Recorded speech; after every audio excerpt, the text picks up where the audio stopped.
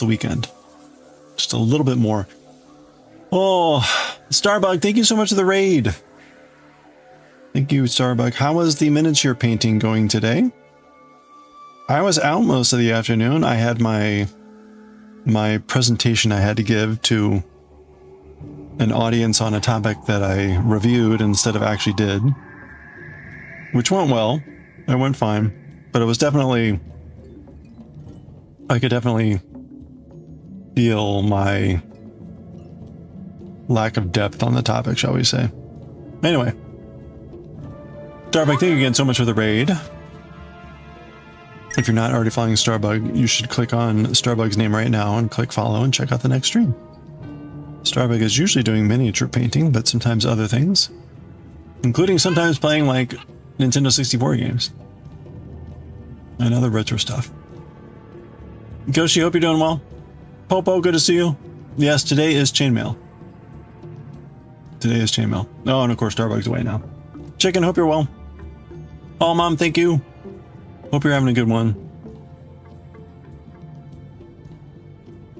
Oh, I am technically done for the week, but I'm sure I'll do something tomorrow. I just won't be getting up as early tomorrow.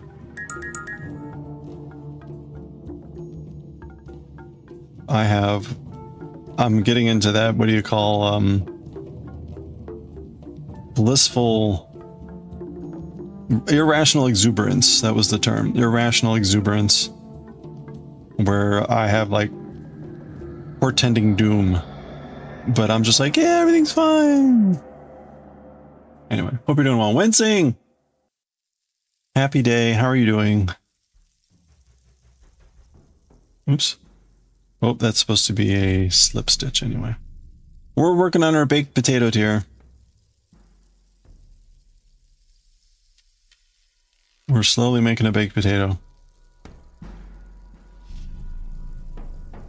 Happy time zones.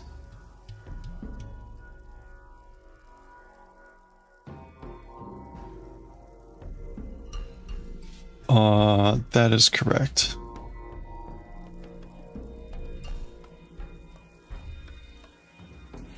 So I keep I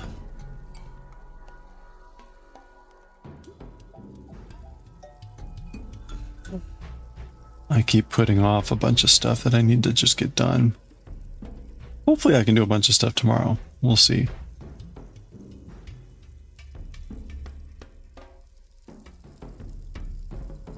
We crashed in our temperature. Ooh, is that right? Okay, that's fine. As forecasted, our temperature has crashed. Paperwork.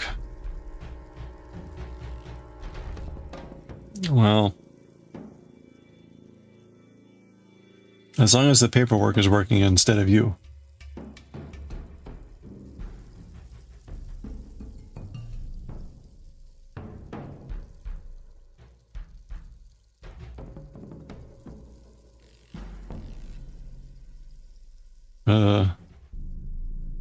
No, this is also a slip stitch. Cruising.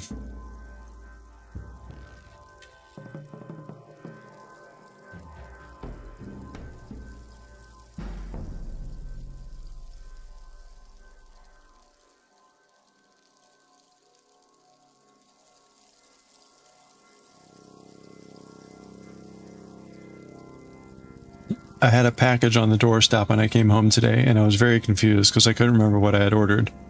Then I was further confused because it was a package from Lowe's. Like Lowe's. And then I was like even further confused because it had one of those like red and white stripes stickers on there, that which normally suggests like lithium batteries or something like that. Although it didn't have, oh crap, it didn't have the actual like lithium thing on it or whatever. I'm like, okay, well this is weird. And I kept thinking, like, what did I possibly order? And I couldn't for the life of me remember. So I opened the package, and it was a bottle of Barkeeper's Friend, or whatever the name of the cleaner is. And I was like, oh yeah, okay. And then I was really confused because I could have sworn, in fact, let me check now. I could have sworn that when I... Oh, okay, I won't check it now. I could have sworn that when I bought it, it was like claiming to be from a small business.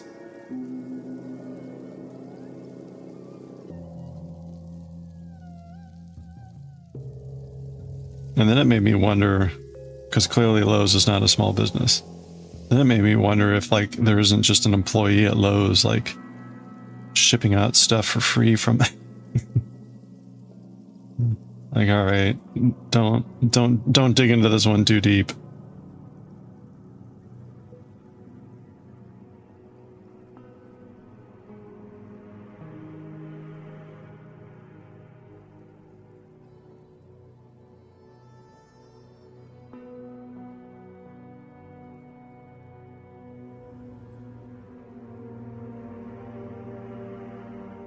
Okay, there we go.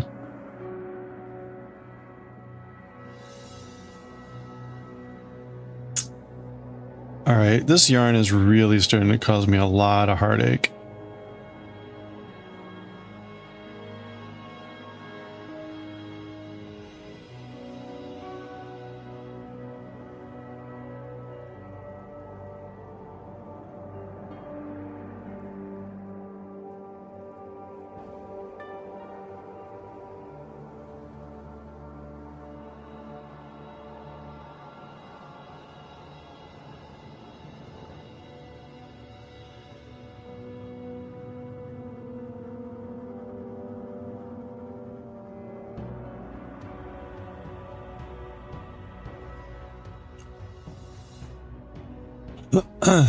Loving the scar. It was hot today.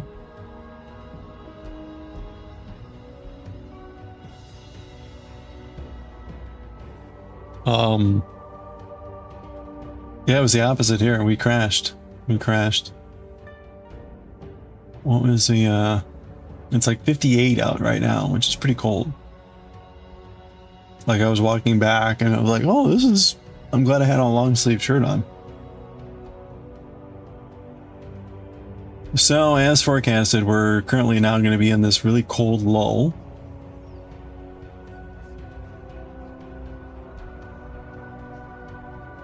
And then by the end of mid next week, we'll be in like actual, maybe a little warm, but hey, not bad.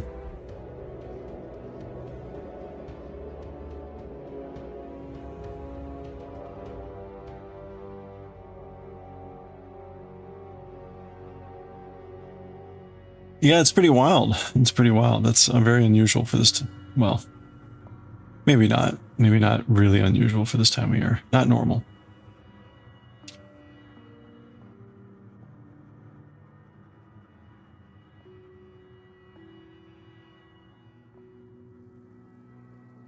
Alrighty.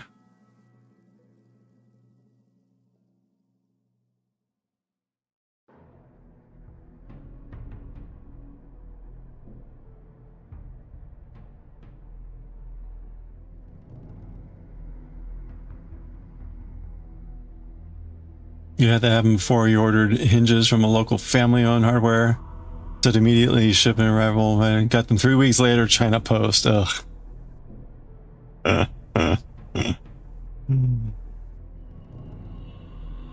Well, I'm sure it was probably a family-owned hardware store in China, probably.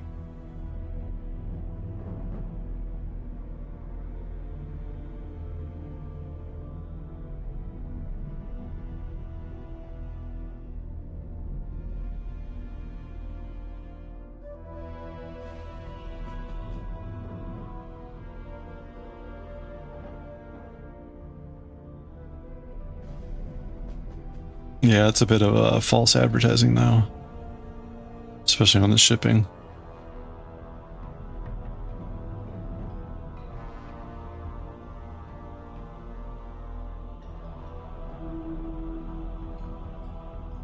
I was briefly tempted today to order some soba from Amazon, and that is an endeavor fraught with peril. The amount of soba that is being sold that is actually mostly just wheat with maybe a tiny amount of buckwheat is ridiculous.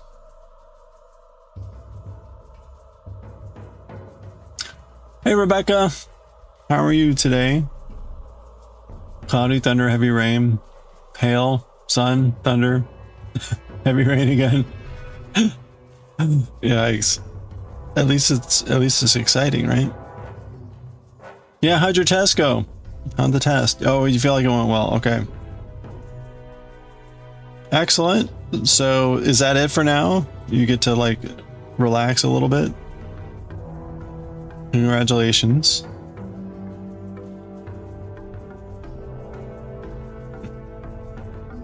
When will you find out?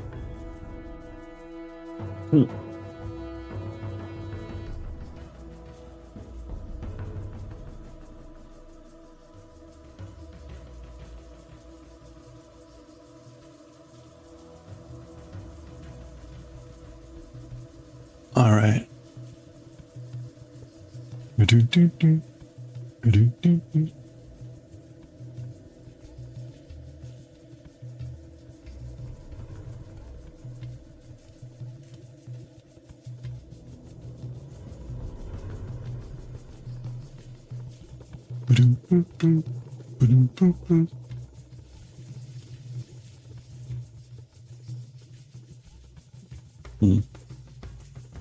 We get a passing grade, hopefully. Oh, that's soon. Okay. Well, that's good. The next week you'll be free for the next course. Okay. Wow. Well, right back into it. Starbuck, welcome back. Thank you again so much for the raid. Oh, there's a retest next week. Really? Wait, you retest? Because if you failed, you'd actually learn the material in a week. I mean, I guess it's nice to know that you can retest. That just seems a little bit impractical. Maybe, I guess, if you had a bad day. I'm doing well, Starbuck. I hope you're doing well.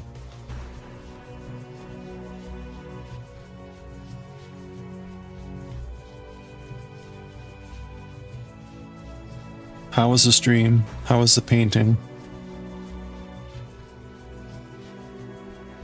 I was out most of this afternoon at this at that conference where I had to present the work that I didn't do.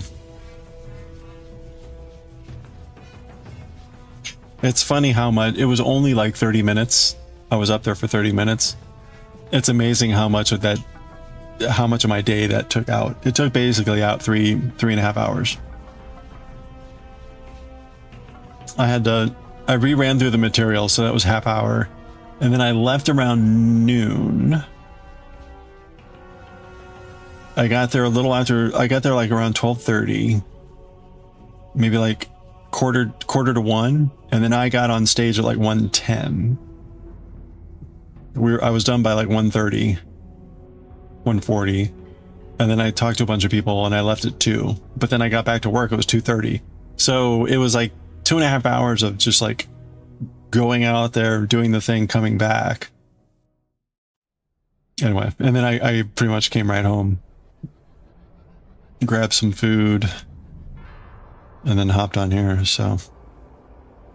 But it went well. It went well. It was fine. I mean, I'm sure, I'm sure I didn't do everything justice. Oops. Why can't I get this right? I was very keenly aware of like, yeah, you know what? I actually have no idea about no depth on this, right? Like I was familiar with the very surface level of it, but derivation of the results, all that stuff, like no depth. Like, yeah, I have no idea what the real emphasis here is. It, in a way, right? It felt like reading a sentence without knowing what word to emphasize. It's kind of my best description of it. So it was probably, in the grander scheme of things, a flat delivery. But somebody said to me, it's coffee. You're done cleaning up? Excellent.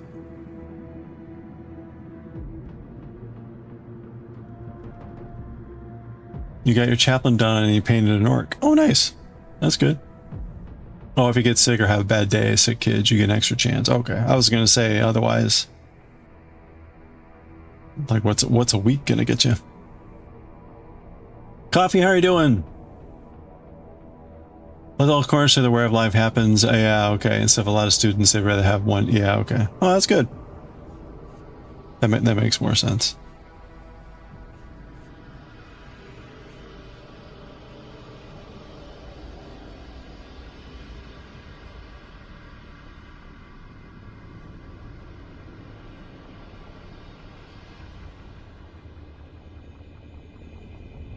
We're on like day 13 of sumo, I think. And I think this is the day where finally it's only the upper divisions that play. At some point late in the tournament of Grand Sumo, the lowest ranks, lowest divisions don't go anymore. So it's shorter.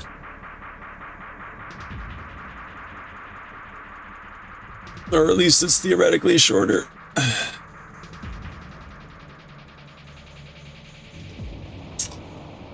Oh, here it is. Oh, today is the last full day? Okay, I thought it was gonna be tomorrow. Yeah, that's right. Social care part 2. You can't. Oh, yeah. No, I never can have the sound on at work. Yeah. So again, like at some point, thinking about reading through this.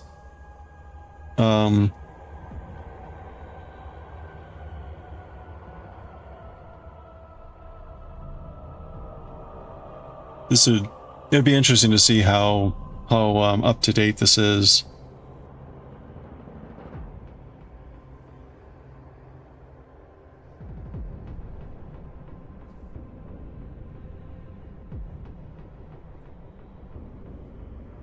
I was first published in 2017, so it's going to be relatively modern. With the 5th edition published last year.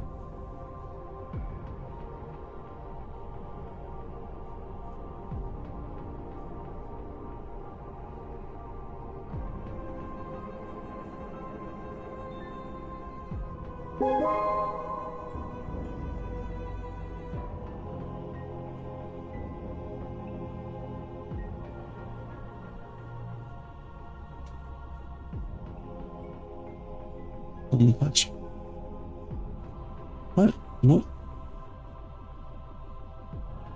Oh, they just, okay, sorry. Hey, Corona, how are you doing? Yeah, thank you. Well, I call it my baked potato because right now it feels like just a baked potato. It's like you just put all your butter, sour cream, chives, bacon bits.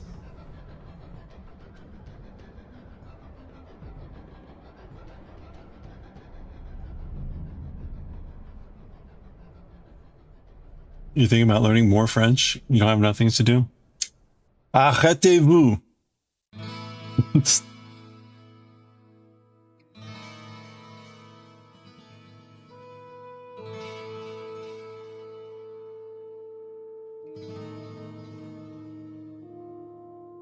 You gotta go, oh, well, thanks for stopping by.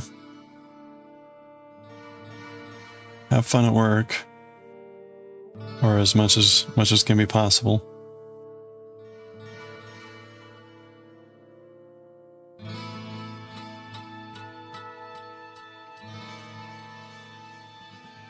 Awful language, yeah, learn Japanese.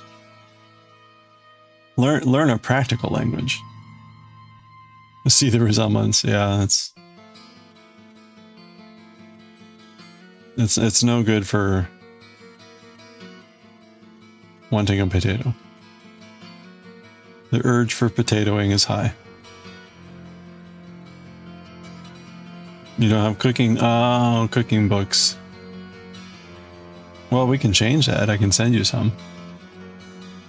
Merci. That's right. Don't have cooking books in Japanese yet.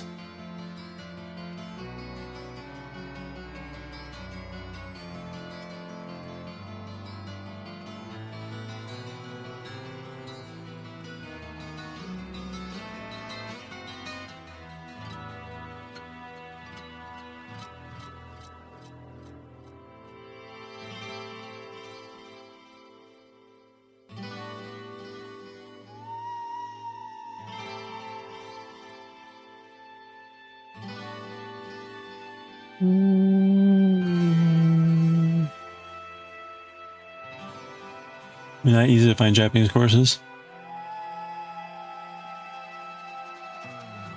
You missed the answer yesterday? Oh. Yeah, the pattern is only in the book. Only in the book.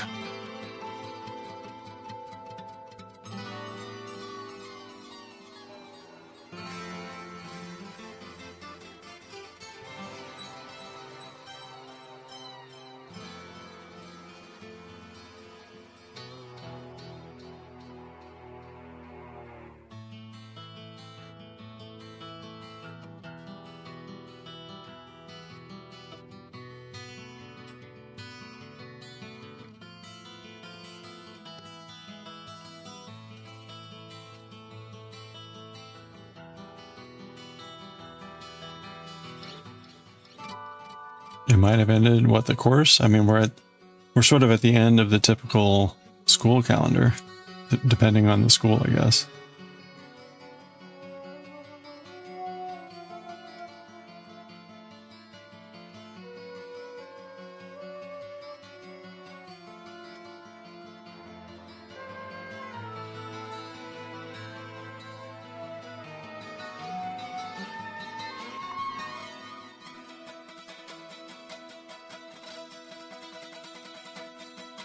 Oh, there's one in the cap. Oh, well, there. At least they have access to one.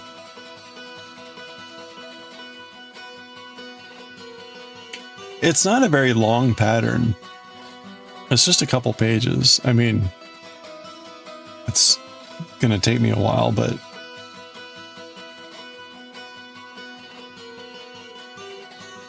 hey, I mean, at least there's a book in the system.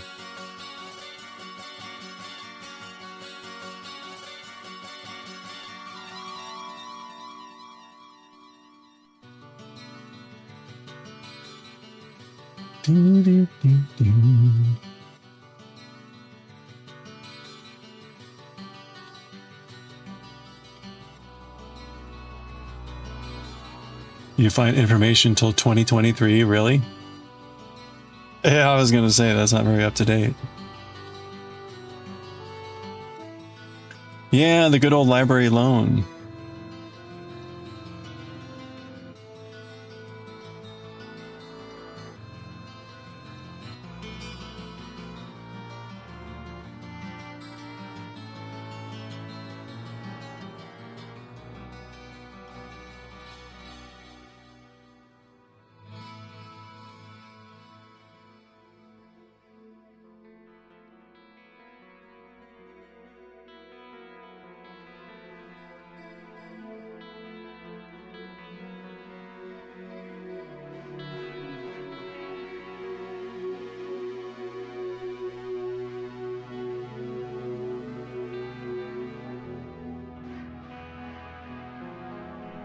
The schedules are crap.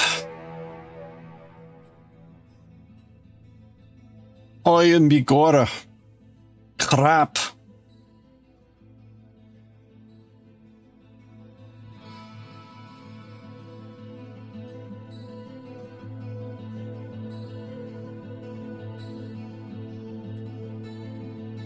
Wait. 2 o'clock, wait.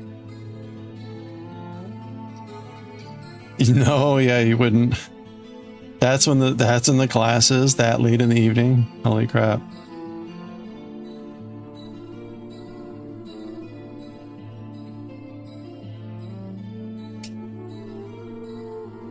Oh yeah, I'm much faster at the backward knitting now. It feels a little bit faster. If I don't split the yarn, splitting the yarn now appears to be my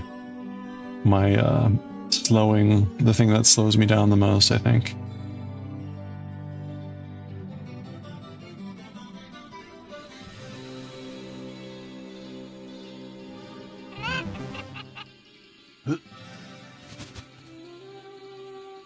Hey Ann, thank you for the check-in. Hope you're doing well.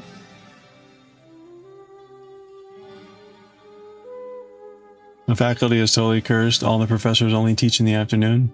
Oh, really? That's weird. like afternoon and evening, apparently.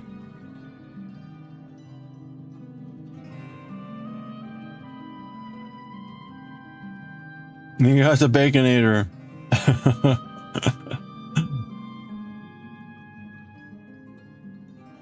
That is one of the fine delicacies from the pork tree.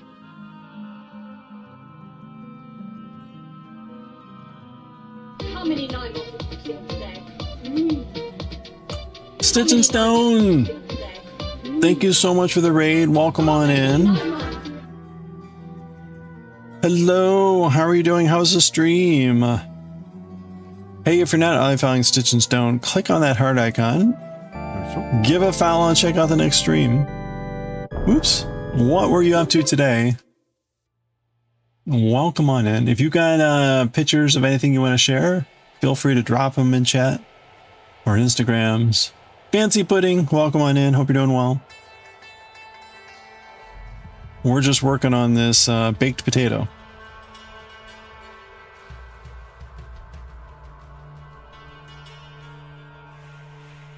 This is, it's actually a sheep. You can see the pattern we're doing over here on the side. It's an entrelac sheep. This is my first time doing entrelac. It's my first time doing a knitted animal. So, it's been kind of interesting.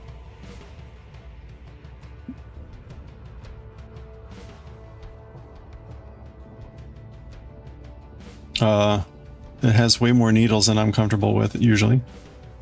And I've also learned how to knit backwards so that I'm not flipping this thing around every 6 stitches. So for example here now, instead of turning the work around, I'm gonna reverse. So I had to pick up an extra skill to do this pattern. I guess I didn't have to learn how to knit backwards, but it definitely does make this easier. Stream was great. You made a chikorita. Oh, out of clay, nice. And a few flowers. Oh, cool. Well, if you've got pictures or something you want to share, please do. How long you been throwing the clay around? Oh, how long have you been doing fiber arts? I mean, technically I've been crocheting for, I say 40 years. But that sounds way more impressive than it really is, I guess. But I learned crochet when I was like 10. Knitting, I guess it's only been maybe a year and a half, technically. Or maybe technically it's been longer than that, but practically it's like a year and a half. It's complicated. All right, you know what? We're just going to go with that.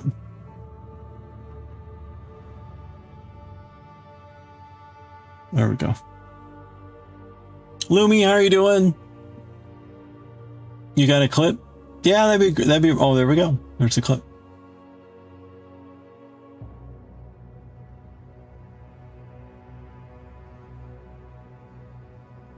There we go. Aw.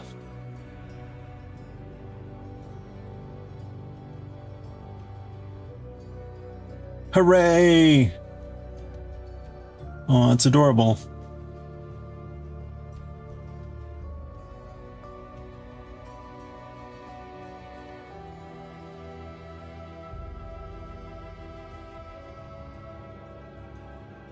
Nice. That looks great. Give it a thumbs up. You've been working with clay for a few years. Didn't go full-time till... Oh, wow. So you're full-time. Nice. Oh, that's awesome. Oh, very cute. So you'll fire that up, I guess, and then do you glaze paint it first and then fire it? Or...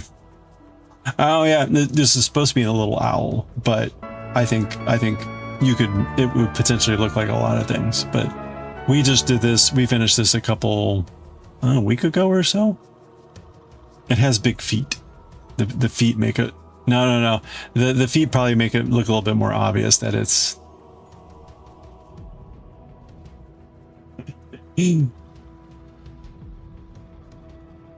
It's probably also obvious, like with the hat not on, but the little ears get. Lumi, how are you doing? You finished all parts of Oogie. Oh, really? You've got all the parts done already? Wow. You just need to get some filler and put them together. Okay. Really? You're not going to fill them with worms? Sorry. Just crochet or knit like 1,000 worms and put them inside Oogie, and it'll be authentic.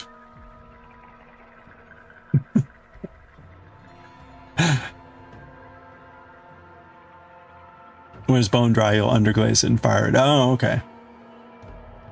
Underglaze. So then will you paint something on top of it after that?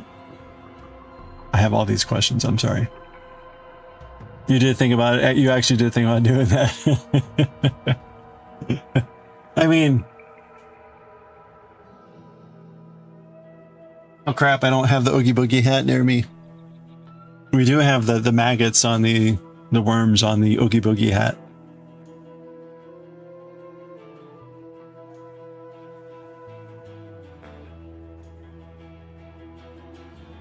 Oh, yeah, so we're making this sheep. I call it a baked potato because right now it feels just like, other than, you know, the purple, it feels like a loaded potato. Like I would fill this with wonderful potato toppings.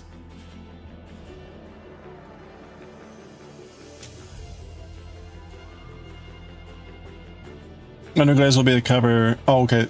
Color, and then the overglaze will be the protective clear. Oh, okay. 2 kiln firings. So you will completely paint it as glazing and firing, as opposed to some other post firing painting. Yes. Okay. You want to make another one later on, like in a zipper at the top so you can unzip it? Yeah. Okay. That would be cool. Yeah. Because unfortunately, knitting 1,000 bugs does sound like a little time consuming. Maybe we can make that a long-term project, you know, like 1 bug a day, 1 worm a day.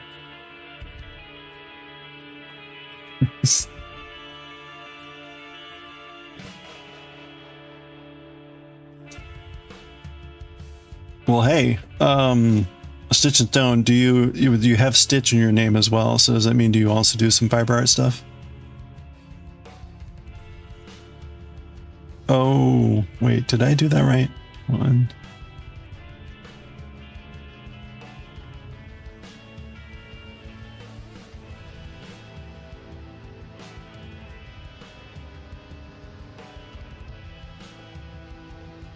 Okay, there we go. Yep, you really want to start on Gengar, who's supposed to be your first. Oh, that's right, you were supposed to do the Gengar. Your wife does crochet, okay. Oh, I see, together Stitch and Stone. Oh, that's awesome. That's a good combo.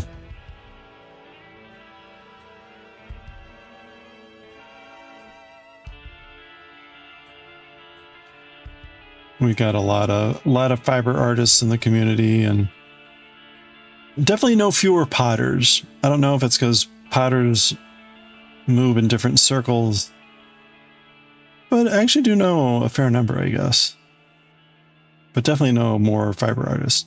It's probably also ease of doing stuff, right? I mean, if you're going pottery, you've got to have like dedicated space for your wheel and all the stuff, and your firing, and a lot easier to pick up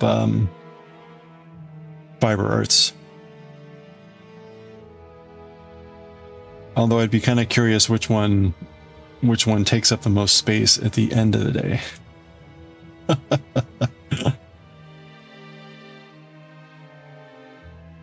It turns out they make a lot of different colors of yarn and a lot of different sizes and shapes and things of yarn. And yarn takes up a lot of space.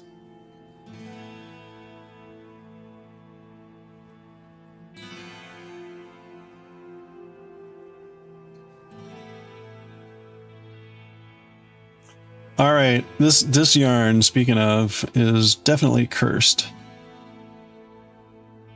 This yarn definitely cursed.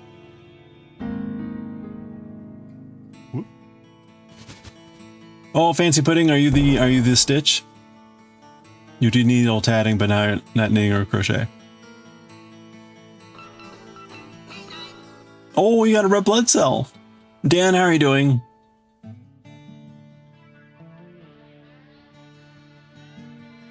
appreciate being so chill. You gonna learn? Hey, yeah, you bet. No, thank you. I appreciate it. Yeah. Yeah, we're just gonna be, I just started, so we're gonna be doing this for a little bit. Later, I will be doing Japanese manga reading. I will be doing manga reading and translation. So, but that'll be in a couple hours.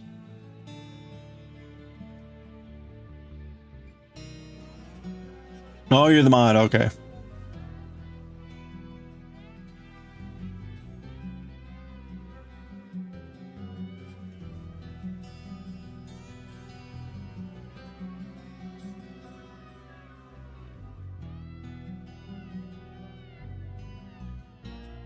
Needle tatting. That is not something I've gotten into yet. Do you tat any particular stuff or just anything? Oops.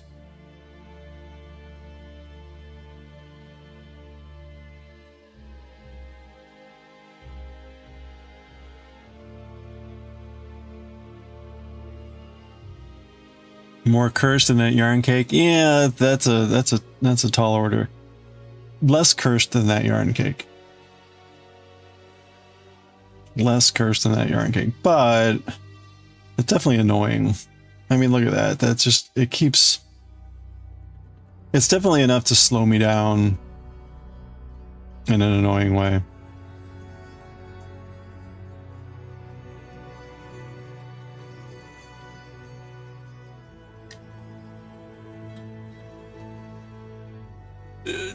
That's right. Yeah, so if you haven't met Dan, he's our performative kitchen. We call him PK. You know, that I was looking at something today at work and that randomly entered my head and I just started giggling again.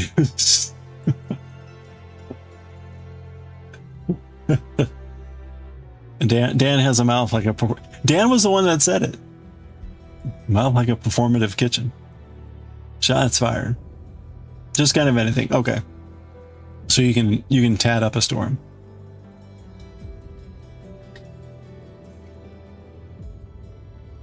You had two ends joined in the middle of your yarn. Thankfully, it got hit inside the leg. Oh, nice. Okay. You know, yeah, that always sucks when you have that happen. I think that one of these skeins is going to have two of that in it, which is kind of annoying. Like I can maybe accept one area in a skein where there's two ends joined together and with a knot, but like two, like maybe you shouldn't make a skein that big.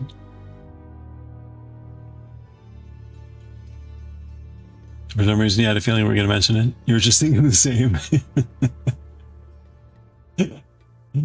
Oh no.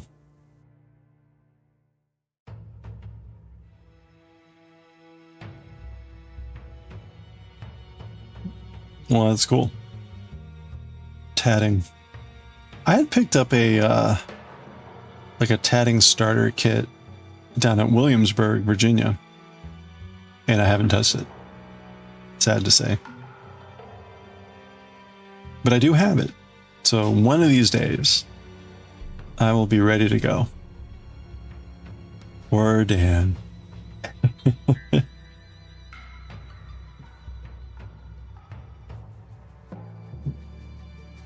The funny part was when he said, "That's what I call my mouth." When he said, "That's what I call my mouth," the next thing I see above that is when Goshi had said performative kitchen. And so that's why I was like, that's what you call your mouth? As opposed to what I had said, which of course was not visible and before my eyes. Because I was like, what else?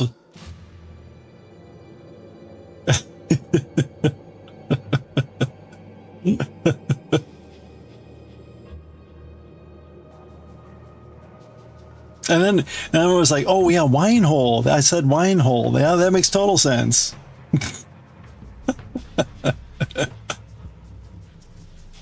That's right. No, it's Goshi and his performative kitchen. It's all his fault. Oh boy.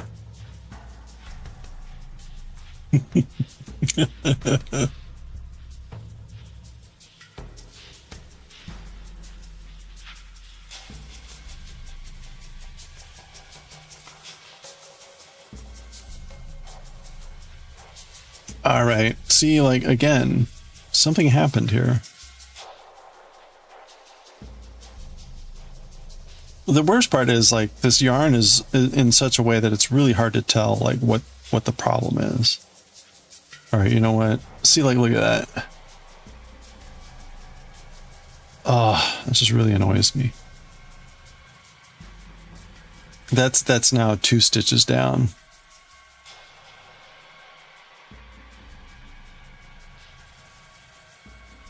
All right, this annoys me enough. I'm going to attempt to fix it.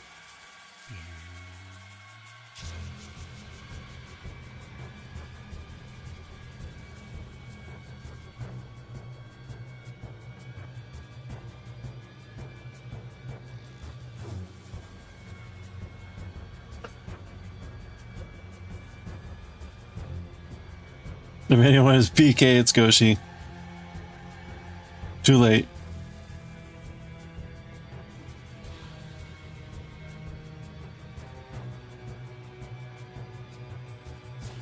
But good try.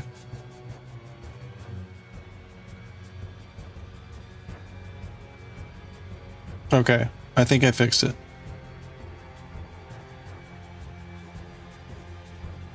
Either that or I made it terribly worse, and we're just going to ignore it. Or I'm going to pretend that I can ignore it, even though it will haunt my every waking thought.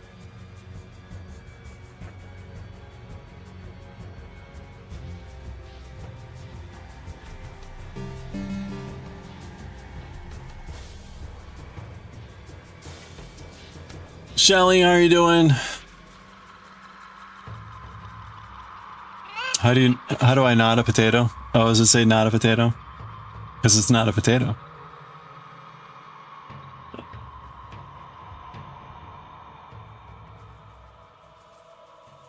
How are you doing, Shelly? Thank you for the check-in. Oh, knit a potato. Okay, so I at least spelled it right. Well, see? It's like a baked potato. A loaded potato. Ta-da!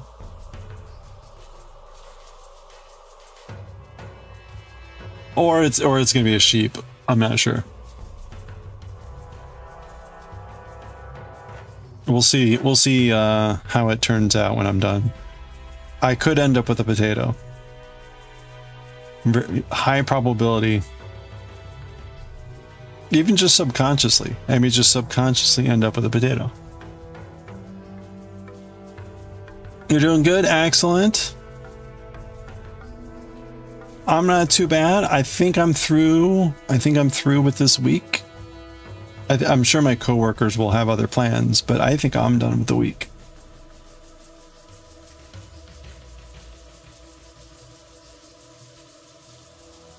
I've entered the phase of what I call irrational exuberance, where I know I have an absolute train wreck of a thing waiting for me in about a week or two. And I'm just kind of euphorically ignoring it.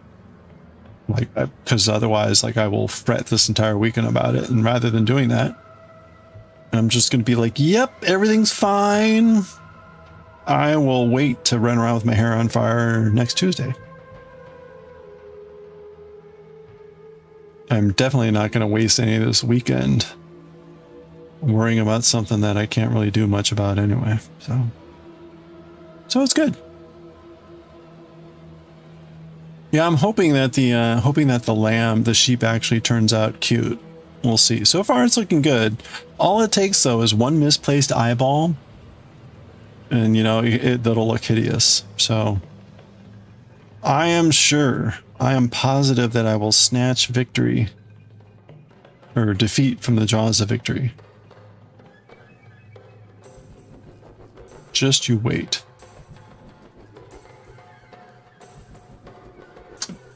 I don't have any hair. I have beard on fire. Yeah. Thank you, Lulu. I have indeed actually set my beard on fire, so it is very possible.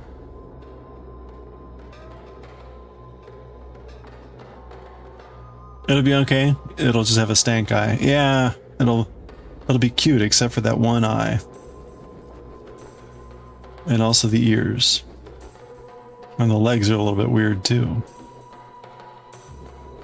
But it'll be fine. It'll be cute. I should take heart. I should take heart. I think the little owl turned out relatively cute. Just don't look at the feet too much.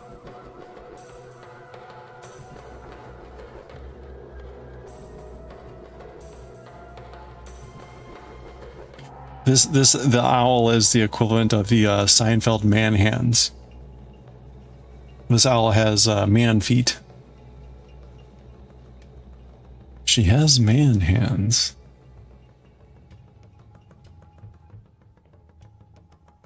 It's an owl you thought was a koala. See, I know, it's a very natural.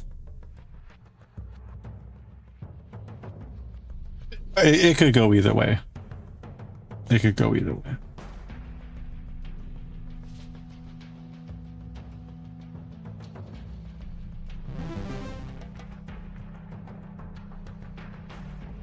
I don't know if the I don't know if Pika-Pow made a koala. They might have. Rainbow Shine, how are you doing? Happy Thursday going on Friday.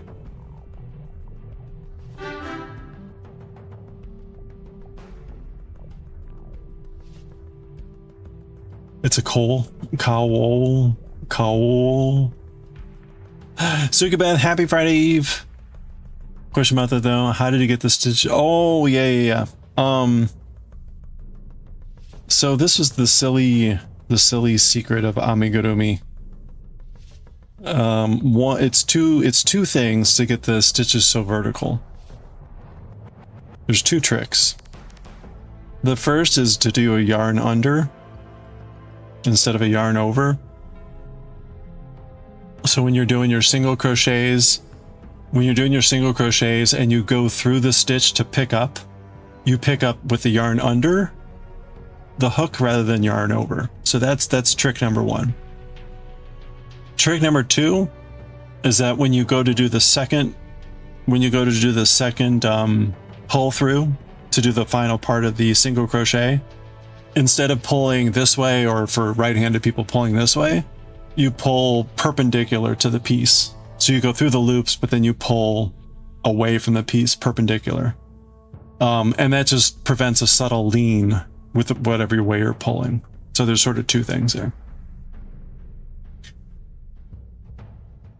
And, there's a slight lean, but it's much less. And I got less because I was also switching the colors here. The colors tended to lean a little bit more than normal. So, yeah, it's that simple. It was that simple. You're doing good, Rainbow Shine. Excellent. I hope you're getting close to the end of your week. Is that like a koala and shawl mix? That's right. Wait, hold on. There we go. Yes. Ba-dum-ps. Yeah, today got some hooked. Hey, go for it.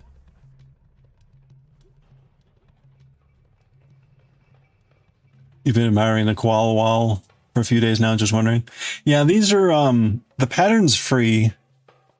The patterns are all free on Hobby.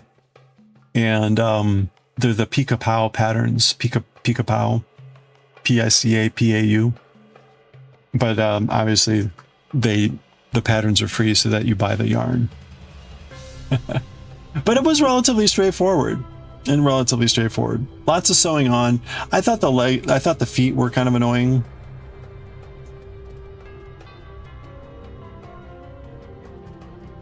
But it was all pretty straightforward, I think.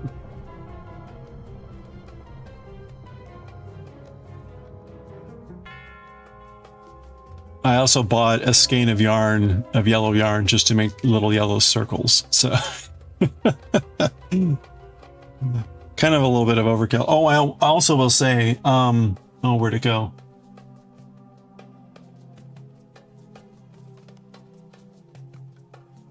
Right. So I also crocheted pretty tightly, as you can see from the, from like how dense the single crochets are here. I used a, it was a pretty small needle, right? A hook. This is a C hook, or 2.75 millimeters. When I first made the hat, I actually crocheted normally for me, and the hat was way too big. So I undid the entire hat and redid it, crocheting very tightly, like I did here. And that's how, this is how much yarn I had left over from the same amount of yarn between me crocheting normally and then going back and crocheting very tightly. That much yarn was left over just by crocheting more tightly. And then it fit. And it fit. So, but that was shocking to me, of like, oh, wow. Because I got to the hat and I was just like, do, and I wasn't paying attention. I was just crocheting like I normally would. Anyway, so. You're crocheting baby beanies. Wait, baby beanies. That sounds cute.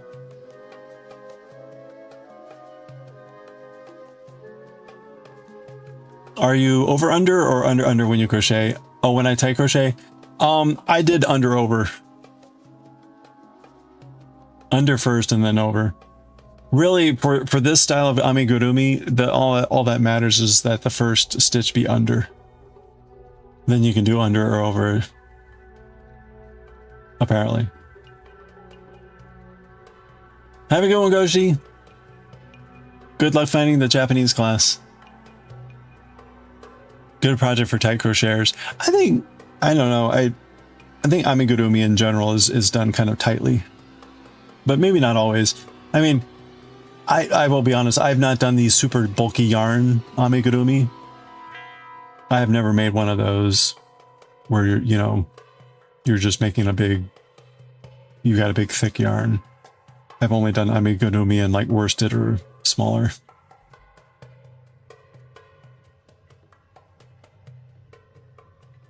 Amigurumi looks way better. It looks better either way with a tighter weave. Yeah, I mean, like, yeah, but even if the yarn is plump, as long as the weave like is dense, it usually looks good that way. Like, part of the problem is if it's not dense enough, it's probably not going to be able to stand up. Well, I'm trying to think, like, I don't know that I was super tight with this, but this was also doubled up. The yarn is actually double, which is why the coloring is the way it is on the body. Oops.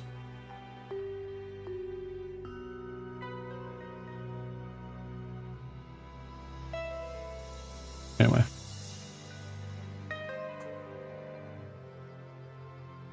Oh, all right. We got an ad break starting here soon. And I should get some more water.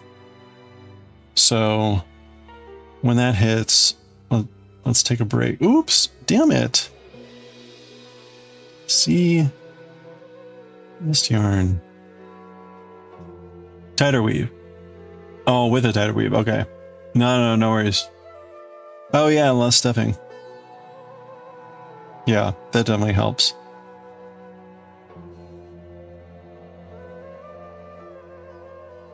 Especially at the crevices. Okay, there's the ad break. Let me finish off this row. And then we'll go. Oh, come on.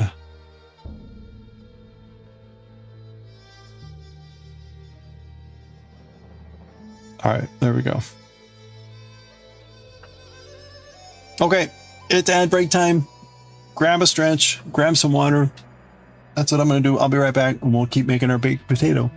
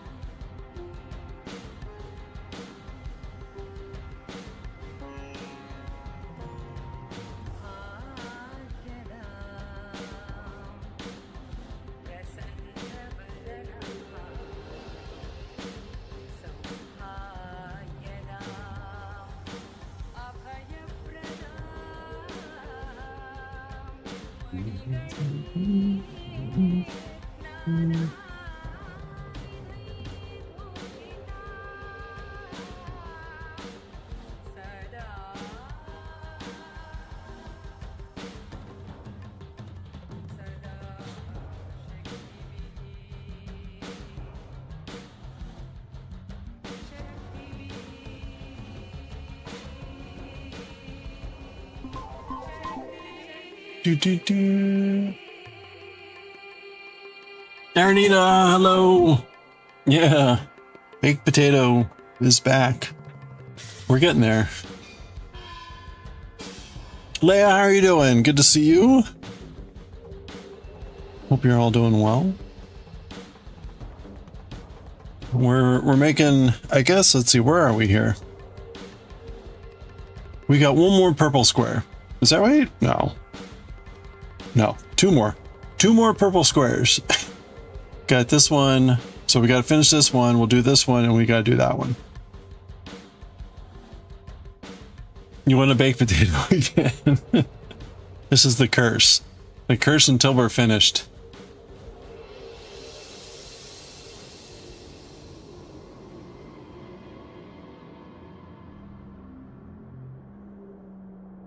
I'm laughing internally because I just realized, like, I missed some follow, but the name is very appropriate. So to the person who followed before Stitch and Studio or Stitch and Stone, thank you for the follow. I don't call out names, but it's actually pretty funny. We have anonymous follows, so as people are led to say hello, people are welcome to. Or everyone's, you know, if you want to lurk and whatever, that's all awesome. But the fact that I missed it is actually quite appropriate given the name. I'll just say that. Okay, what am I doing here?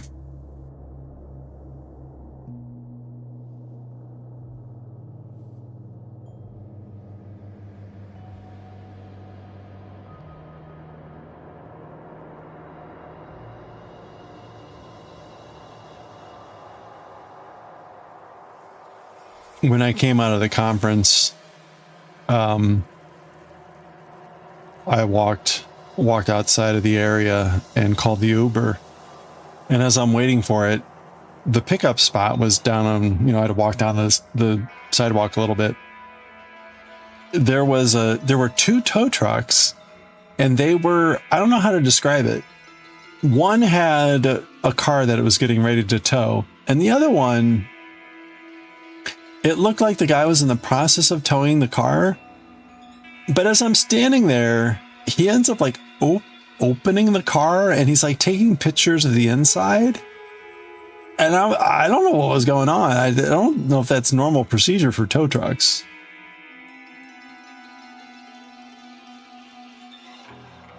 Like, I don't, what is this? Well, he started by taking photos of the outside, and I'm like, okay, I guess they want to show like, you know, what condition the car was in before they towed it or whatever like that. But then he opened up the passenger seat, and I'm like, and he starts taking pictures of the inside of the car. Like, wait a minute. What?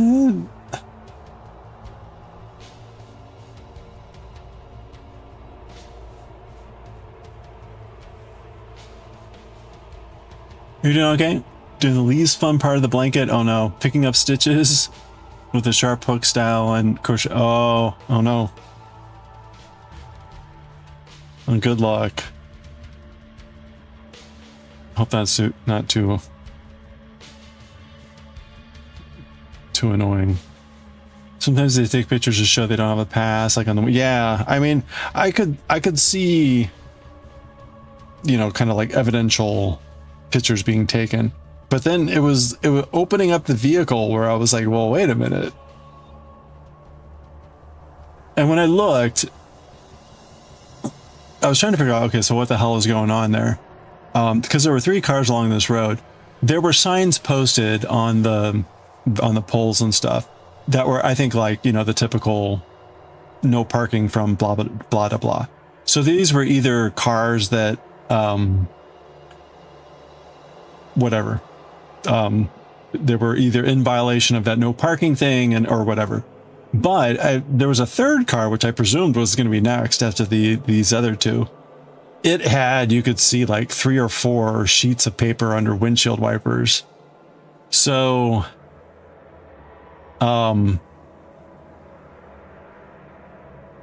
so I think they were, oh yeah, no, yeah, this is definitely like illegal parking tow truck, not like I'm here to help you tow truck. Yeah, my bad for not being specific about that. So yeah, the third vehicle had like 4 or 5 tickets in it or something. I was like, oh, okay, maybe these vehicles have been like tagged to be removed like multiple times and the owners were just not picking them up or something. I don't know. Yeah, well, that's what made it weird about then why the person was opening up the vehicle. It was like, yeah, there's no owner around here. Oh, anyway.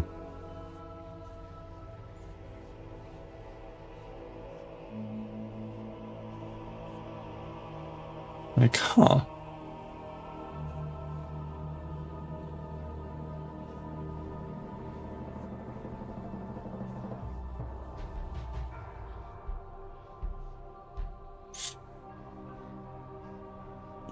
I think it was about that point where I also noticed the first vehicle, which was already like hooked up to the tow truck, that it looked like the driver had out like a Jimmy rod or whatever you want to call it. And I was just like, you know what? I don't need to be getting involved with this. Where's my Uber?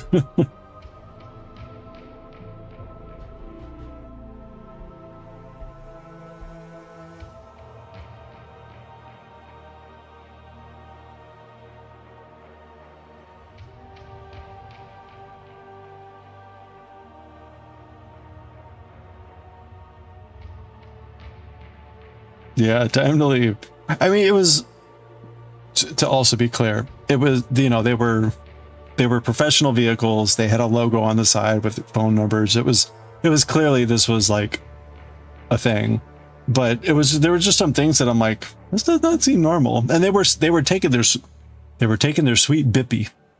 They were taking their sweet time. So it's not like it was like some shady, let's grab these cars. Or at least if it was, they were the worst. They were the worst thieves ever. At least when it came to speed.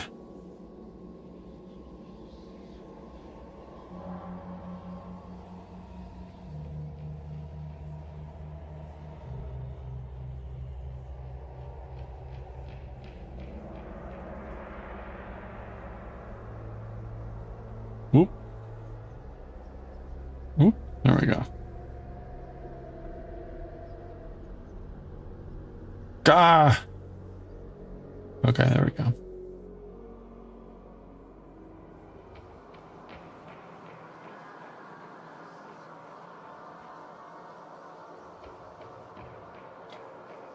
Yeah, exactly. Well, yeah, thieves with photo documentation.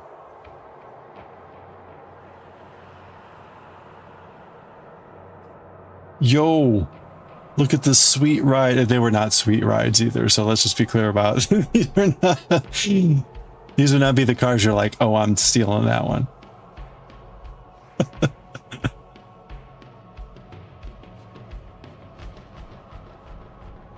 They weren't POSs either, but somewhere in between.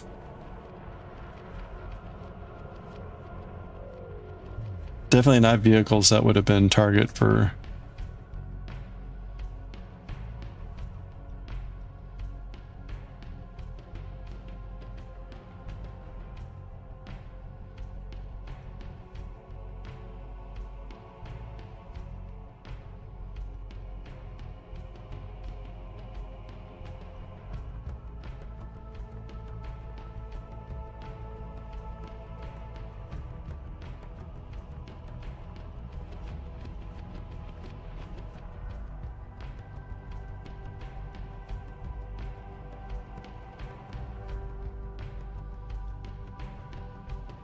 Ooh, okay, there we go.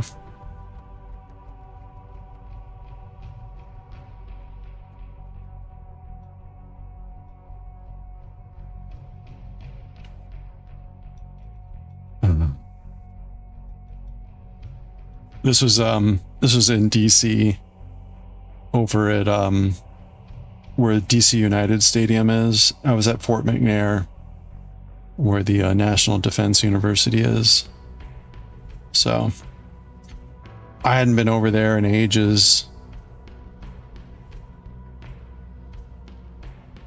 It's also just a stone's throw from Nationals Park, so it's not that far away from that area. A few years ago in some fancy neighborhood during the night, some guys were going around taking people's cars because it turned out that no one was locking up their car, and taking these cars to drug deals because they would refill their gas before wait. And taking these cars to drug deal, or to deal drugs, but they would refill the gas before taking them back. Really?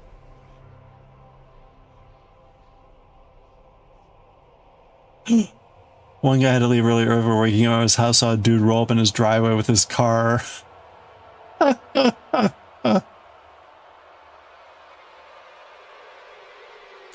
That's pretty good. I mean, hey, if they're gonna, they were nice. They were nice enough to like fill up the gas, you know? I mean, that's,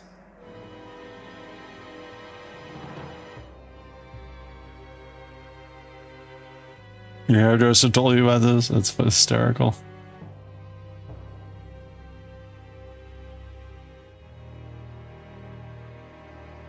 I mean, you know, in the grander scheme of things, like, yeah, okay. Just don't get in a shootout. Don't come back with bullet holes in my vehicle. I wasn't sure if he should be really mad. We realized, because he realized why he didn't need to refill his tank for so long. I was gonna say, there is some amount of like service there.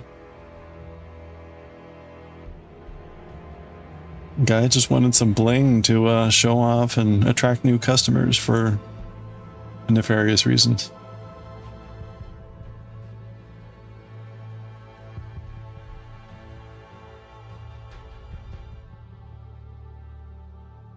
Yeah, all right. I mean, like, okay. I mean, given the choice of my car is gone and you took it and you didn't bring it back, and you used my car for the evening and you brought it back with a full tank of gas.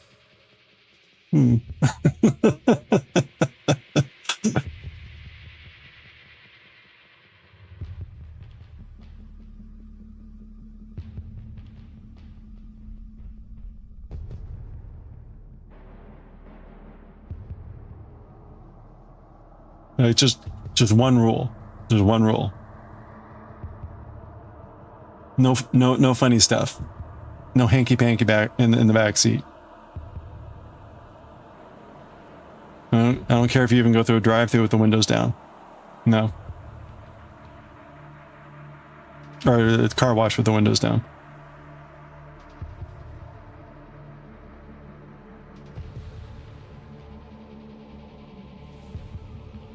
That's right. Well, you don't know. I was like, why does the car smell so nice inside? Damn it! You guys, I said no, don't do that.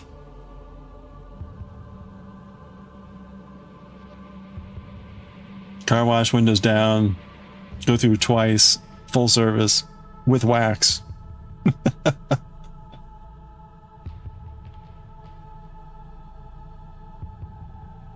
Just the thought of rudeness in a car makes your back ache. Just sounds uncomfortable. Like, ugh, really?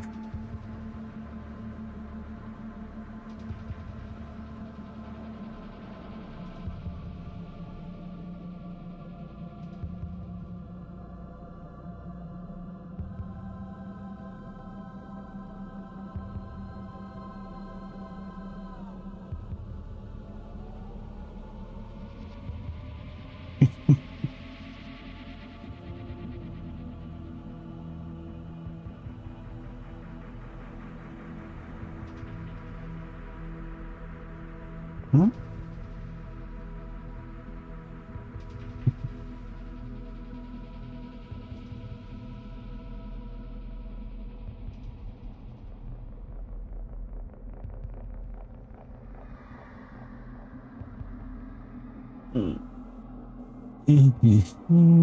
Oops. Huh.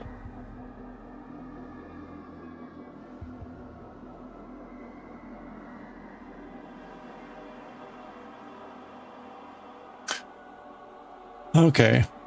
I'm trying to plot out what I'm doing tomorrow. So it's a holiday weekend here in the United States. Monday is Memorial Day.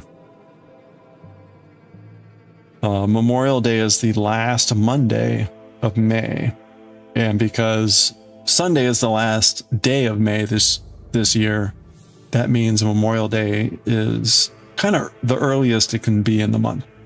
So it feels a little bit weird because normally Memorial Day feels like, oh, May 30th, May 31st, but it's going to be May 25th. Anyway. But what that means is,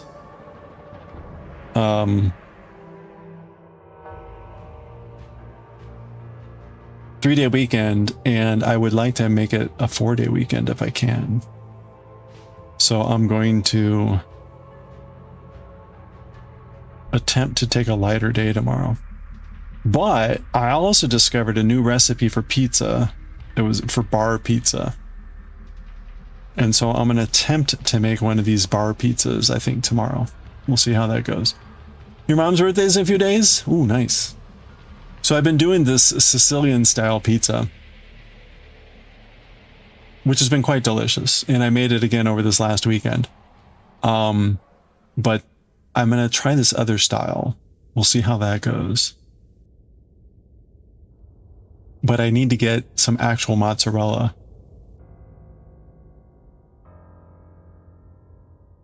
Pizza party and we watch TMNT movies. Ooh, there we go. That would be fun. I haven't seen the Turtles movie in like forever.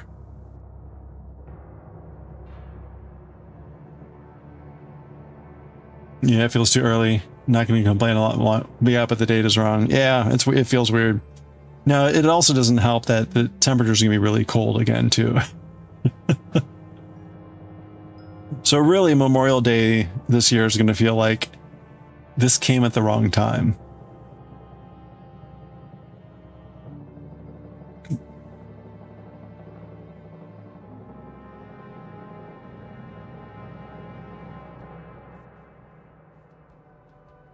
Who ordered this weather?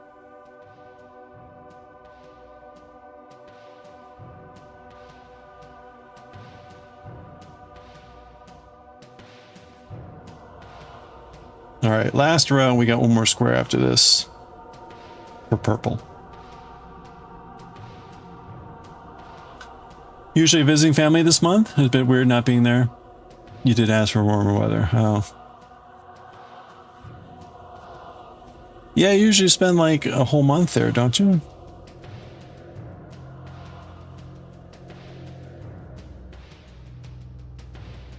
Yeah.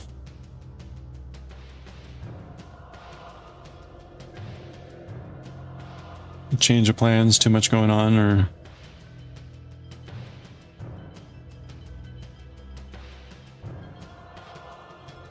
Oop. With 55, 60 a few days ago, another reporting we're getting up to 92, 93 on Monday and Tuesday. Utter madness. Yeah, no kidding. We've done the reverse. We've done the reverse. So I think I would rather have what we have. I'm sorry. Good luck with the 92 and 93. Mr. Starbuck has 2 doctor's appointments and was sure he's all good before you. Oh, that's good. Okay. Well, I mean, that's good you can be there. I hope that all goes well. The person I was filling in for with the job thing today, or the presentation, she's dealing with has a spouse that's having some issues, and I don't know the details, but it's involving lots of doctor's visits, and so it's just like, you know what, I'm glad you can be there, and we'll take care of whatever we can. So that's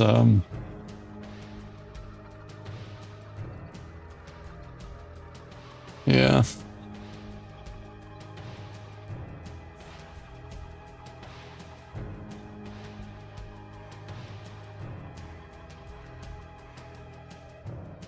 You're gonna 3D print a flexible hose to run from the AC.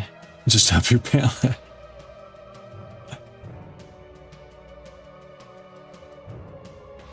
You know, not a bad idea. A flexible hose, you say? Up your pant leg, you say?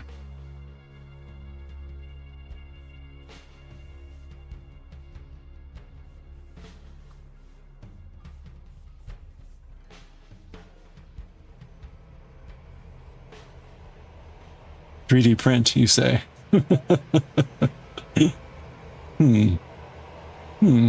Fascinating.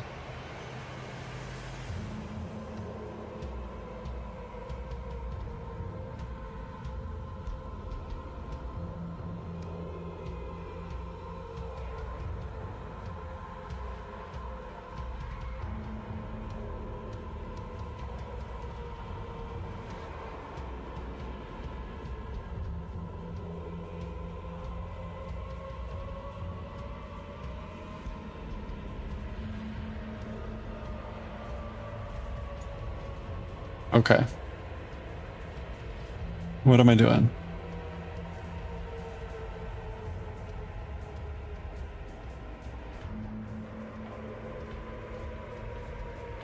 There we go.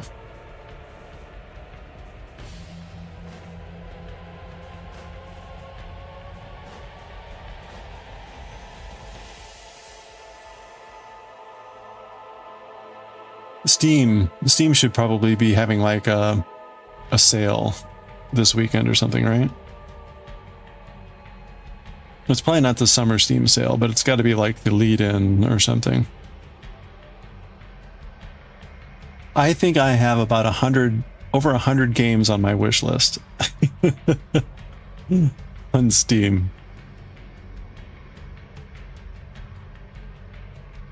And the number of games I have in my library that I haven't even touched is also a ridiculous number. But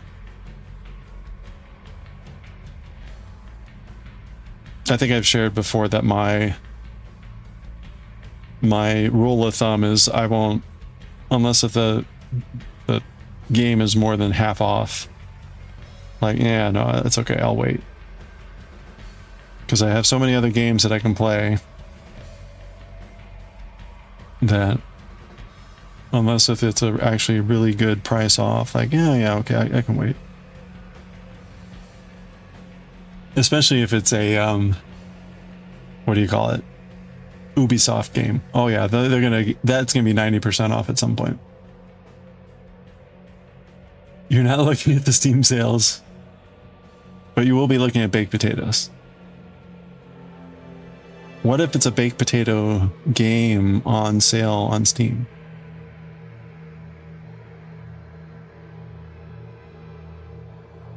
You're a nightmare with a 3D printer. Every time you try a new filament, change the setting, the model you choose test print is a tiny penis. You literally have a bag of dicks. Well, there you go.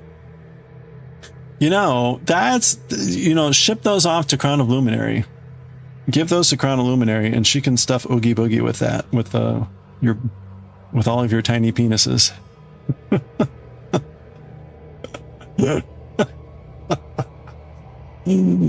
Can you imagine? Can you imagine?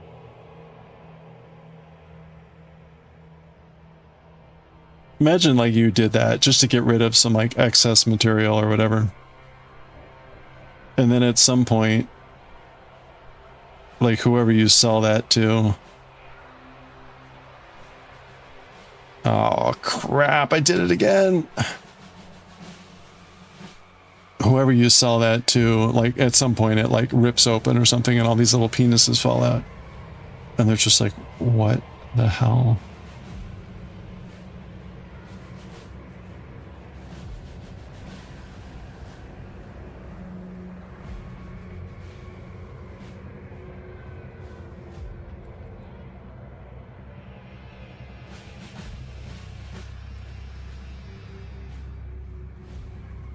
You bought games a while ago, 50 to 60% out. You still haven't played them. Yeah, well, same here, but you know, someday I will play them.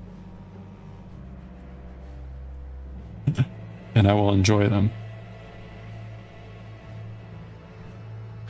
I do recall there was some crocheter or knitter out there that would crochet these little, she would crochet a little penis and then she would use them as stuffing for like people that she didn't like or people that were whatever, like, and I was like, it's like slightly funny but also like extremely petty, so it's like, yeah, okay, sure, knock yourself out.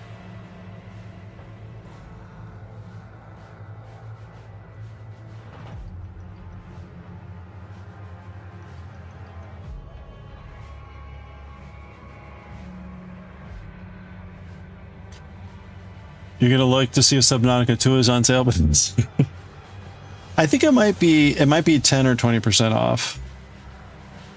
But I don't think that's a Steam sale. I think that's just like the introductory like discount.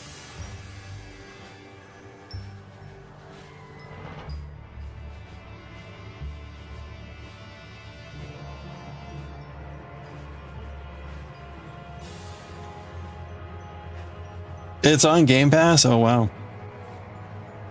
I played the first one and loved it, although I never finished it. What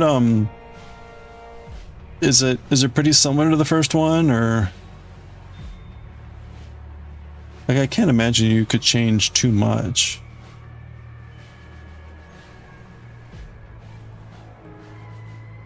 I also never played the Arctic add-on DLC.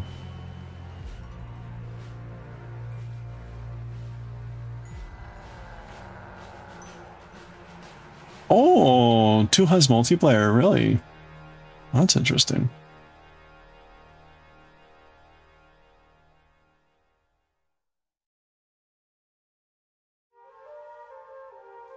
Subnautica was one of those games that like I was able to discover on my own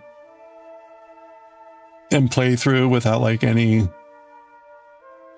preconception or interference, and it was just incredible. It's an incredible game to just like go in blind on.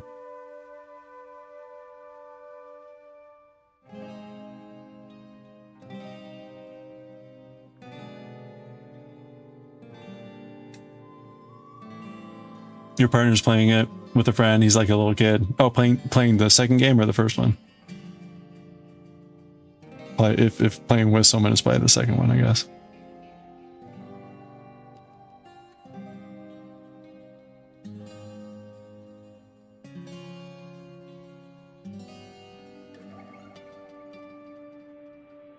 There was this moment without doing too much on the first game there's a moment where you're like, okay, well, this is cool, and you're just getting like into the game. And I don't know if other people had this experience, but you know, the game starts with you're on a spaceship that runs into an issue and it crash lands on a planet and you have to abandon and all this stuff. So this giant spaceship that you were on, you have to launch out of, and you're in a little escape pod, which then you start to like build from there. But your ship that you're on crashes into the ocean. And when you're there in your escape pod, you can see your ship in the distance. And there's the moment when I'm playing, because you're very locally focused about like, you know, just getting stabilized, getting resources, building a little base and starting from there. There's this slow dawning that is suddenly like, I think I can go over to where that ship is. And there's this slow dawning of like, I think I can get on that ship. And it's just, there's this moment in the game where it's like, oh, that's actually part of the game. Because, you know, in a lot of games, sometimes that's just like backdrop and it's like, oh yeah, you'll never go over there. There'll be like an invisible wall. And there's that, it's like, oh wow, that's actually a thing. There's many other moments that are way more remarkable than that, but Symbiotic 2, okay, you played the first one a while back and loved it. Yeah, no, that was a great experience.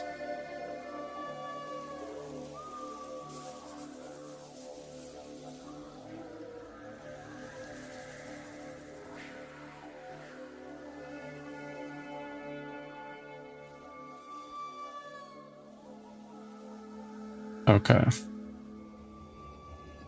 think we're good there.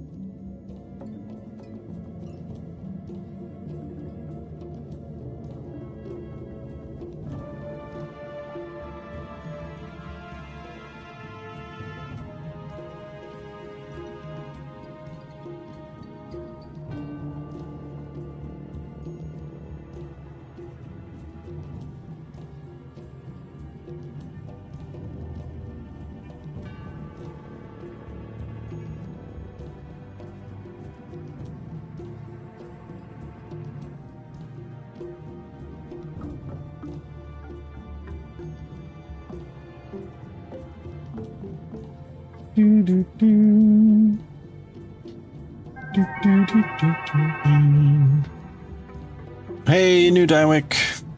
How are you? So cold and still warm inside, of course.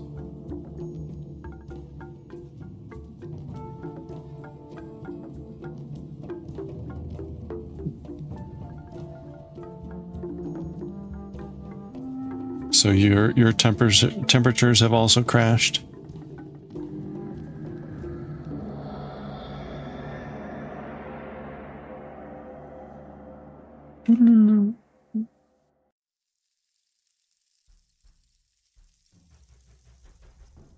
Yep. The Reapers scare you, you stay away, but it's a very cool game. Yeah, I mean, it was really remarkable how much dread the game could instill.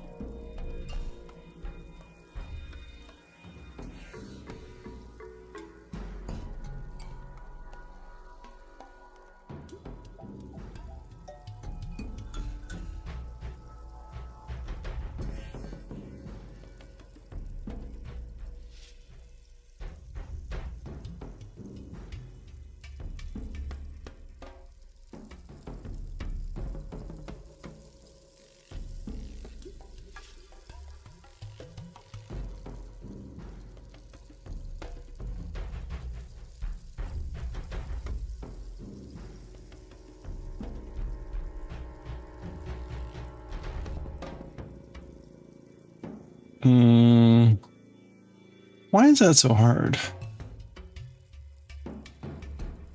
There we go.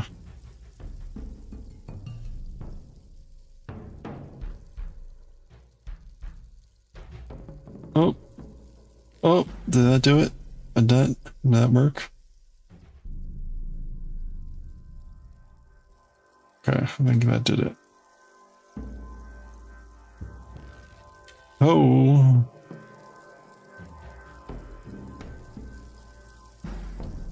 All right.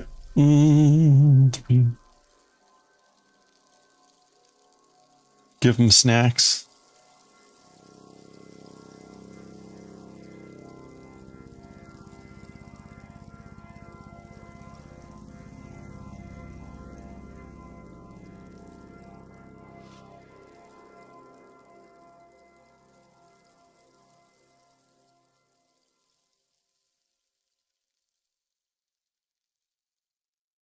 At 59 outside and 77 inside.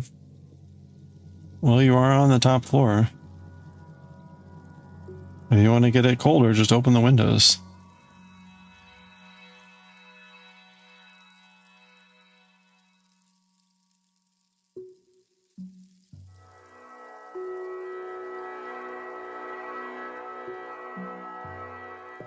Ouvrez la porte.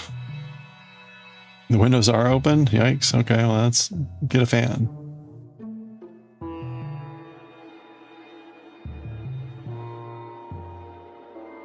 You're not trying to, someone else can give them snacks.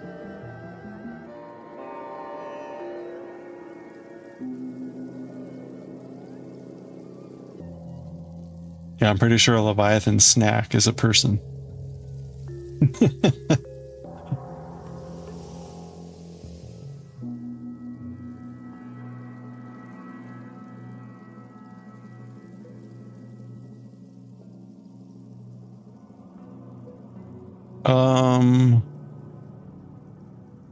Oh crap. Okay.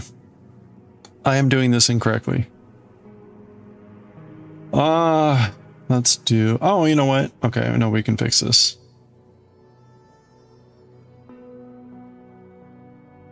I was wondering why this was getting so hard, so difficult.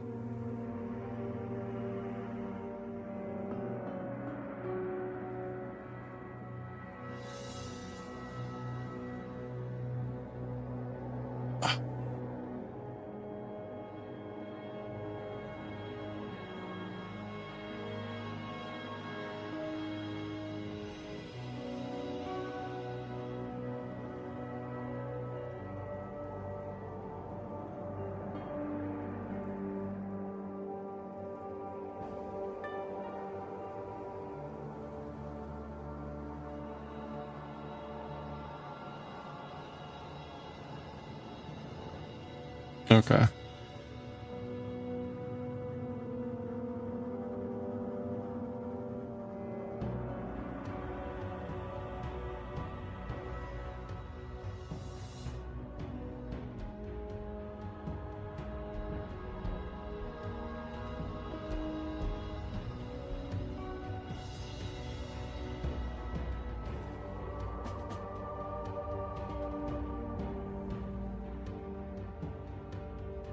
All right, I was making a silly error here. It's not really an error, but this purple square should be on a different needle. The good news is I can just do that right here now.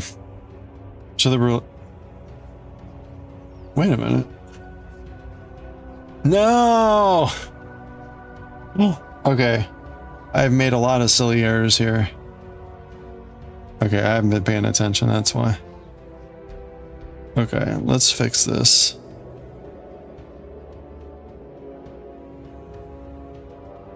Alright, so this one should actually be on its own.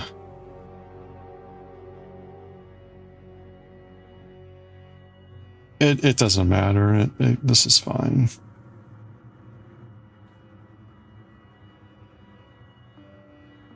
It's just more of an issue of crowding. So I was like way overcrowded on that.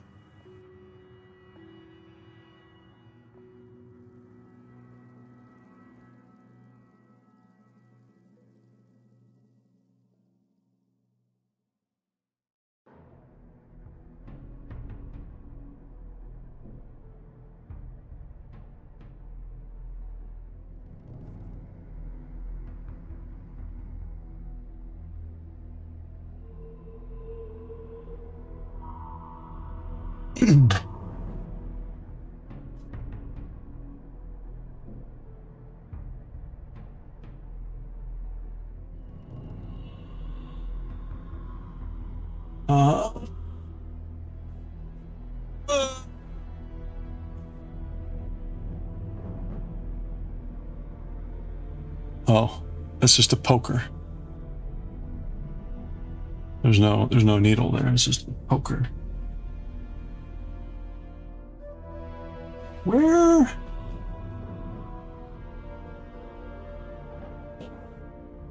Aha.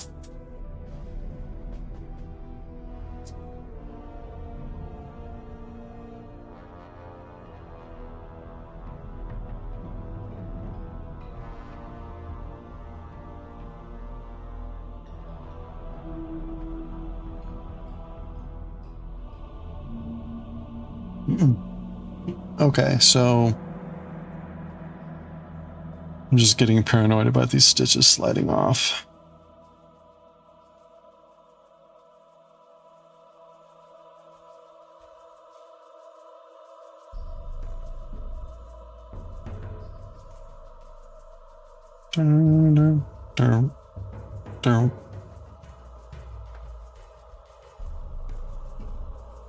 Okay, so I had been doing that purple square on this, which was fine. It's not the end of the world, but it a little bit more sensical on its own needle. So, but we're on the final row here.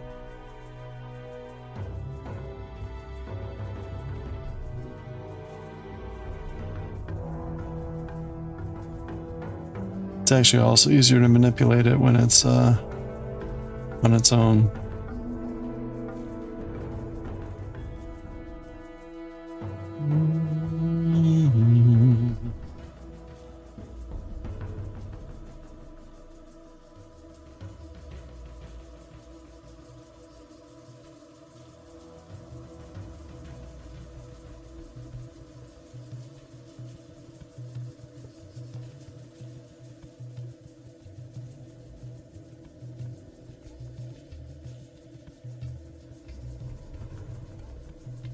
Okay.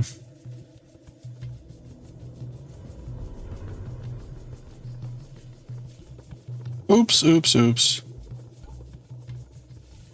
right, that was close. This is the last stitch. Those need to go on together.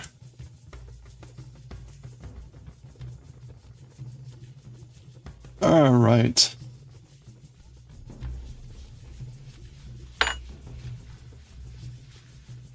Okay. There we go. So that was the last stitch. You can see we're now back to the beginning. So we've done a full row of purple squares. We now go back to white. We're going to go back to the white squares and do one more round that way. And that is going to get us close to the end. At least for the squares. So this is now step 5, fourth set of squares with the main color, which is white. Repeat step 3. And the last square is going to be the center back or rump square. Mark this square.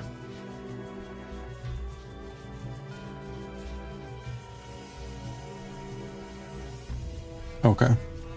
So step 3, we're back with our white, our main color.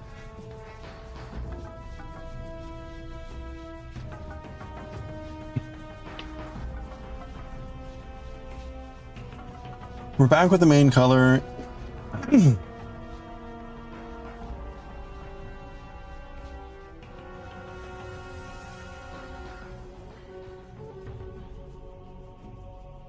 Get that out of the way.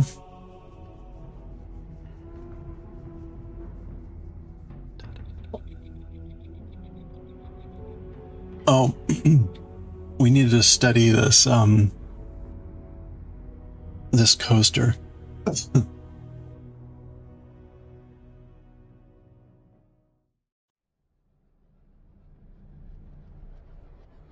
This is a lot of stitches. I'm getting distracted here.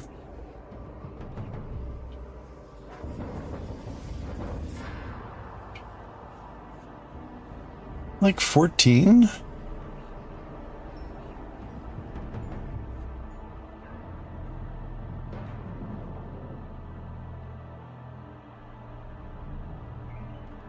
$16? 15, 14, I don't know.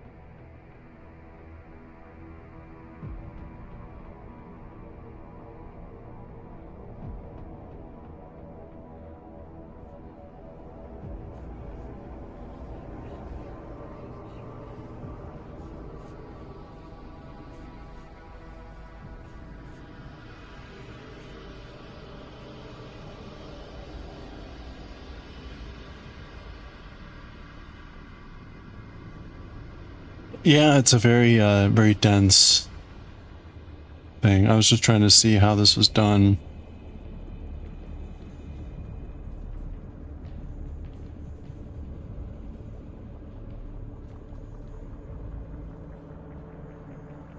I'm not quite sure.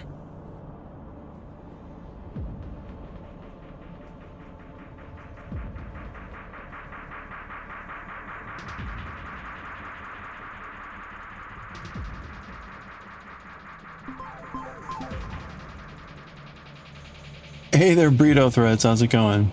Yeah, I know. It is. And it's like really flat. It's a very thin thread, or like a... What I'm thinking about doing is trying to see if I can replicate it with this seaweed thread. Kuma no coaster.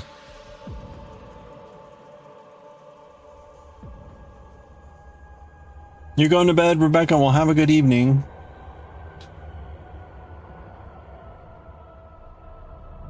Congratulations on being done with the test. I'm sure you're done. Done. All right. Well, we'll figure out. I've asked. Well, maybe Jura will talk to her sister. Her sister is the one that made it, apparently. All right. So we're going back to white squares here. With the right needle, pick up 5 loops along the slip edge and then attach the main color. Yeah, okay, so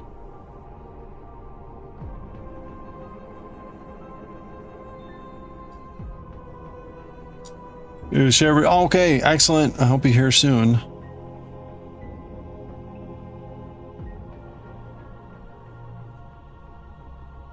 Okay, so we're going to pick up 1, 2, wait. Yeah, that's right. 2, 3, 4, 5, and 6. Okay.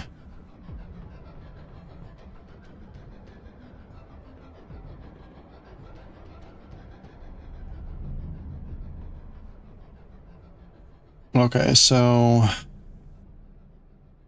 our first job I'm gonna.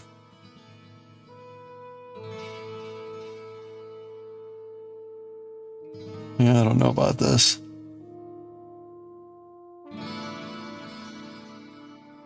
I guess I'm gonna come in like this.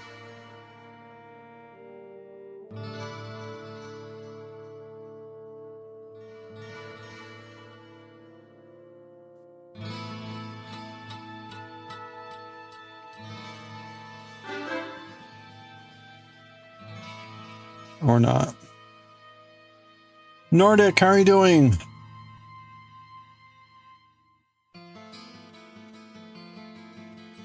Oops. You have no field to type in chat on your laptop? Mobile is fine. Restarted your computer and it worked for a couple minutes. Back to normal typing for you. Really? That's weird. Huh.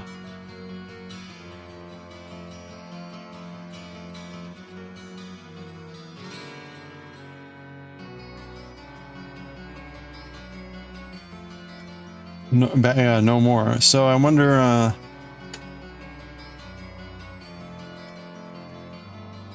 huh, I don't know. Anyone ever had that happen before? Twitch does weird stuff sometimes.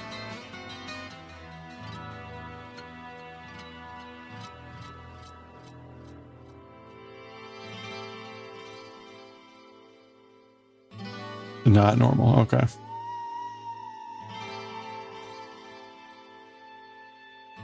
Yeah, I don't know. I haven't heard of that one. Maybe someone else has. There was a while there where Twitch, if you had your cursor in chat and then you hovered your mouse over like on your sidebar where the channels of other people playing, and then you typed, you just like typed, your text would enter chat reversed. It was the weirdest bug. And that was like repeatable.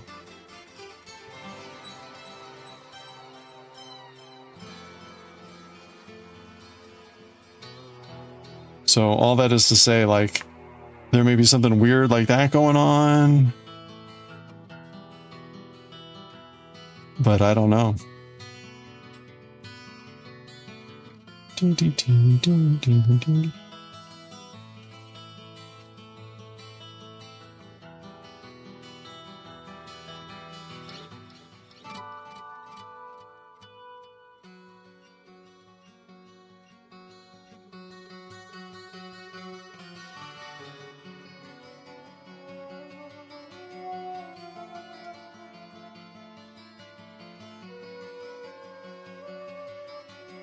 Happen to accidentally zoom the screen, causing the box to go out of sight? Oh, maybe that could be. Like when you hold control and move your mouse wheel, that'll change the zoom.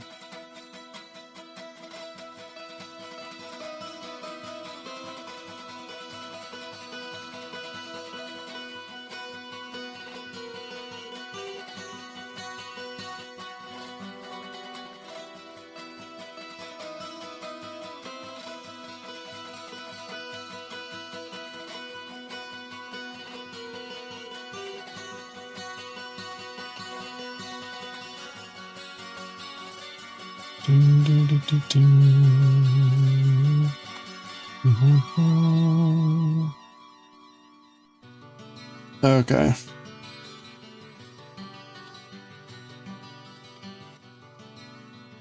No, don't use a mouse. Screen zoom not changed. That was a good idea.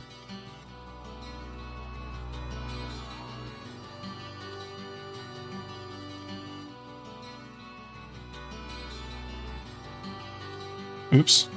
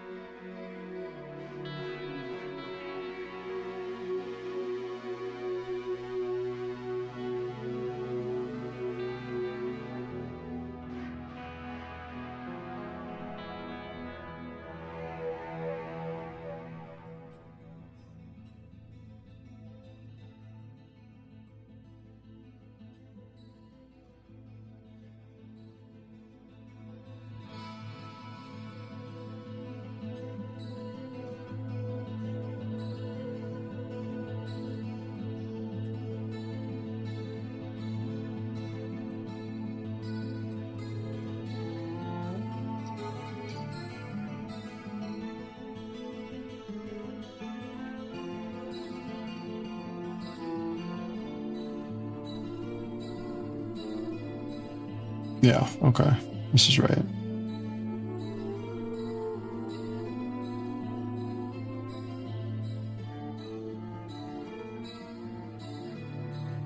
Yeah, I don't have any other good ideas there.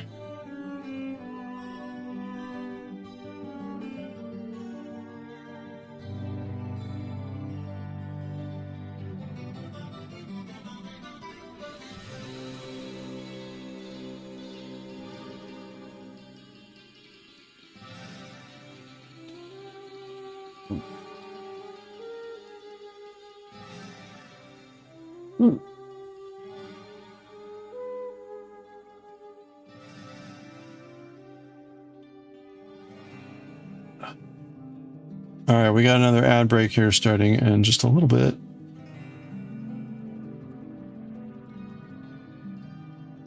Let's see if I can get one more pass done here.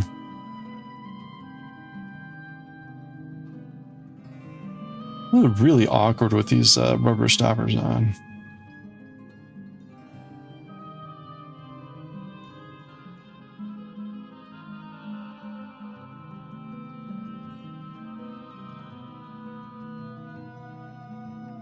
Okay, I futzed and I futzed with this stitch, and I still have some goofy, like, hang-on thread. Ah, so annoying. Okay.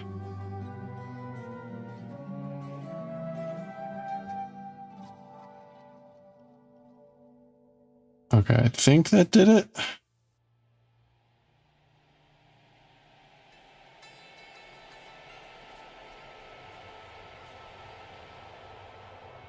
All right. Again, we got an ad break starting here soon. I'm going to grab the stretch. Good time to get some water. Whoop, there it is. Okay. All right, we get back. We're going to do more of this. We're making good progress here today. So, be right back with some more water.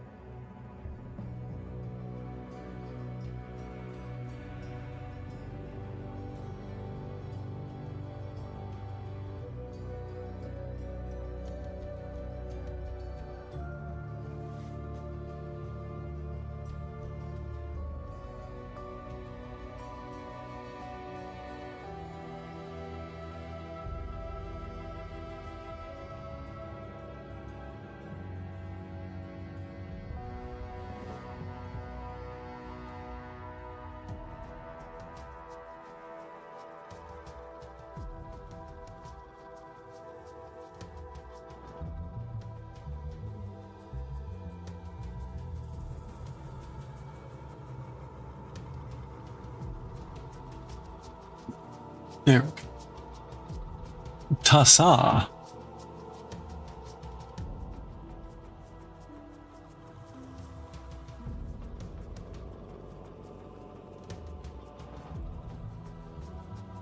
Okay, where were we?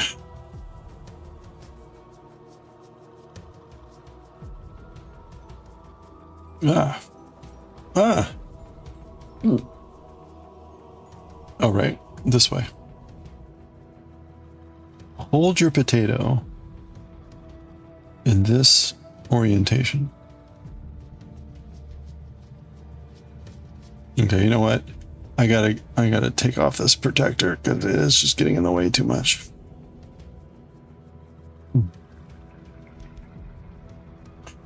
Oh, the ironies.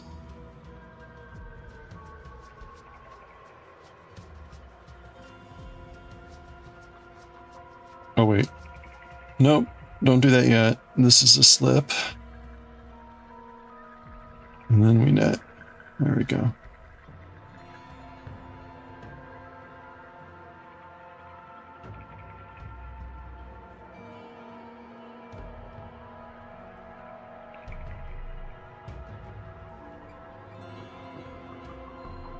That's weird. Yeah, something not right there.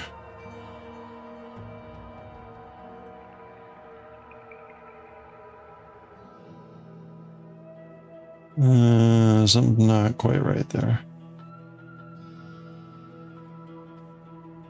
Try it again.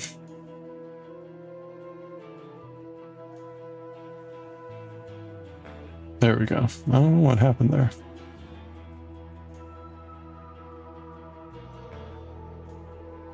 Oop. Oh, did that happen?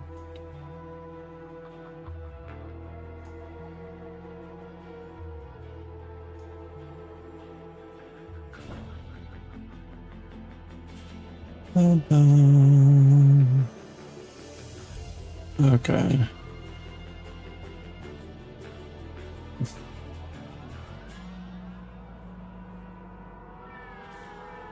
All right, there we go.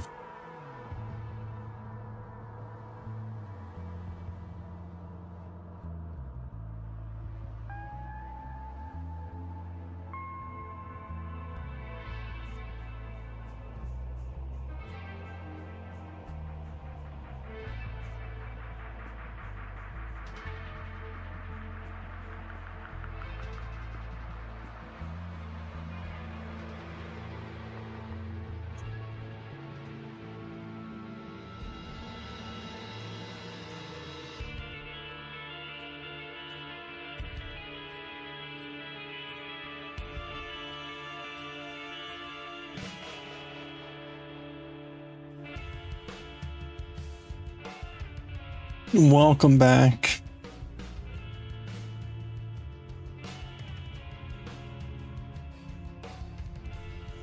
Ooh. Oh, ha, ha, ha, ha.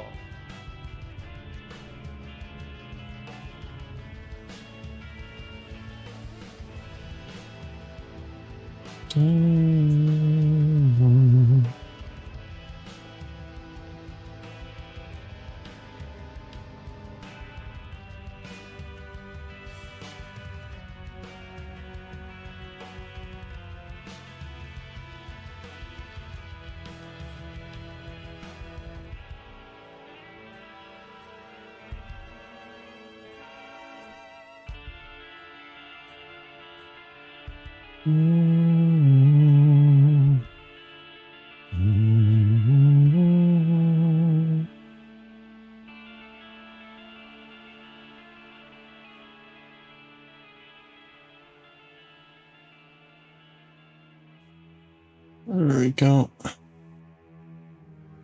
Bus is home. Time to go. Hey, have a good one, Sukabath. You bet. Thanks for hanging out.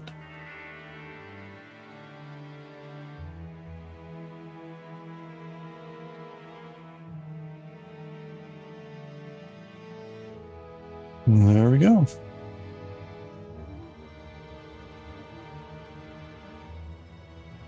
Yay! Okay, we'll go with it.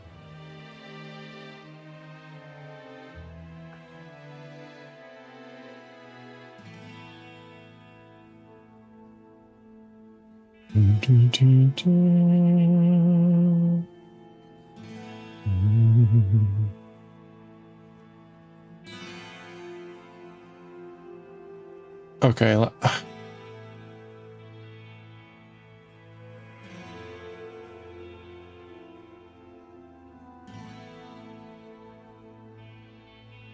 I don't know why this is being so annoying this time.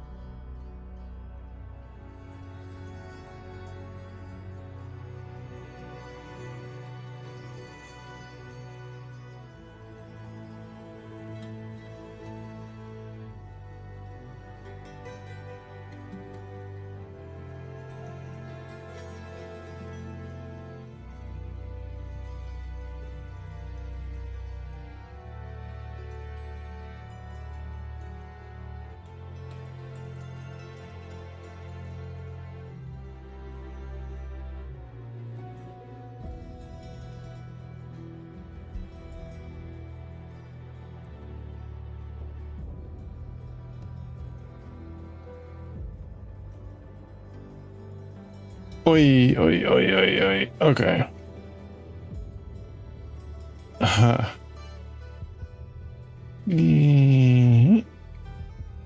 There we go. Almost done with the first square here. Ooh, is that right? That's right.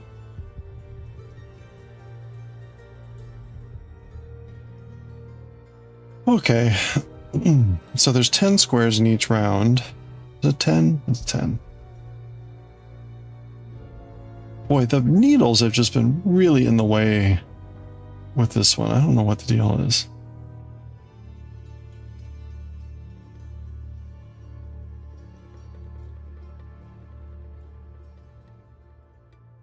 I feel like my needle management has gotten poor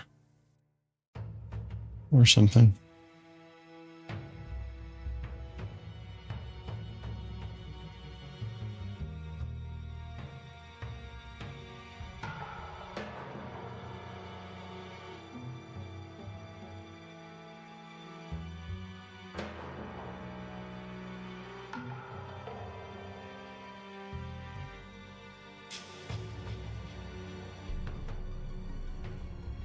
Okay.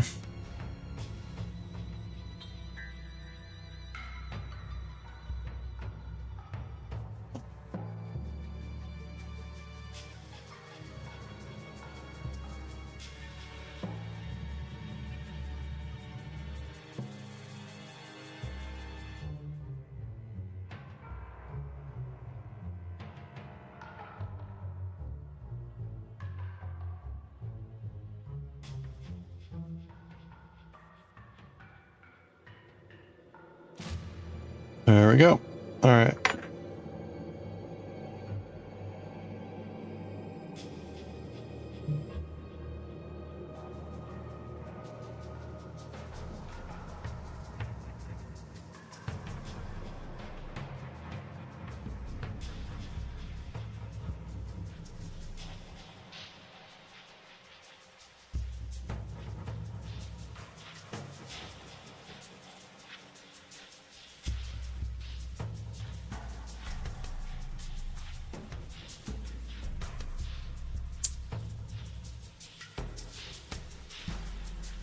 Huh. Interesting. I don't get it. We're all good though.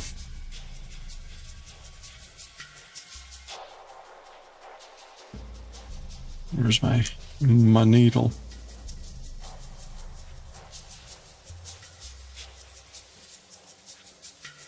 Oh, okay.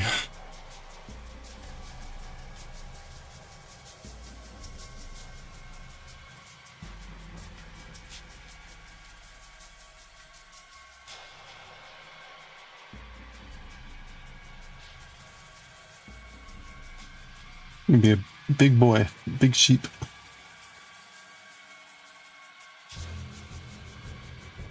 Big potato.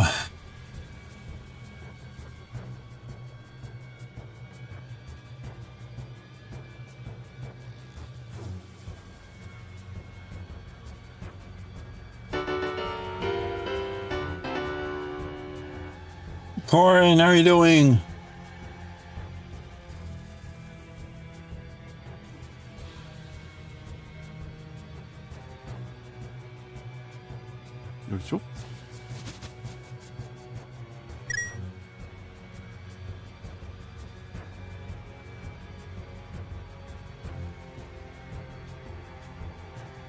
I don't think I can open all these tabs.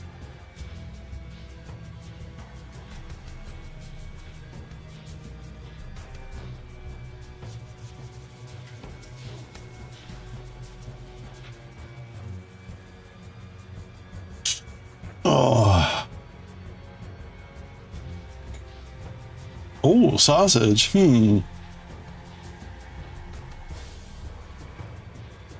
How strange and mysterious. Is a hammock? Yes. Or a baked potato. Doing well. Excellent. Well enough. I'm tired, but it's all good. Kitchen, I mean, we're not doing an actual renovation until August, so nothing new there. How's the new project? I only got to see like a little bit of what you were doing. I didn't get any stuff. It looked kind of like kabuki masks or something.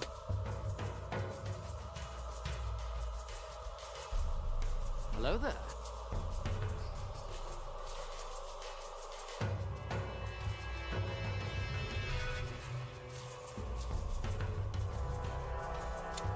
That's what they are. Well, then at least it's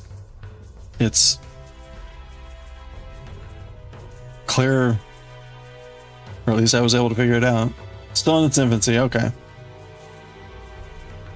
Well, it looks like it'll be very cool. Wait, I need to actually.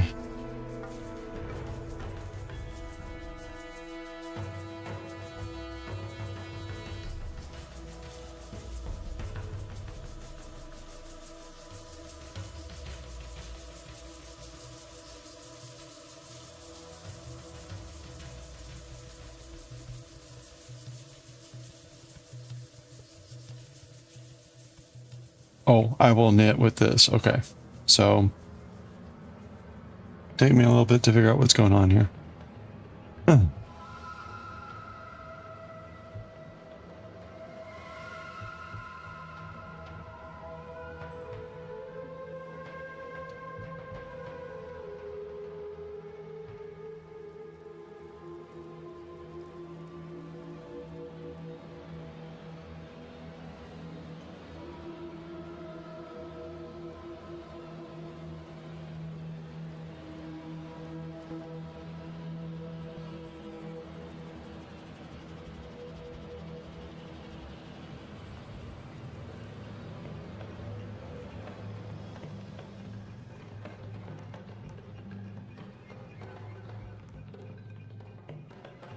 Okay.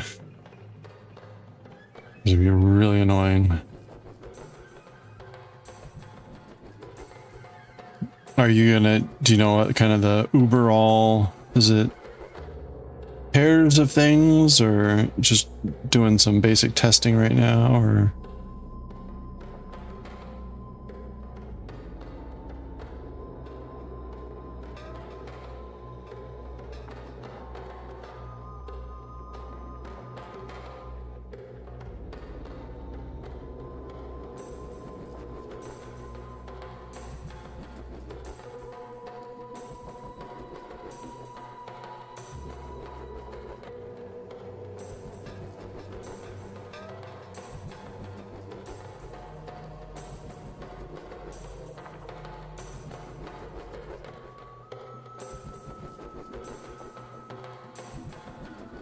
Ugh.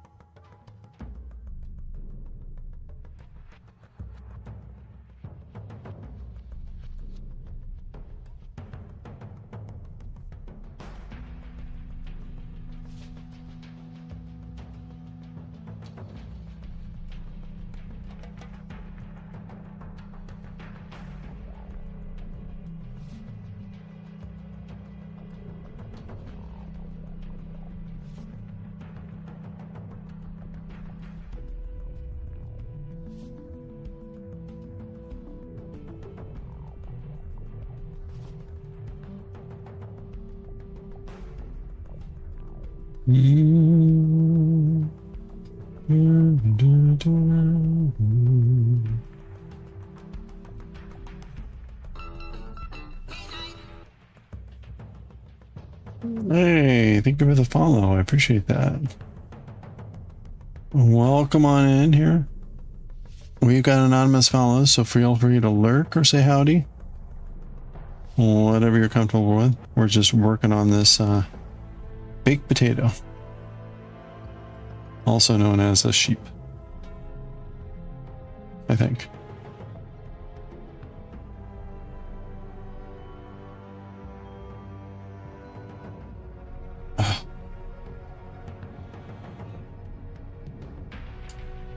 Been really quite wild.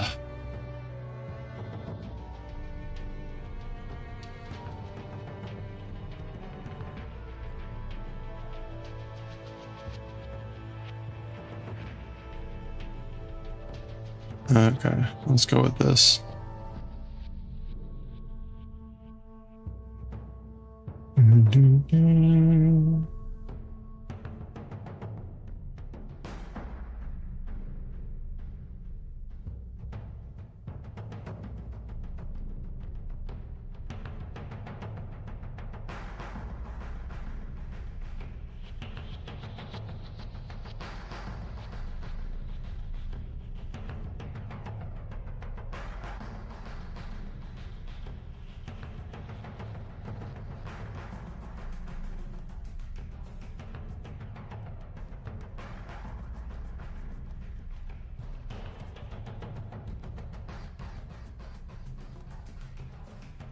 Hmm?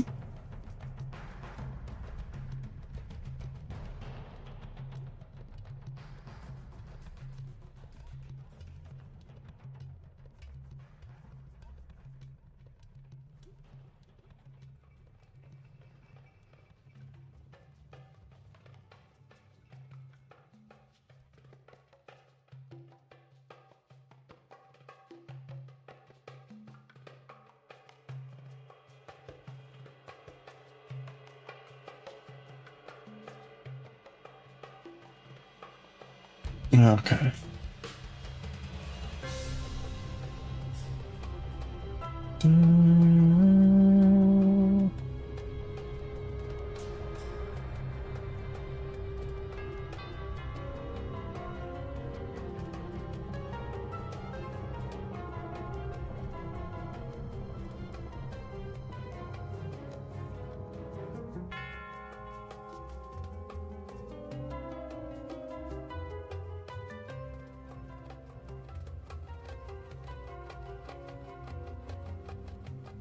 Well, we're not going to finish this row of squares today, but tomorrow that means we should be able to finish this row.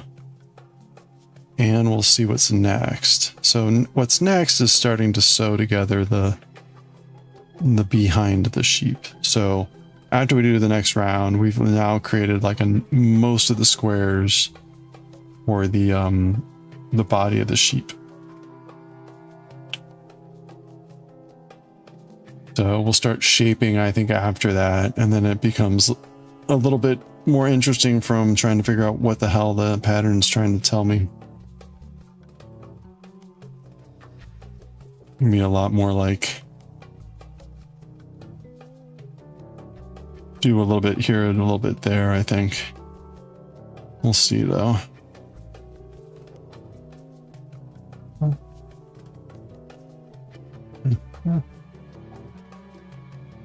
Oops.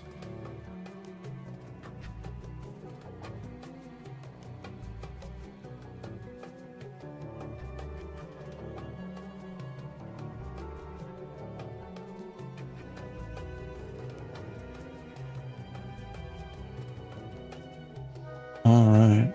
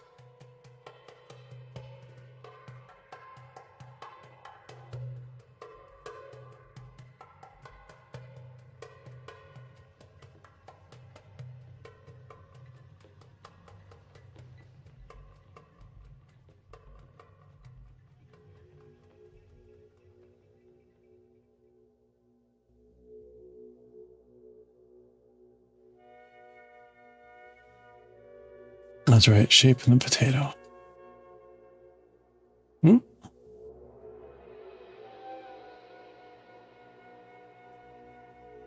Potato lumps. Get the lumps in the right place.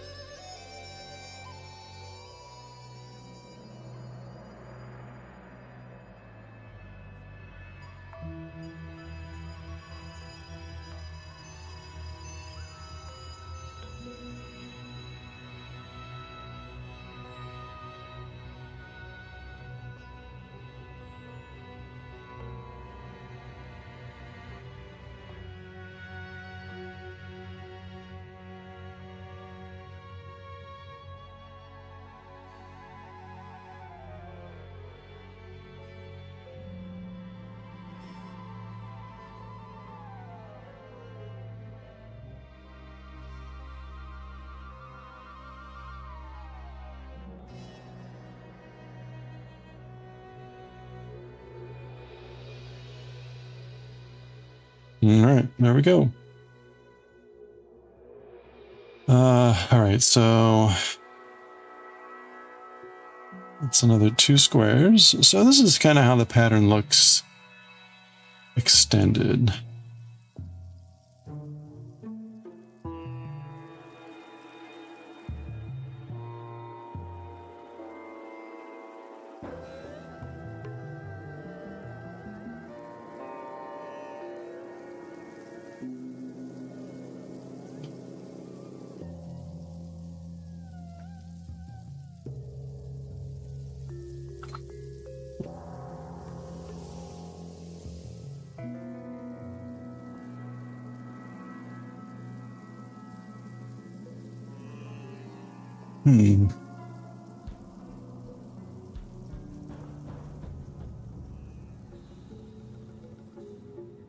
Oh.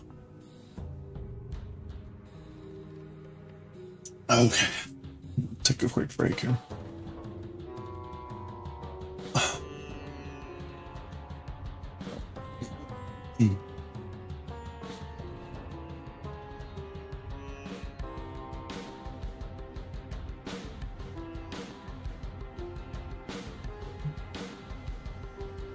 Oh boy.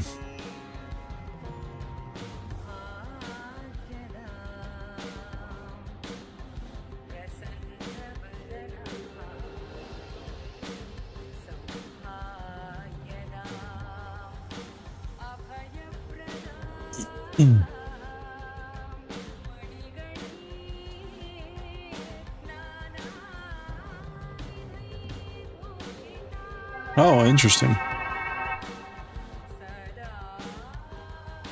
Interesting.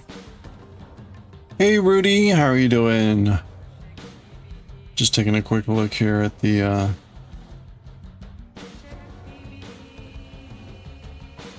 Sumo bilingual book.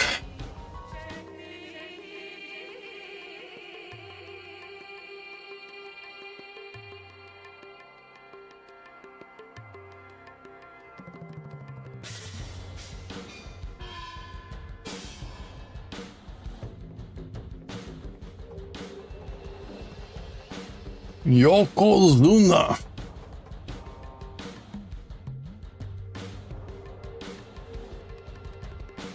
Okay. Yeah. Let's get to it here. Hey Kaz, how you doing?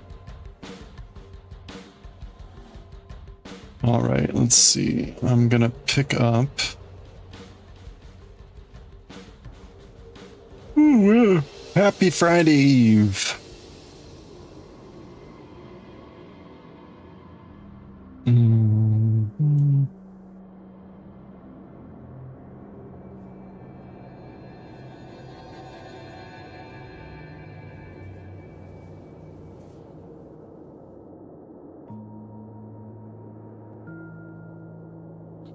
Four, 5. Is that? It does not look clean. I'll go with it. 5 and 6.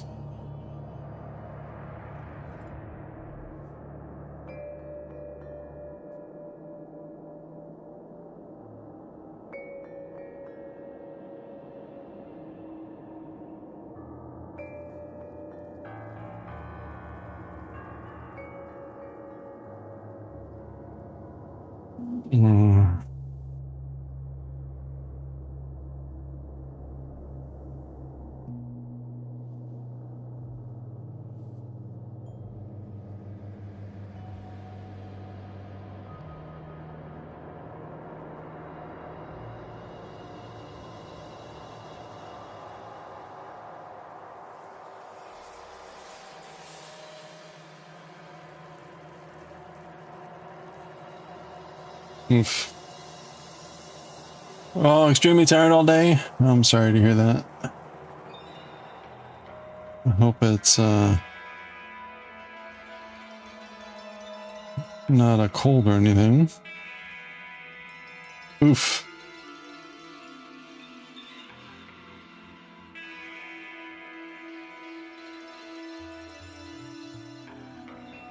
Boy, I just can't get this.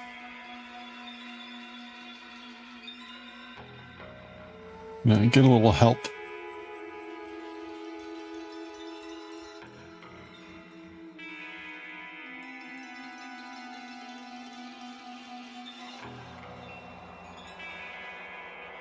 Oh, come on.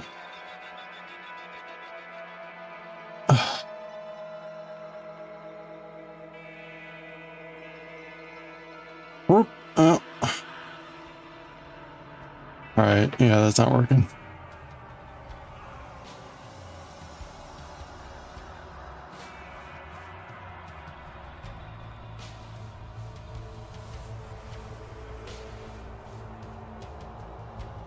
There. Not sure why that's so hard. No, you're not sick? Okay, well, that's good.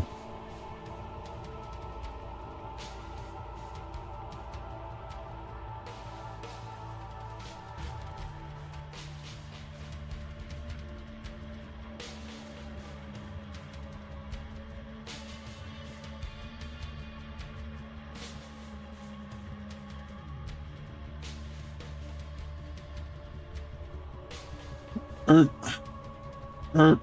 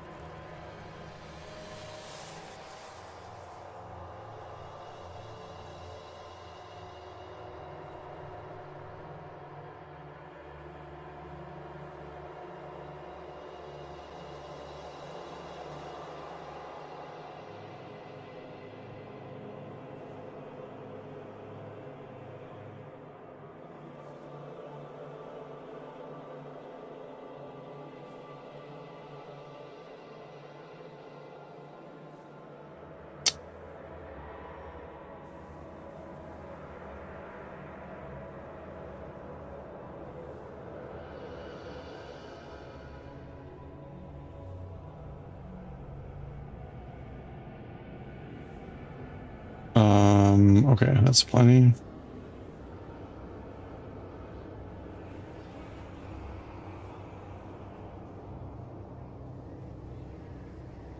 Uh,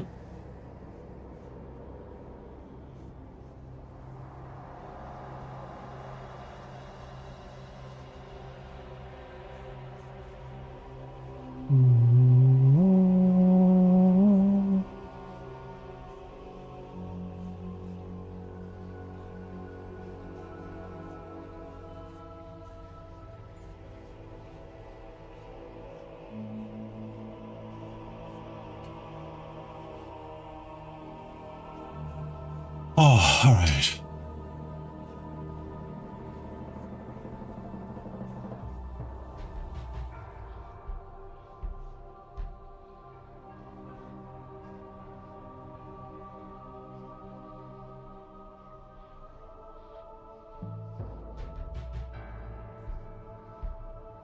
Hmm.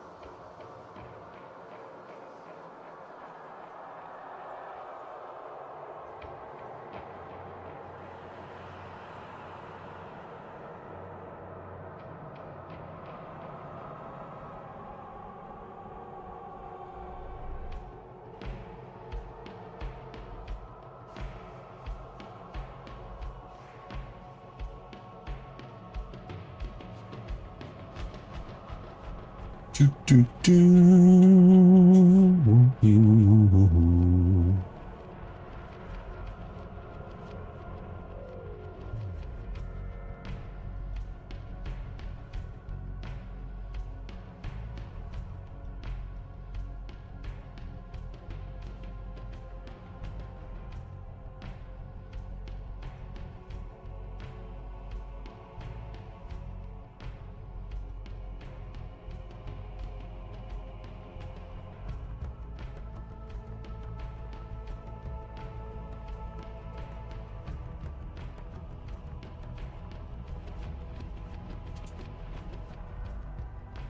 All right.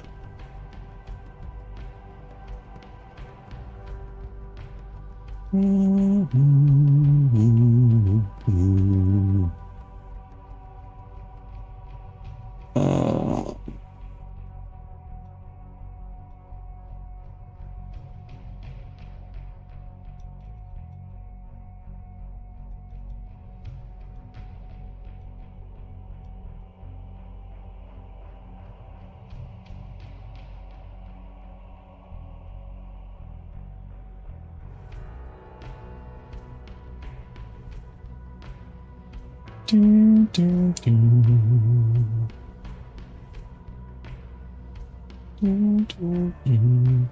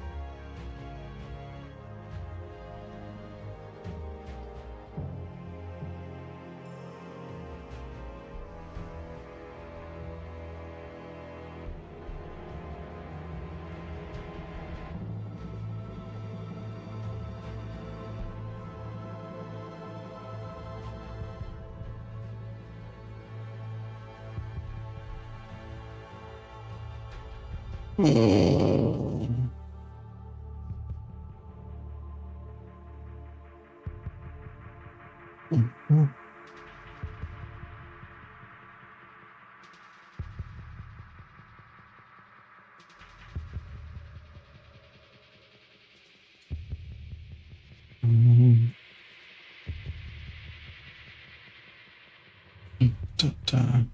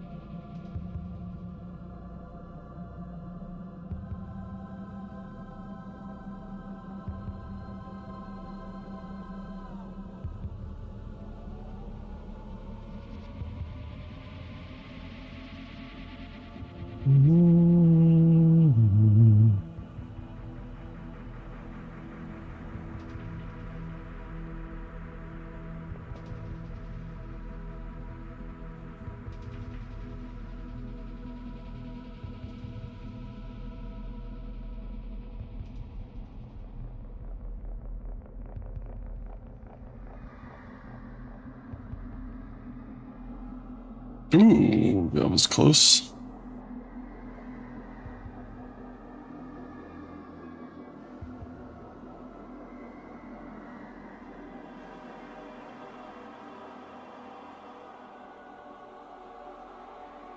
Wow.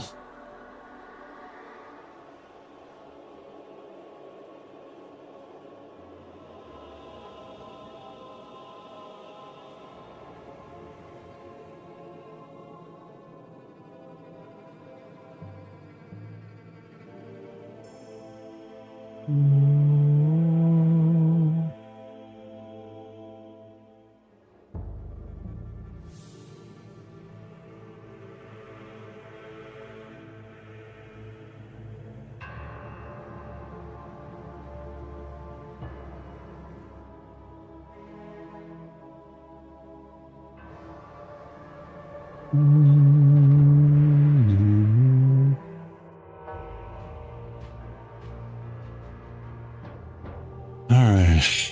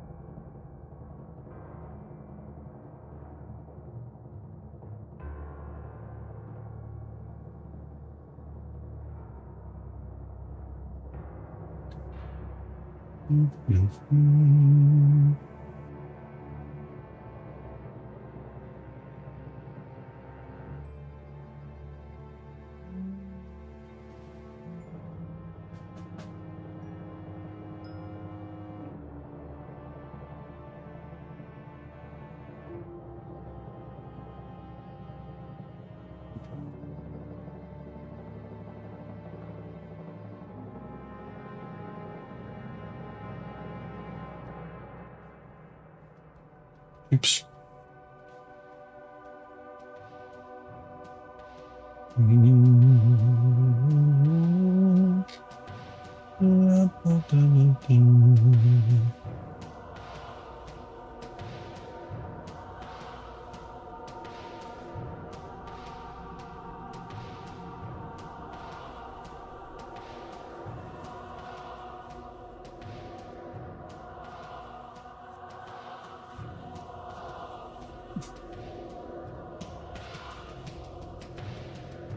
What? Oh my gosh, this yarn.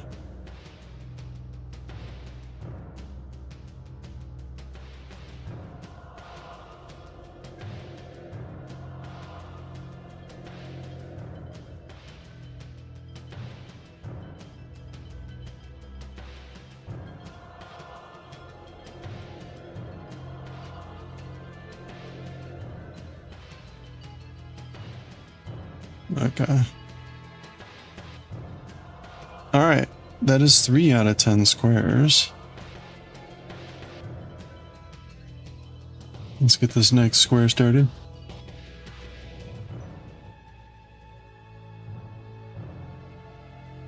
Maybe we can get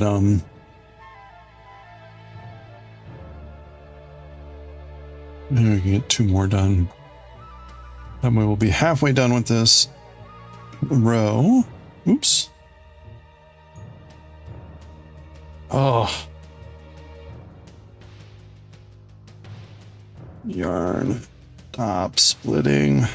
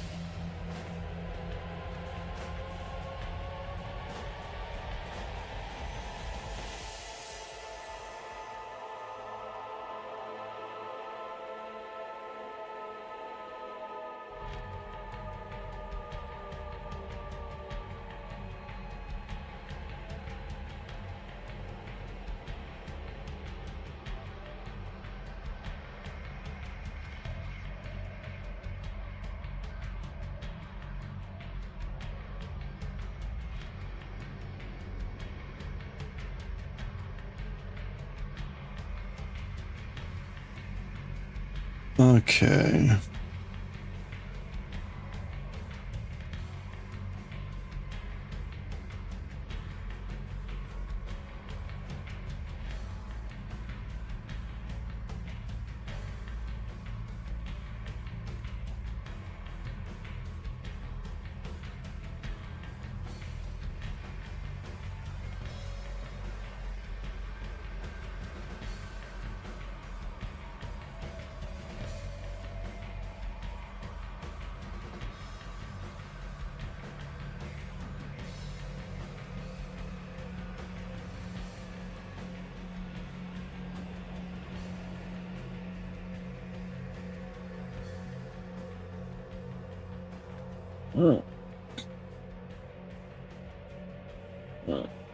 It's funny, this feels like a Friday for some reason. I think because I'm trying to treat it as my Friday.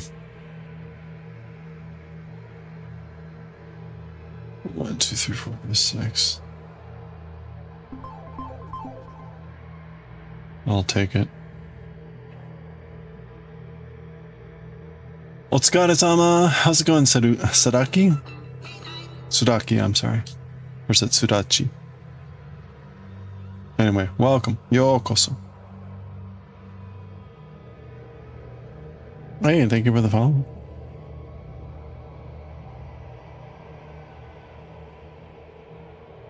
Sudachi desu. Okay.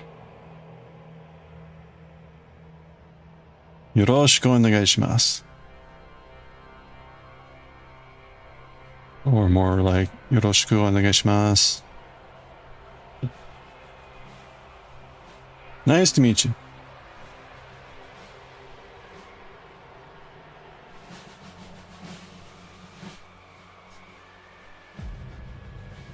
Yoropiku.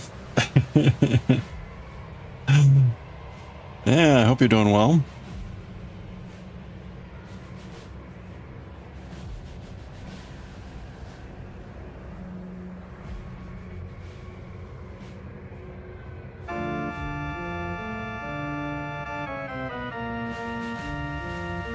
Hey, Maniacal Queen, how are you doing? Thanks for lurking.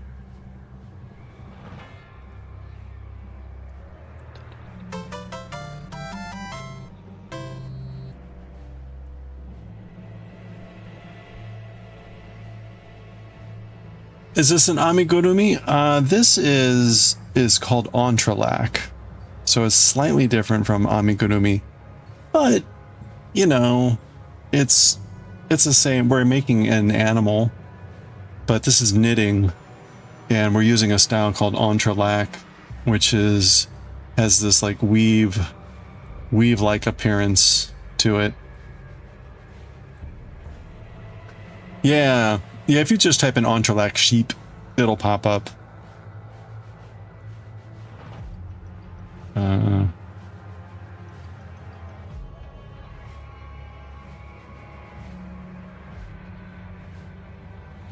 Maniacal Queen, I hope you're doing well.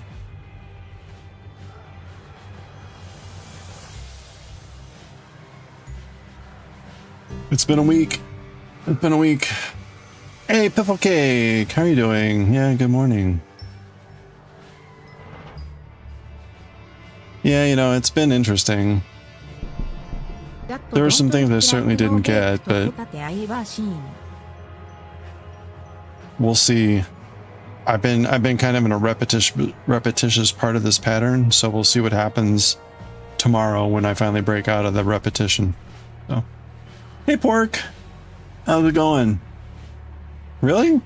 This doesn't look like a loaded, like a baked potato. Look at that. You're just loaded up right there with the sour cream and chives and bacon bits and cheddar cheese. First week back already? I'm sorry. That went by fast. 90 F outside, you're basically baked potatoes inside the apartment. Wow. Are you getting the same crash of temperature? Like we had, we're back to 60 degrees. It was 98 yesterday, and it's 60 degrees here right now.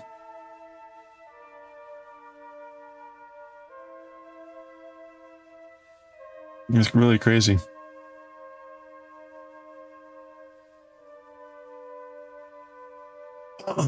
Midnight in your infinite wisdom, you decided to set up your 3D printer, 3D printers, making full-scale Breath of the Wild Master Sword. No problem. How long is that going to take to print?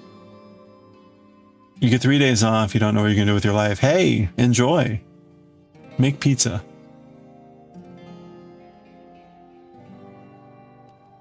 That's my recommendation. Make pizza.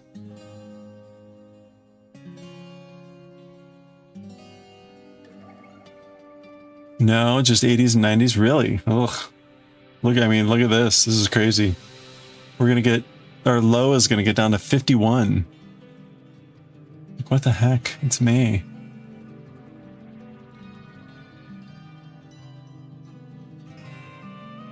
You're also making an adventure tomorrow to meet up with a fellow Moko person. Oh, fun. Oh, that'll be cool. Well, there you go. That's one of your 3 days. Any other plans? You're just going to like grab food or something?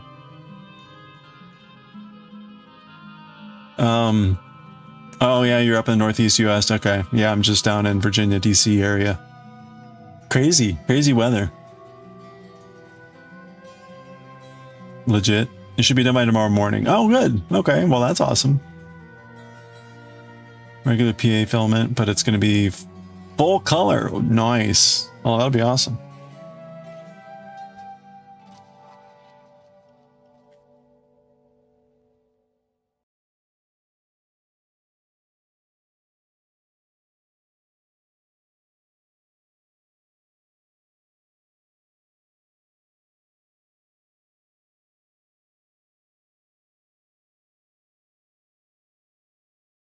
Was that something where there was like a free file somewhere, or did you make that, or did you have to like get it, pay for it?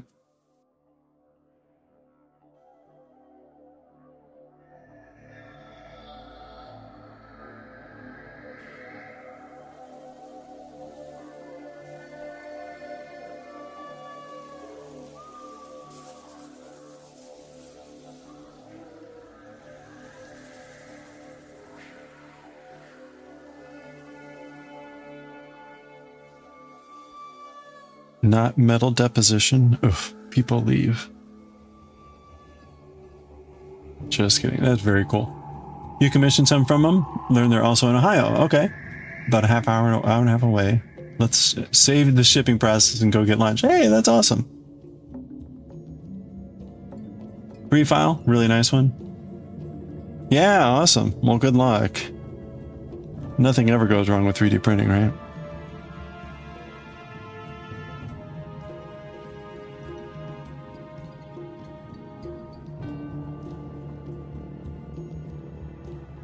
I'm sure it's a lot more predictable and stable than it used to be.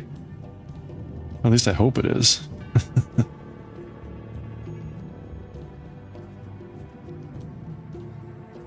You've been arguing over who's going to pay for lunch and he refuses to let you, so you have to do brat things to try to pay for it secretly.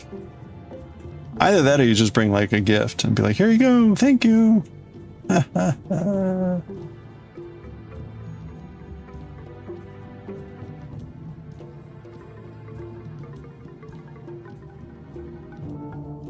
Oh, wait, when did the ad break hit? I completely missed that. Crap. Well, I need more water.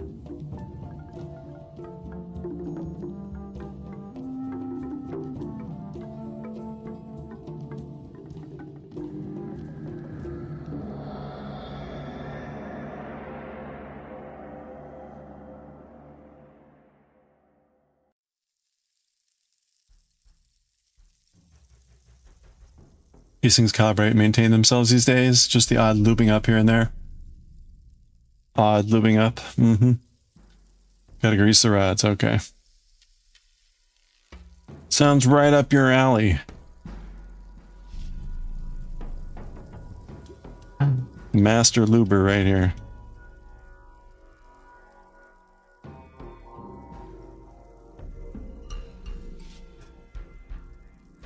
You're already paying for the commission just in case. Well, there you go.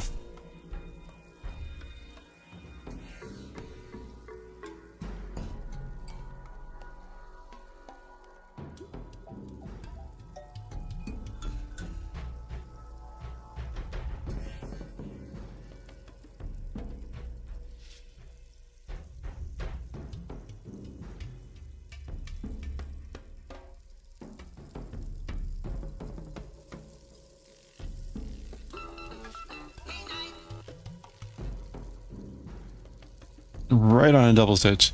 Hey, thank you for the follow. I appreciate that. Welcome on in.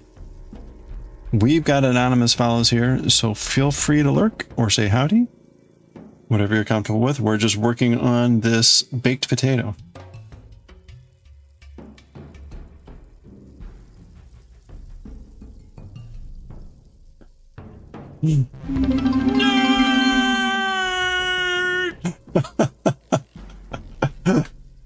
Presley Pretzel, thank you so much for the bits. That was a wonderful entrance. Thank you. I take it you like baked potatoes? Or perhaps woven sheep?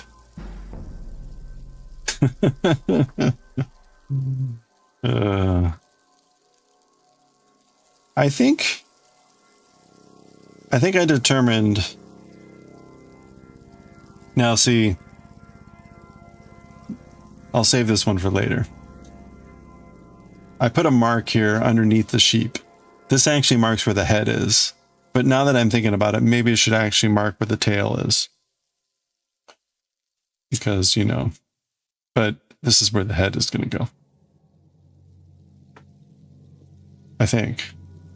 Yes, that's right, because I'm going to end there, and that's where the rump is. Thank you again, Presley Pretzel. Fiber artist also, but a huge fan of potatoes. Well, there we go. You're in the right place. We've been making this potato here. In fact, we've already determined that we're going to name this sheep Baked Potato. Because I have been reminded far too often that this thing looks and feels like a potato. Well, welcome. What kind of fiber art do you dabble in or do or enjoy, etc.? Let's see. Okay, let's try in the next square. 1, 2. This is my first time doing this style of knitting, which is called entrelac. And this is also my first time knitting a creature. I've done lots of crochet of like amigurumi and stuff, et voila. This is my first time knitting something that's not just like a scarf or a sweater, so. You started with knitting, okay, and that got you hooked, but you moved over to crochet because it suits your ADHD faster. Crochet is a bit faster than knitting, that's for sure. If there were a way to knit this, I would be done with it by now. Or crochet this, I would be done with it by now.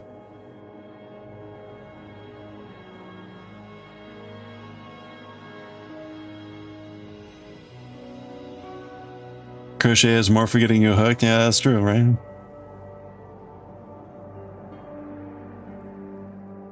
That's what the hooks are for. They tell you it's for the yarn. You're just addicted to buying yarn. That's not a bad addiction. That's not a bad addiction. Although it is if you don't have a lot of space. Well, are you currently working on anything? If you, speaking of, like, if anyone ever wants to share stuff they're working on, please always feel free to put stuff in chat. It's always fun to look at what people are working on. Can I explain what I'm doing with the left needle? Oh, okay. So two things. First of all, I'm left-handed. So, that will already look different if you're right-handed. So right now I am actually knitting. And actually now here I'm going to knit these two together. But this is the normal direction that I knit. You're doing a bouquet of flowers? Oh, nice. Are you doing one of those coaster bouquet of flowers, or are you doing some other arrangement? All right, let me just pull this stitch through. This is supposed to be a knit together, but it's really, really difficult to get. Okay, so yeah, see, it's still, the yarn is like splitting up the wazoo. All right, hold on, let me try this again.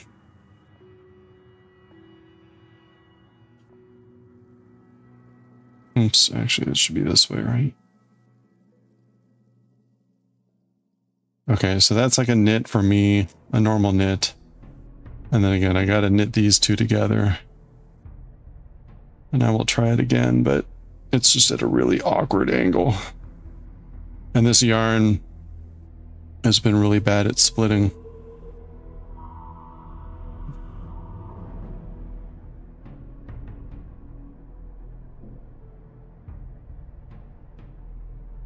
Okay, so there we go. And then with this, rather than reverse like every 6 stitches, I'm now going to knit in reverse.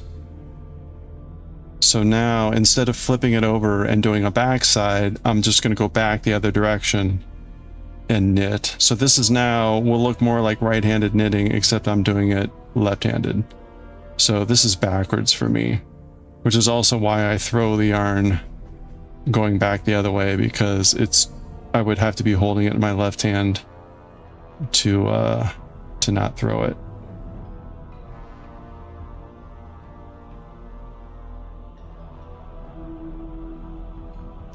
So I'm knitting again, but now again, it's to avoid flipping the piece around and working on the back side. So there we go. So that was,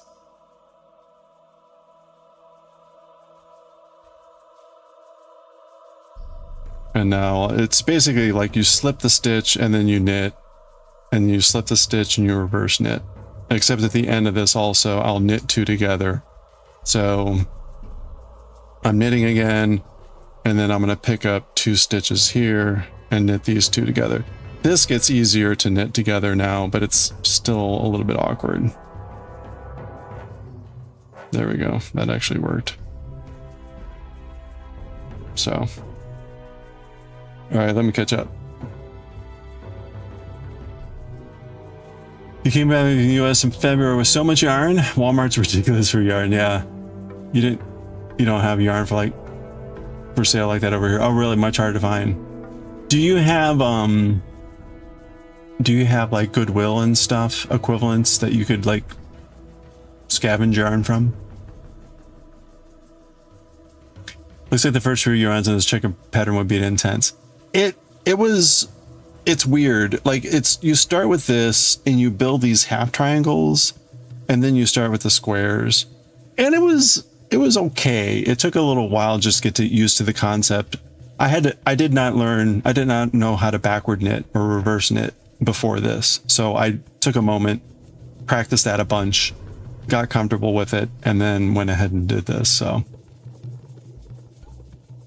you got a kit? Oh, from Five Below. Nice. Okay. Shit yarn, but you really like the knits for the patterns. Oh, good. And it's a lot for the patterns for cheap. Well, there you go. Oh, that's cool. Those are the kits that you bought that you got you started. Generally freehand hats. Wait, freehand hats. Freehand hats. Like a hat for your hand.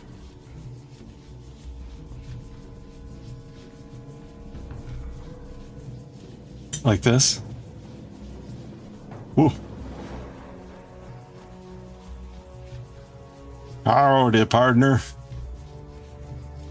Freehand hats. I'm curious what a freehand hat is. Yeah, working backwards. You're doing brioche now. You always have to sort of control your brain. I have not done brioche yet. That's cool. Do you have the pattern you're working with? Sure Misfire made this hat. So we have a friend here. We have a friend here that we call Q-Boo-Woo. As in Cthulhu, but Q and Uwu. And we made a bunch of hats for Q-Woo-Woo, including this is like a one-piece straw hat. And Sure Misfire made a cowboy hat. And we also made like a little Cthulhu for the big Cthulhu. And so the little Cthulhu sometimes wears hats too.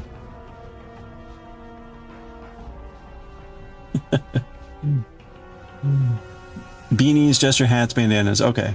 Oh, I see. Oh, I get it. Freehand hats. I got you now. Hats that you freehand. Words. It's been a long day. Excuse Me Shawl by Stephen West is entirely brioche. First time doing brioche, just jumped into the deep end. Oh, nice. Yeah, it is. It's a straw hat. Luffy's hat from One Piece. Let me check out Excuse Me. Or yeah, Excuse Me. Excuse.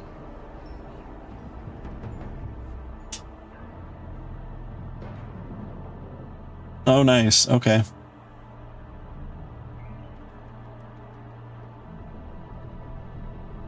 Excuse, because it's about 3 triangles. Okay. Oh, nice. Very cool.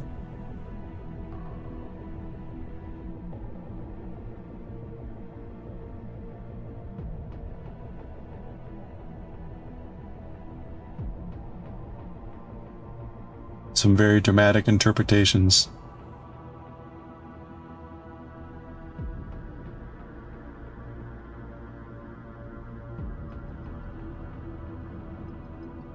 That's very cool. How's it going so far?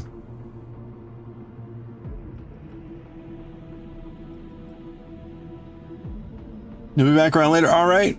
Well, thanks again, Presley Pretzel. Just easy to get in the zone, forget to do something, and then for 4 rows later, you know she messed up. It does look like the sort of the desert highway problem, which is like, yeah, just keep going. Oh, wait, no, you were supposed to do something different there. Don't.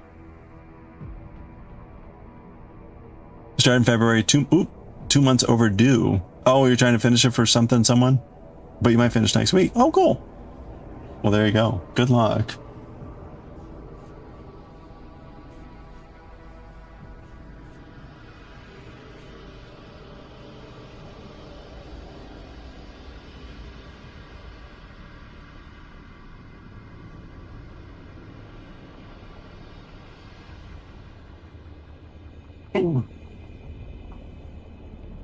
Mostly just underestimated how many times you had to backtrack. Oh, okay. You didn't think it would. Oh, that. Well,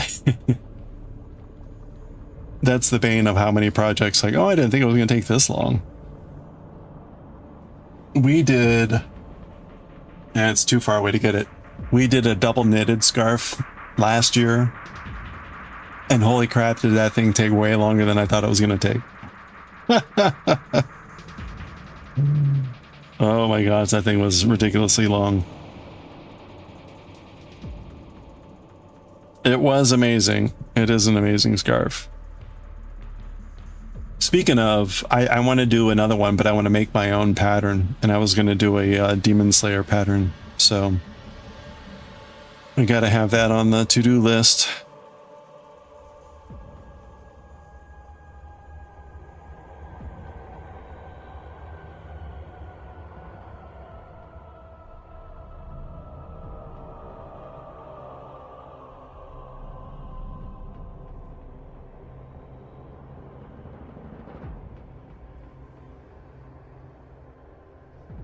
You want to get a heavy wool shawl off of you for the summer months so you can do cross stitch. Oh, cross stitch pattern. Nice. Okay. And do you already know what you're going to be cross stitching?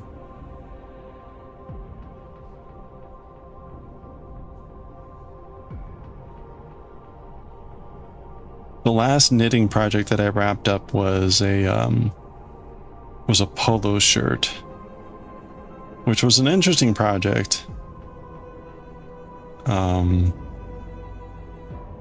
And then I crocheted a sort of like a sweater shirt thing, and then we did this owl.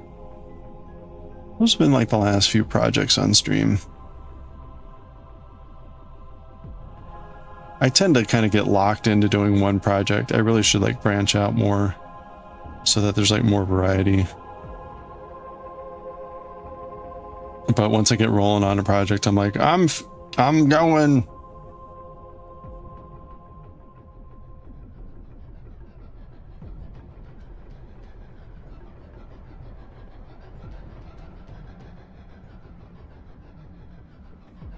DQ slime for what?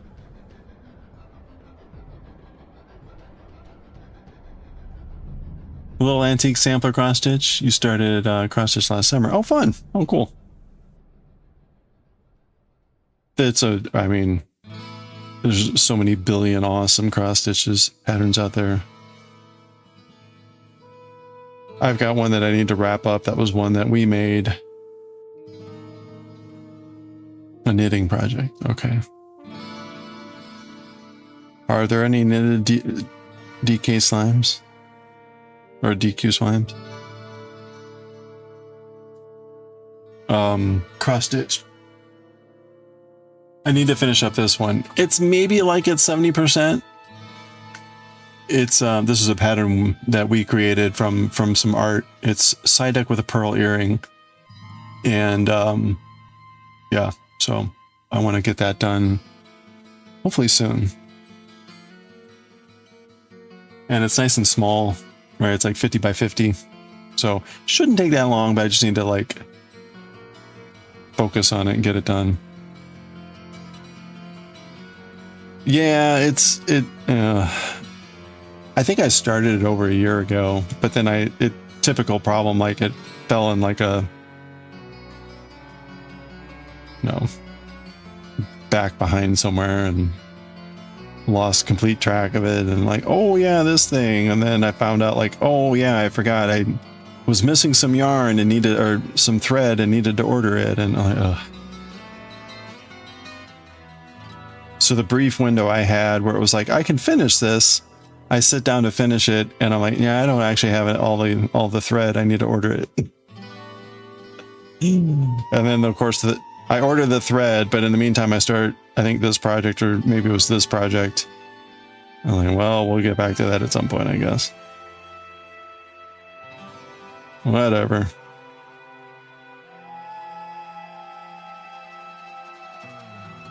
Kind of have the fun.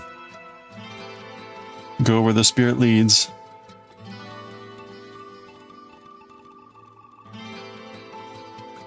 What's the ratio of craft to Nihongo? I do both usually in a stream. Yesterday was a little bit of an exception because I usually have to leave early for like music practice. But in about like 10 minutes, we're actually going to stop and start reading Chainsaw Man. So usually what happens is around this time, plus or minus 10 minutes, I stop and then we read whatever manga we have. So today is Chainsaw Man and WonderCat and maybe Astro Boy. And tomorrow will be Bleach. So. Oh yeah, Natsukashi. I pull on Diablo 2 every once in a while. It's very nostalgic.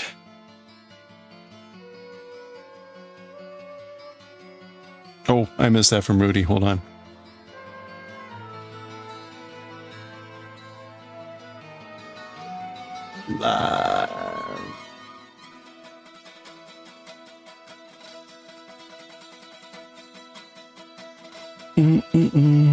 You like that too? Oh, hold on. Yeah.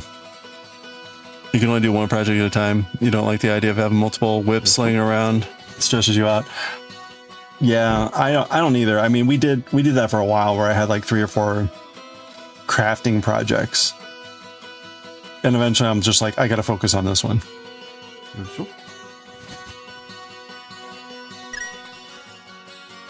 It's funny, I'm okay doing that with the manga for some reason, like reading multiple manga. It does cause some problems though. Yeah, you gotta get your daily bonks in because we're gonna be switching over here soon. Actually, what's gonna happen is I need to get some water because I missed the last break. So what I'll do is I'll finish off this square and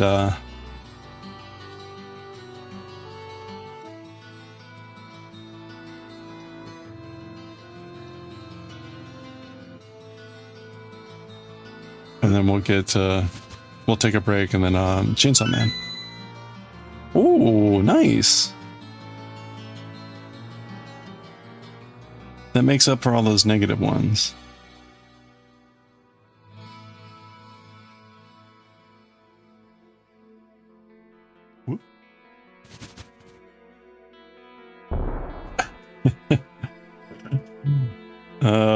I also do need to get that potato tree in.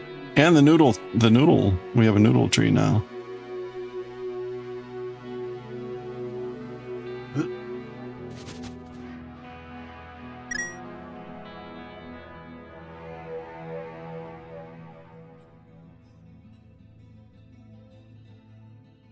That's right. You need nudes for your wine hole.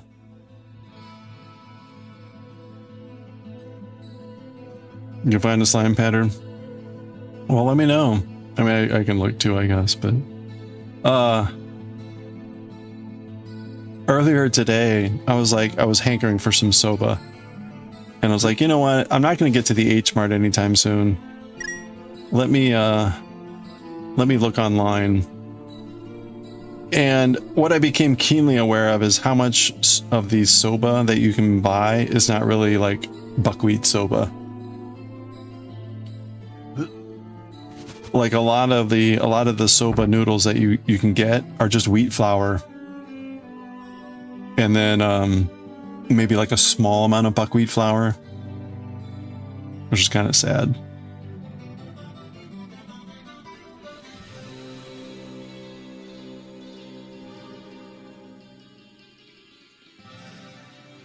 You have a lot of soba?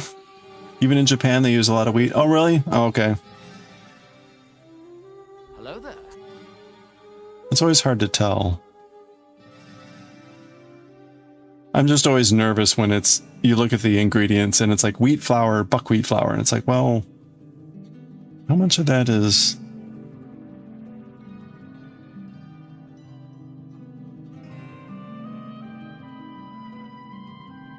It's sort of rare, but they will advertise shops that have...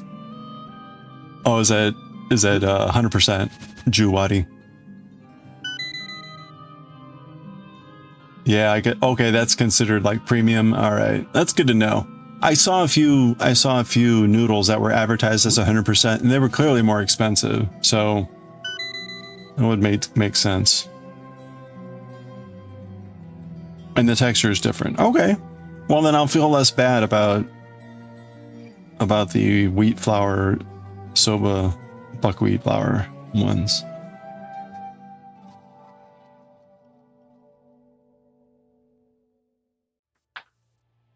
All right, there we go.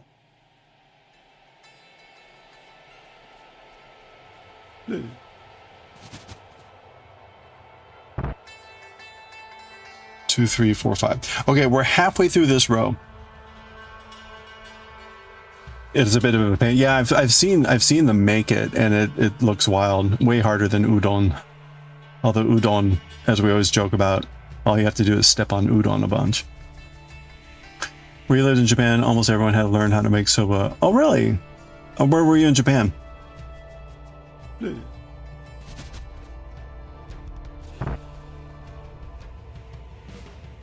haven't thought about a buckwheat in forever? You used to go to Buckwheat Pancake Festival. Ooh, yeah, in West Virginia. Your band was in their parade. Oh, fun. Oh, I bet those were good. Buckwheat pancakes. Mm-hmm.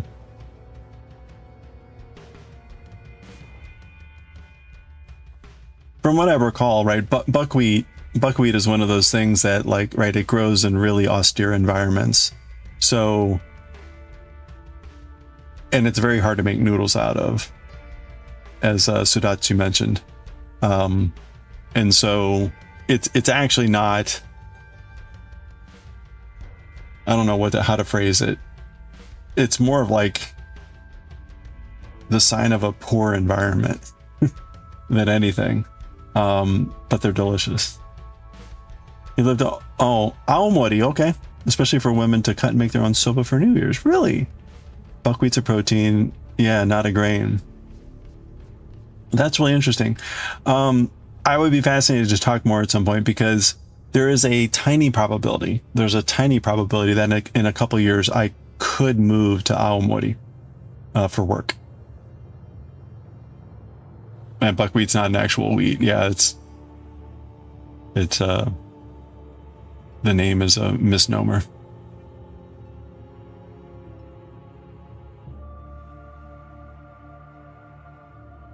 Oh, well, that's awesome. My understanding is the language being outside of Tokyo is a bit different up in Aomori. Yeah, it would be. It would be. I'd be associated with Misawa. It is a totally different. Okay, well, there you go.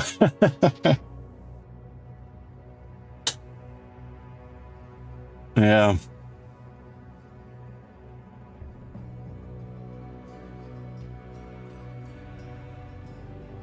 Oh, well, that's cool. I still think it would be fascinating to go there. There's a slight chance that I could end up either down in Yokosuka or maybe Okinawa, but if I had a choice, I think I would go to Aomori. You used to have to deal with Misawa and military stuff to there. Okay. Oh, that's cool. Yeah.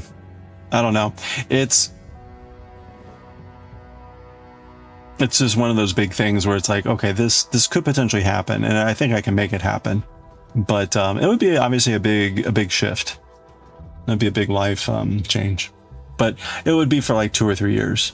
But you know, the opportunity to live over there for a few years, I think that's hard to pass up. I've been out there many times for work, or at least a few times.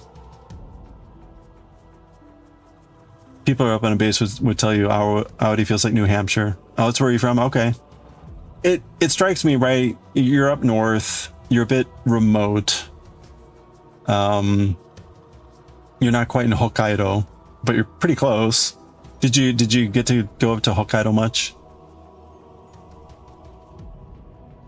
I'm kind of curious, just like it seems like transportation's easy or easier, but yeah, Hokkaido's pretty big. Yeah.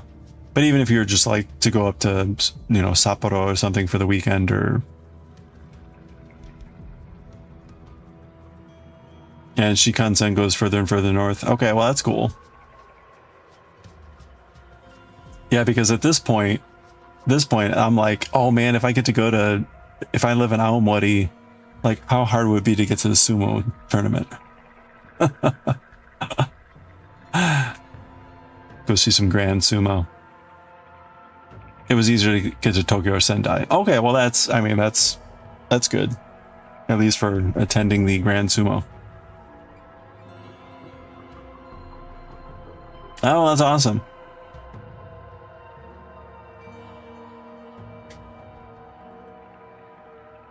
Yeah, I've got to figure out it again. For me, it would be like 2 or 3 years away that this would actually happen.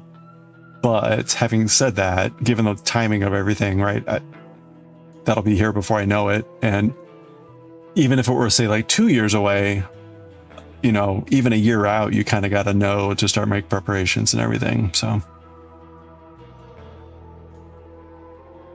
I used to live nearby Oryokoku in your neighborhood in Tokyo. There were always sumo wrestlers training. Oh, that's awesome.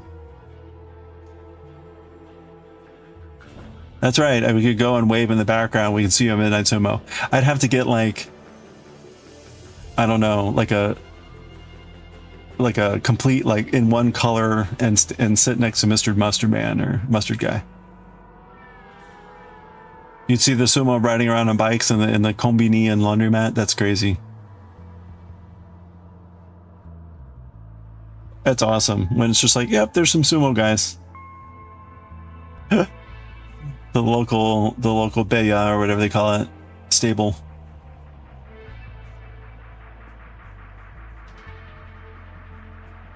Wow. Yeah, you know, now that I think about it, so my 5-year mark was back in February to like aim for stuff. And so I'm already well into the 3 year mark of thinking about doing this move. So really a few sumo bay on each back. Wow, that's crazy. I mean, I guess they would all be in roughly the same area.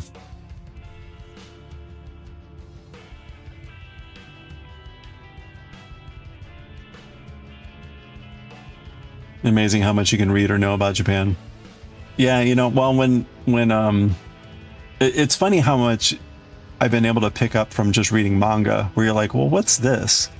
And then you read a book or you read a thing on like a festival or a holiday, or like, oh, okay, well, that's kind of cool. It's funny, the whole sumo thing came with really good timing with Jujutsu Kaisen. So I kid you not, we had rated Midnight Sumo, and I actually started watching it and getting involved. And then I think like a week or two later, we hit the sumo part of Jujutsu Kaisen, where one of the sorcerers has like a sumo background. And the timing was perfect, because there were all these things that was like, oh, okay, I know what this is now. Oh, I know what this is now. Even there was a point where something happens and they crash into an apartment where a lady is watching sumo, and she's watching the TV, and on the TV you see sound coming up from it, and it's nokotta nokotta, which is right what the gyoji says in the referee says in the match to let, you know, the wrestlers know that they're still in play. I'm like, oh, okay, I know what that is. Otherwise I would have been like, what the hell does this mean? Remained?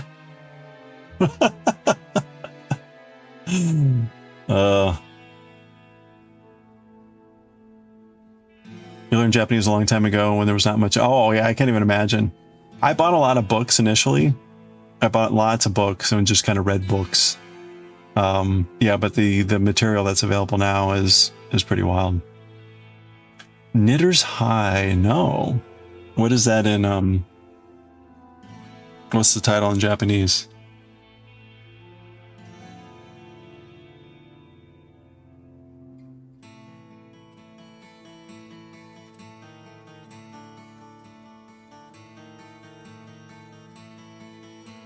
Oh, Nita High. Ta is like an old weird imperative form too. You know, that would explain a lot about like some of these old forms of like, why does that mean that? Nita Zuhai. Let's see, Knitter's High.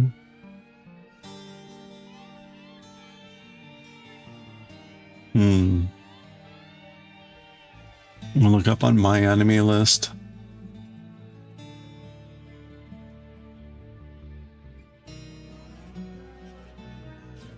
Oh, there it is. Knitter's High.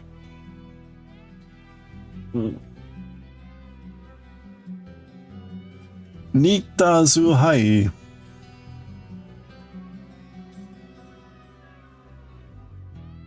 A guy knitting, only read the first one. Okay.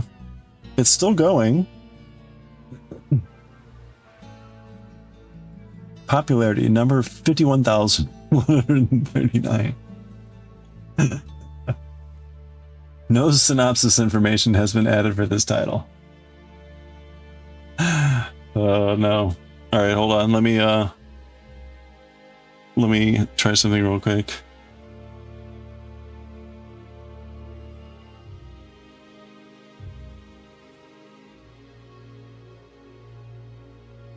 Okay. Good old Amazon Japan. I learned, unfortunately, very early that every time I log into Amazon Japan, it pops up a window that says, "Is this still your address?" And it just puts my address right on the screen. What the hell? And even when I search, I just searched and I'm like, oh, surely it's fine. No, I search and it popped it up again. Okay. Nita Zuhai. So it looks like they're up to book 7.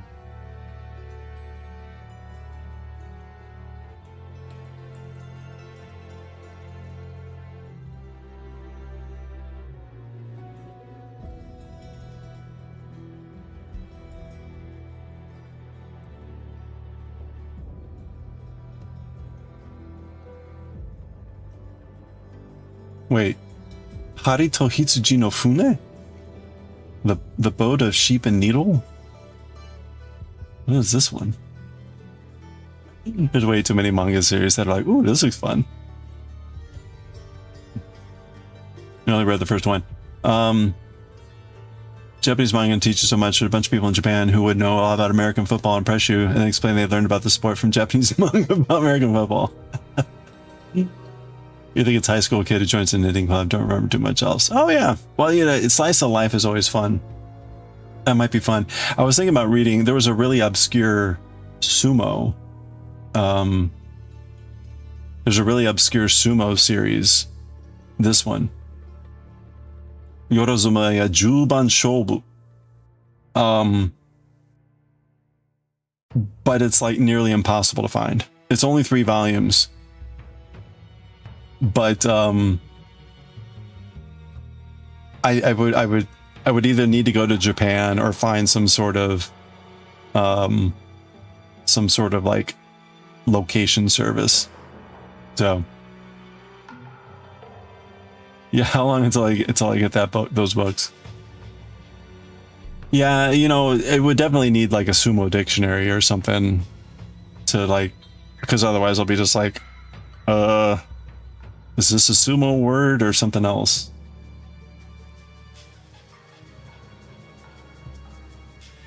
It is kind of funny though when you look up some words and it's like it'll be a normal word, but then it'll also have like a sumo definition. Like, oh, okay.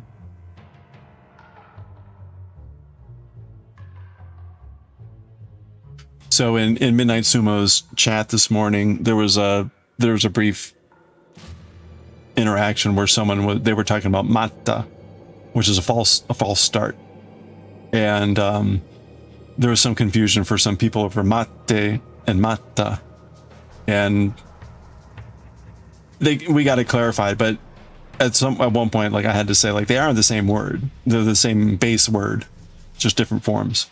They're like, oh, okay, that's why. But people hadn't connected the fact that it means like weight, and that it was just being used in different forms. Anyway, whenever you go back to Japan, you mostly buy yarn and some knitting books now. Oh yeah, and food ingredients. There we go. Yeah, I'm gonna have to be, if I do move out there, I'm gonna have to be very careful about what I purchase. I'm also a big tea drinker. Hey Leia, the sheep is coming along well. Sheep is coming along well. We're almost halfway done with, we are halfway done with the final row of squares before starting to shape the sheep. So.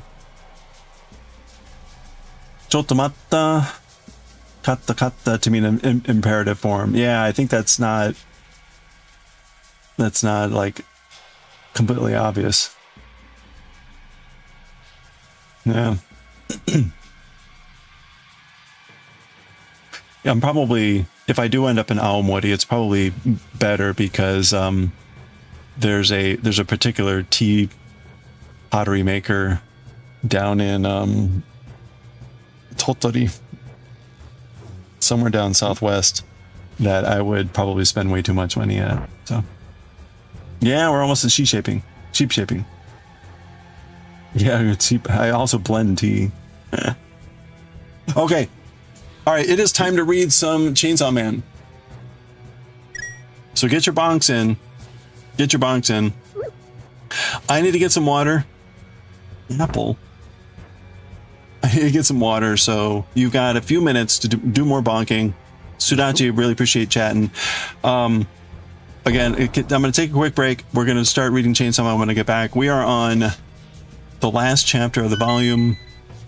Denji just got like squeezed like a fruit to feed the bat, and the bat's back, and that's where we had paused. So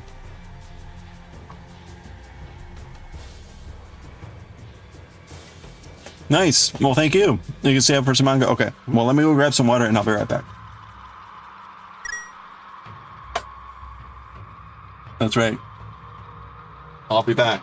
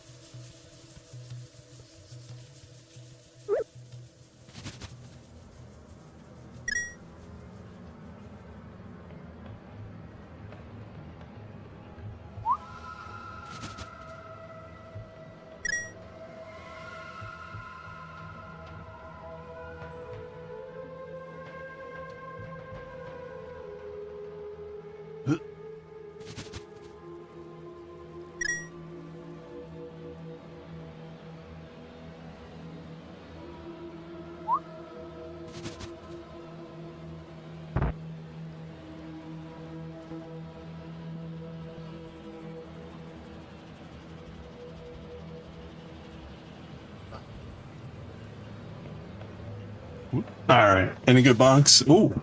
Oh. Some compito.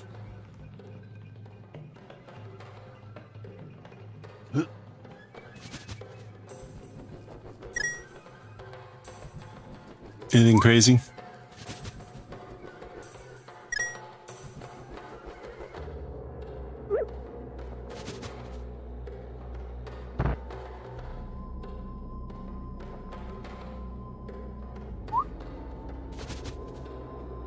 Oh!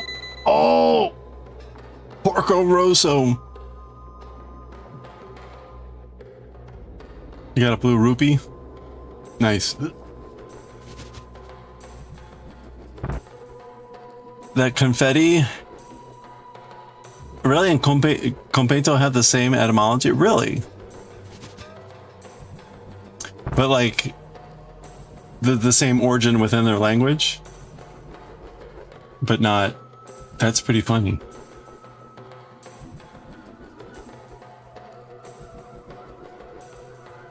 Oh, from Portuguese, that's why completo. Oh, that's awesome. It's funny where the Portuguese words appear in Japanese. All originally Italian Latin. We got the ramen. Okay, I just missed it. Maniacal Queen just redeemed a dice tree. So I owe 3 new trees. A potato tree, a noodle tree, and a dice tree.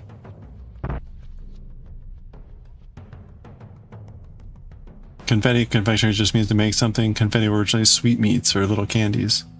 So what's the origin of the fetti part? It's not like facere, is it? In Latin.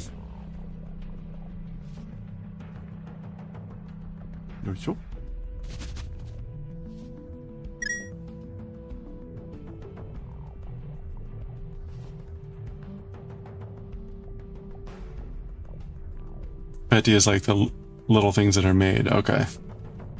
But I mean, does that come from facere? Probably not. It's probably some other origin. Oof. Actually, let's take a quick look.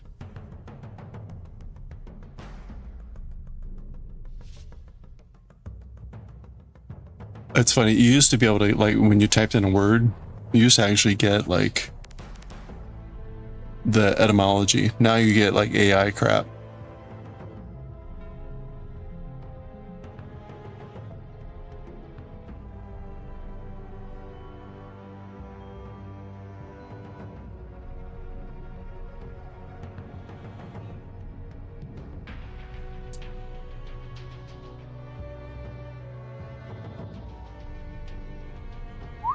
Oh, it is facere. Okay, there we go.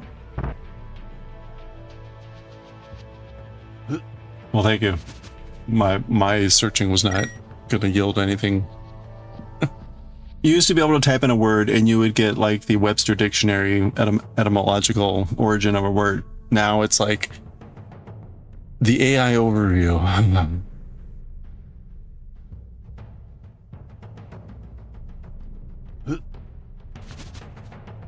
Oh well.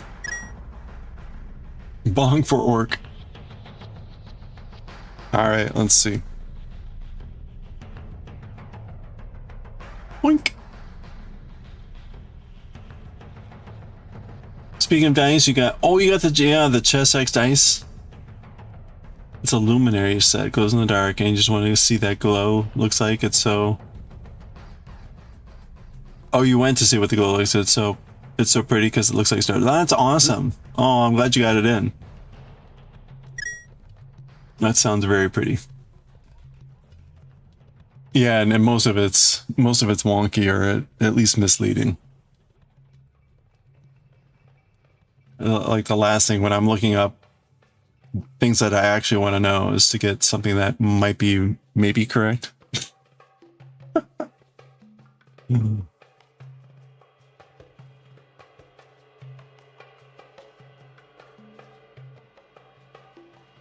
Chess X is your preferred maker? They've been around a long time. I think the first dice set that I bought, I was playing a role-playing game where you needed to sometimes roll like 36-sided dice.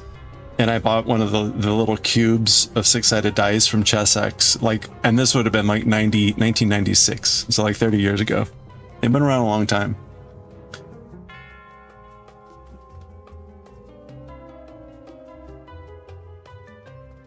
Pretty sure I still have those dice.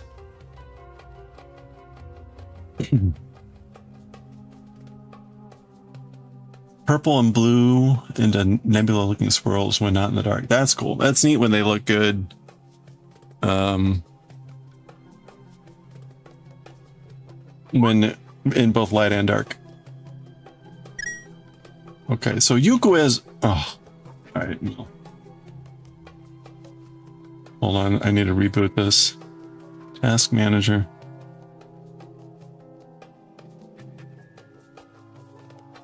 Okay. We're gonna head out, Dan. Oh, no worries. Have a good night. Good luck with the Master Sword printing. I hope you wake up to triumph instead of destruction.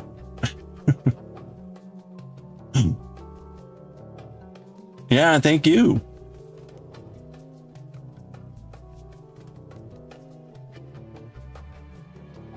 Okay, so Yukue means whereabouts. Which is, I usually run into Yukue where it's Yukue Fume, which is whereabouts unknown. But not always. But that seems to be pretty common, especially in manga. Yukue Fume. Okay, this is chapter 1. Volumes, no, volume 1, chapter 7. Okay. You mean think about just streaming where you read the news in Japanese and explain it? Like the hard Japanese for people studying? Yeah. Yeah, you know, I mean, having done this for a while, it's very niche. It's very niche. Even like, right, I upload this stuff to YouTube. Aiming, like, I'm intermediate, right? I'm intermediate level. And it's very low.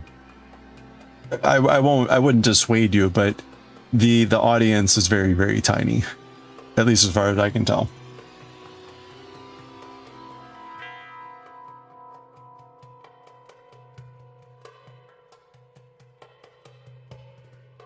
Your partner has metal dice that look like bullets. Oh, that's cool. I've got a few metal dice, but not a lot.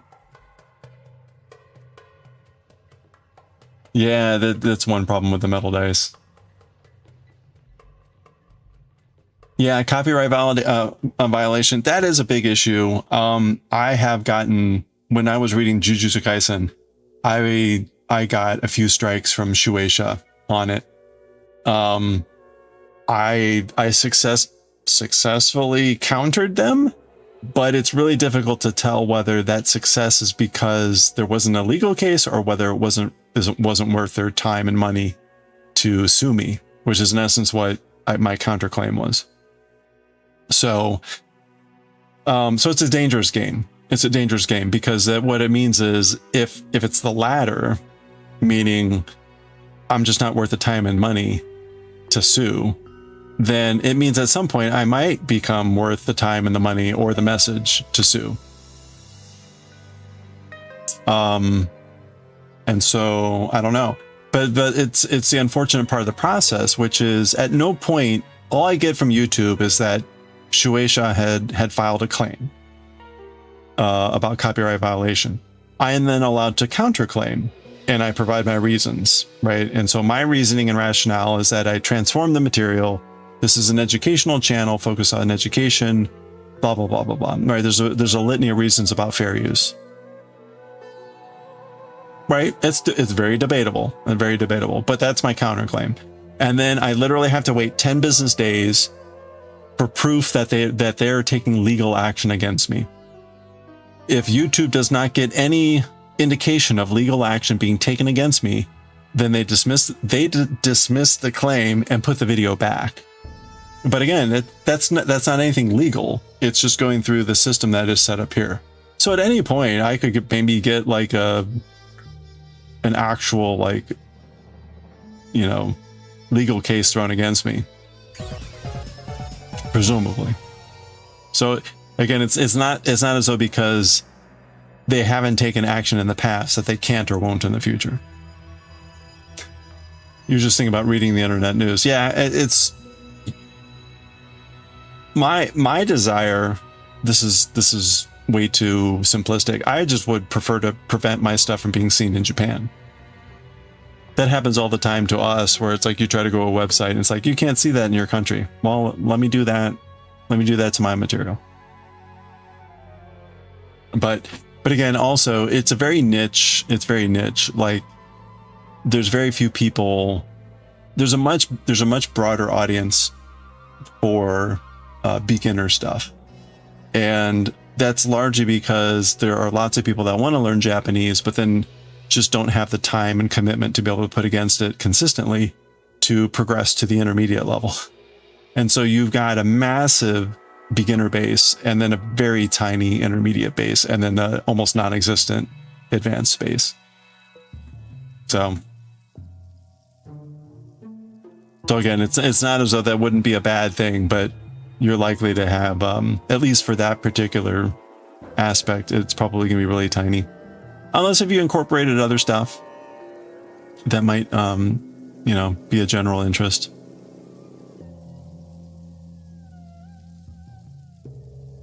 Okay, let's read some Chainsaw Man. Oh, and we got ads starting. Crap. I should have waited for this.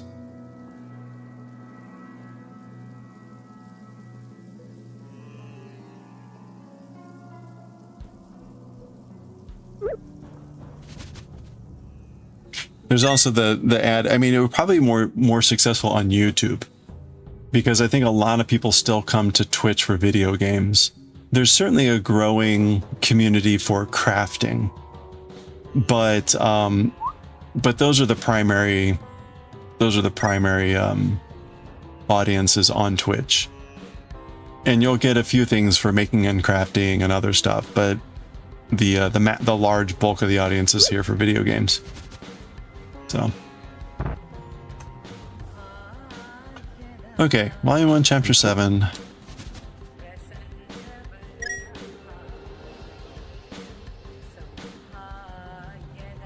All right, let's get started. Let me turn the music off.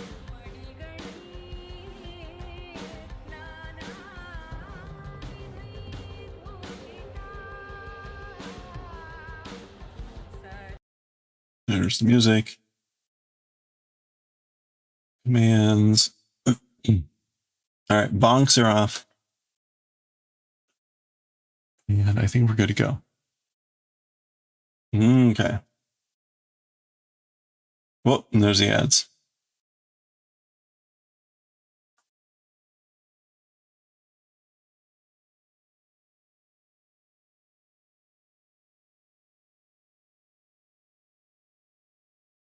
Okay. Here we go.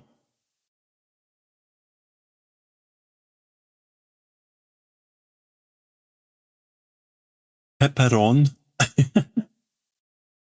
Renkuga? Wait. Oh no, rental car. Rent-a-car. And then some sort of beef. This is supposed to be pepperoni. Pepperon. Pepperon.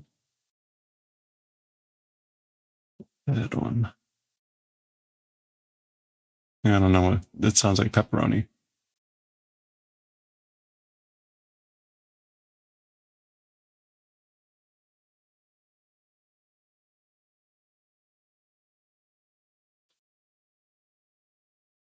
Imagine a guy from New Jersey. Give me a pepperon.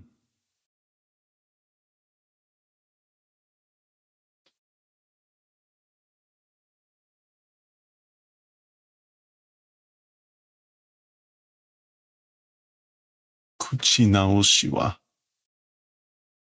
Oh, right. Healing the mouth.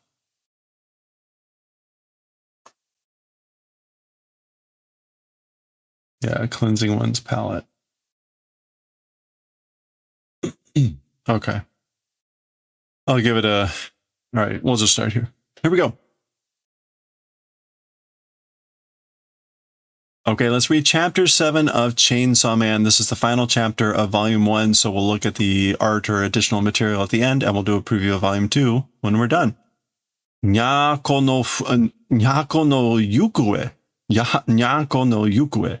Yukue is whereabouts, and Nyako was the name of Power's cat. So the whereabouts of Nyako. And this bat has been revitalized, squeezing Denji like a, I don't know. Anyway, drinking blood from Denji and revitalizing. This is a bat looking out over the town. We see some buildings. This is pepperon, like pepperoni maybe or something.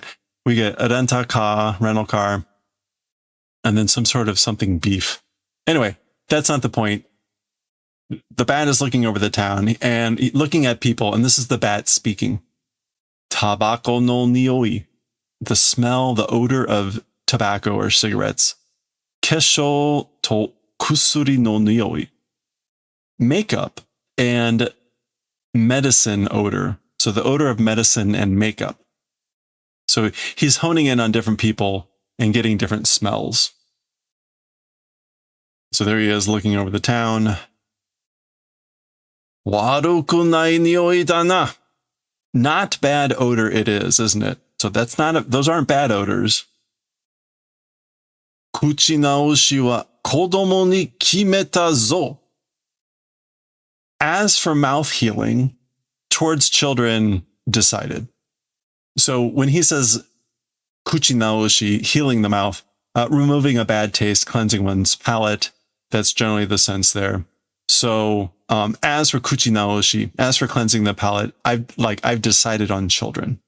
Kodomo ni kimeta zo. You say smell. I think that works there. Omori no akuma. So that's Power calling out the Bat Devil. Bat Devil. Okay, so the Bat Devil hopped up on the roof to do that, and Power is still down there. Yakusoko doru ningen wa tsurete kitan ja. According to promise, as for human, came and brought along. So as I promised, I brought a human. As for human, brought one. Nyako o kaeshite morao. Will receive doing returning of Nyako. So basically give Nyako back, but done in the way of like, I will receive you doing the returning of Nyako. Okay, and there's Denji. Remember, Denji got squeezed and he's just kind of collapsed on the floor. Huh? Souyu hanashi datta ka? Oh, that sort of story it was, question mark. So like, oh, right. That's what it was, right? That's what we talked about. Okay, so it wasn't clear. There really was a cat. There really is a cat. And we can see there's a cage around the bat's neck. And there we go. Nya, meow. Nyako. Uh-oh. Nya, nya. The cat is meowing. Watashi ni mazuichi o motte kita batsu ga mada datta na. Okay, so to me, disgusting blood, gross blood, motekita, coming and bringing, punishment still it was. So in this case, like, there's still punishment that exists, or there was still punishment, wasn't there, for coming and bringing disgusting blood for me. So he's talking about Denji. Denji's blood was disgusting, mazui. So this idea that there's still batsu, punishment for that. And you can see what the punishment is going to be. Meow, meow.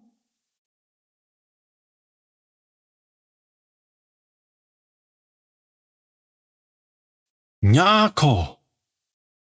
Okay. Now, R.I.P. we're, we just started and the kitty dies. Okay, so we're fading into a background. That's what this switch is. You see the background is turning black. So we're fading into a background. So this is presumably an older power. That's why she looks suddenly so wild and dirty. Yeah. Nyako. Unu no na wa Nyako ja. So Nyako. As for your name, it's Nyako. So presumably this is when she first met Nyako. Neko ni shite wa umasou na nioi ja na. As a cat. So like for a cat, seemingly tasty smell it is, isn't it? So basically you smell pretty tasty for a cat, don't you? Or seemingly tasty. Umai, but umaso. It seems to be a tasty smell. Yeah. Okay, that does not look like a healthy, happy cat. Shoroi nari ja no. Shoroi nari ja no. Okay, shoroi, I had to look that up last time, is long and thin or tall and thin. And I guess nari is maybe just naru becoming that. So like you become tall and thin. That's not a healthy sort of a thing. Mo skoshi futoraste kara kutte yaru ka? A little bit more after making fat. We'll do the favor of eating. So like basically, I'll eat you. I'll eat you after fattening you up a little bit more. Skin and bones. I mean, that makes sense, but it would be nice to know like what the pieces of that are. Like I don't see that. I need to be able to pull that up in the dictionary. Nadi is like body. Okay.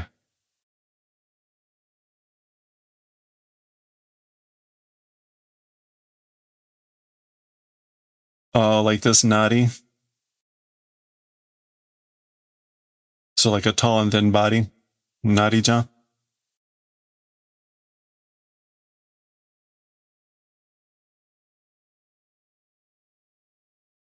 We've also got like nadi footy in this sort of shape. Okay. That's interesting. I would not say that it's a very common word.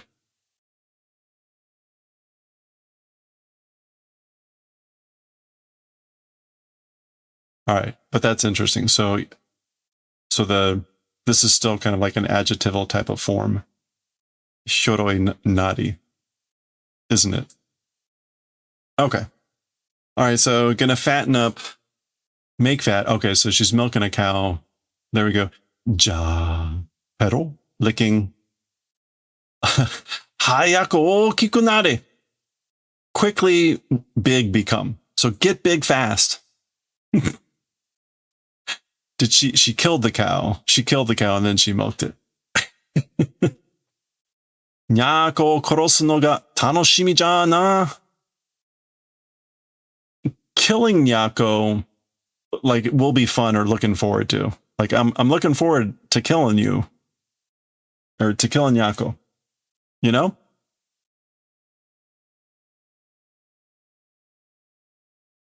Okay, so I guess time passes. Nyan. Now that looks like that's a very healthy nyan compared to this poor pathetic scribble. Okay. Oh, that is a big kitty now. Me ga atta yatsu wa subete kuroshite ta kara no. Okay. Ooh, mega aruyatsu. As for like guys that have eyes, mega aru.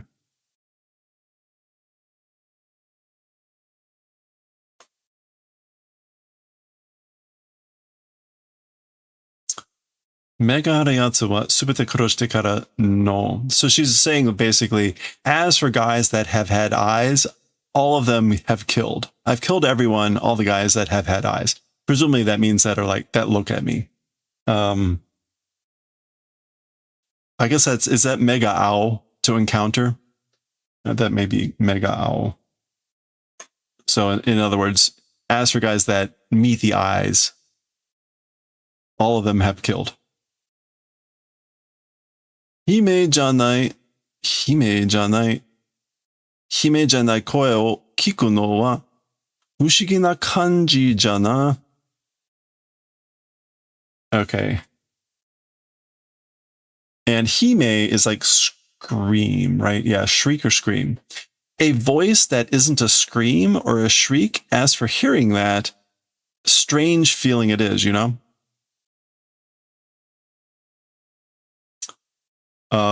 Yeah, so she's saying basically, when I'm hearing a voice that's not a shriek or a scream, meaning like from killing them, I get this strange feeling, a fushigi na kanji. Oh, that's the nari from before. Okay, so it is that katachi. So not the ikiru. So more the it had popped up. There it was, like this nari, like one's appearance. Let me get rid of that. Mean body. Okay. Minari is similar, but that means your appearance, like how you wear your hair clothes. Oh, okay, I see. Let's see. Thank you. Yeah, okay, personal appearance. Okay. That's interesting. It's also a good example, right? It's always hard to tell with these, but like that's marked as an N one word. So again, like how common is that? Yeah. Hard to say. Okay, that all made sense. Fushigi na, strange, mysterious. Okay, so now we're fading back to the present. So this is the story of how she met Nyako and how she ended up not eating the cat and having strange feelings about whatever. Shino akuma yo. So presumably this is her calling out the blood. Oh, no, this is the bat saying blood double. Hey, blood double. Power. Oh, okay. So no, this is when she must have met the bat. Oh, this would have been that night, I guess. So that's the farmhouse. So the bat found them.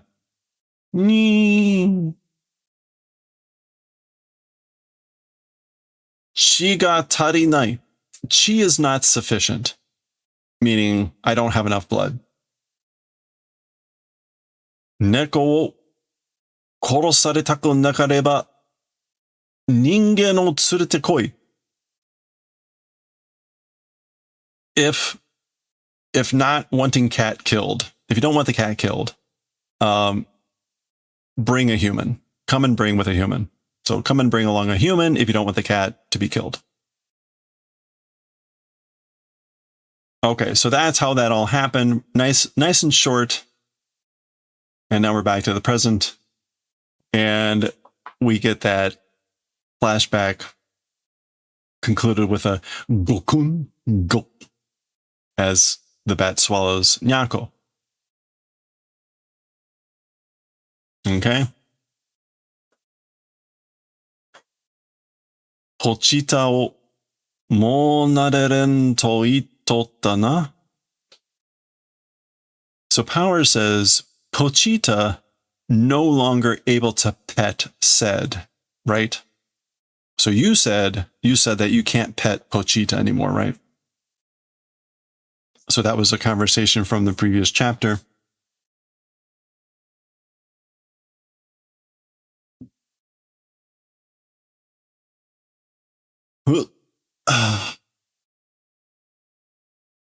Unu no kimochi wakatta zo.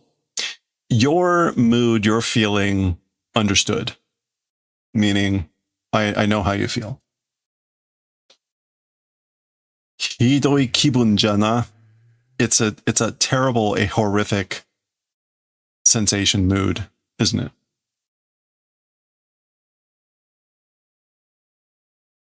Okay. As she says that, gosh, that's the bat grabbing her. Oh, okay. Well, and then in she goes. Boku, gulp. Mazui. Ugh, disgusting. Mazui chi bakari da. R.I.P. Nothing but disgusting blood. Ugh. That's what he gets for just popping anything into his mouth. Okay, so... and I guess that's the flapping or the opening of the wings. Ah, kuchi no naka ga kimochi warui zo. Ugh. The inside of the mouth is gross, disgusting. Sorry. Kodomo no chi de ugai o shinakareba. Okay, ugai. In this case, gargling. Okay, and again, yet another word that I had to look up 3 years ago. This is a word you just do not run into very frequently. With the blood of children, if don't gargle, ... So implied double negative, meaning I must gargle with the blood of children to get rid of the bad taste. Bah. Okay, so that's the bat, I think, leaping off the roof and just kind of the resulting debris flying around.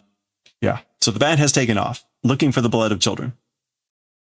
Ugai o shita ato wa zensai ni kimusume da na. Okay.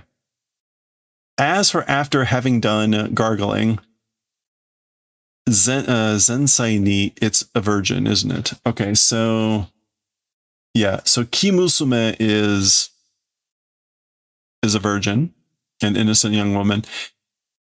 Zensai is hors d'oeuvres, literally like before vegetables. So basically, after I've done gargling with the blood of children, as hors d'oeuvres, it's a virgin. Yeah, an appetizer. Supu wa jukushita kenkou na onna. Okay, and as for soup, it's a ripe married woman. A ripened married woman. Main wa nikuzuki no ii otoko. And as for the main course, it's a good man with meat attached. I guess like a good man with meat, meaning like bulky, whatever. Desato wa ninpu ga ii. And as for dessert, a ninpu would be good. And a ninpu, I believe, is a pregnant woman. A woman expecting a child. Yeah, pregnant woman. So he's listing off his, yeah, I know, like, hey, settle down here, dude. Where do I go for such a smorgasbord?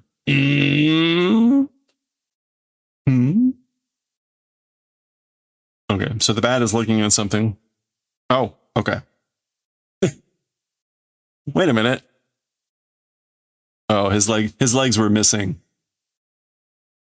At some point, somehow, Denji grabbed on. Ore no munne kase. My chest, give back. Give back my chest or my boobs. So he's angry that the bat ate Power because, again, he wants to touch her boobs. Now, the whole point of doing this was to get Nyako back so that Denji could touch Power's boobs. Mune. So again, well, we've talked about this previously already. I won't belabor that point. Watashi no chi o nonderu? Kimochi warui? Drinking my blood, bad taste or disgusting? Oh, that's the bat. That's the bat saying this, because Denji is biting the bat. Yeah, so drinking my blood, that's disgusting. That's gross. Kisama no chi nazo nomu ki mo okoran wa. Okay. Like your blood, drinking intent also will not exceed. I guess like I don't have any further desire. The key in this sense is like intent or will or desire for drinking your blood. And okoran, I think what we would take is to not exceed, but like there's not like in this overwhelming desire. There's no longer an overwhelming desire to drink your blood.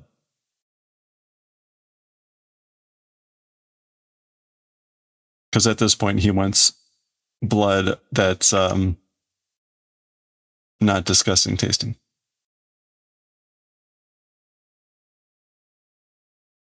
Or I guess that's maybe occurring, not to occur. Anyway, it's basically saying he has no more desire, no more intent to drink his blood. Oh. Okay. All right, so he squeezes Denji. That kind of sounds like more cracking and popping. Okay, and Denji was in the process of pulling the ripcord here. Pochita ga inaku natta toki ga atta. Pochita, not existing, not existed time existed. So, like there was a time that Pochita wasn't around, that Pochita didn't exist. But inaku natta means more like became not existing. So it means like in the sense of they already knew each other, but there was a time that happened, atta, that a time that inaku natta, that he became, Pochita became not existing, meaning like he wasn't there. Okay, so now Denji is flashing back. Asa okitara Pochita wa inakute. So this is kind of like a mini flashback. When woke up in the morning, as for Pochita not existing. So basically meaning like he wasn't there. When I woke up, Pochita wasn't there. Machi-ju o sagashite mo mitsukaranai. Even doing searching throughout the town, not finding, not discovering. So I didn't find him even after searching throughout the town. Akuma ni kuwarechimatta te omotta kedo. By a devil, got eaten, thought, but. So I thought he got eaten by a devil. And te shimao, meaning like, and there would be nothing I could do about that. Ie ni kaeru to Pochita wa naki nagara ore o matte ita. To the house, returning when, as for me, while crying, waiting for me. So as for Pochita, he was waiting for me while crying when I returned home. Or when I returned home, that's what happened. Which is a little bit interesting use of to, because as you will probably typically learn, to is usually like the natural flow of things. So it's a little bit interesting, but okay. Like when you do something like this happens. So that's a little bit odd, but let's just go with it. It's a conditional. Hotto shite sono mama issho ni netta no o oboeteiru. Okay, hotto suru is to be relieved, like ho. Doing ho. Which did I have to? Yeah, feeling relieved, sigh of relief. So doing that as things were together, slept time, remembering. So like I remember the time that we slept, we were sleeping together that night, or when we went to sleep. As it was, I was relieved. Okay, this is Denji post bat squeeze again. I guess reminiscing here. あいつはにゃこを悪魔に奪われてどんな気持ちで眠ってたんだろう. As for that person. Okay, so this is him thinking about power. As for that person, meaning power. Nyako, by devil, being snatched. What sort of a mood with that slept was it, I wonder? So how did she feel? As for that person, I wonder how she felt when she went to sleep. I wonder what her mood was, her feelings, when Nyako was snatched by the devil.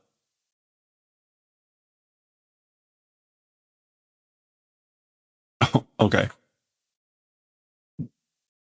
Ding. All right, so there goes the chainsaws. There's the bat.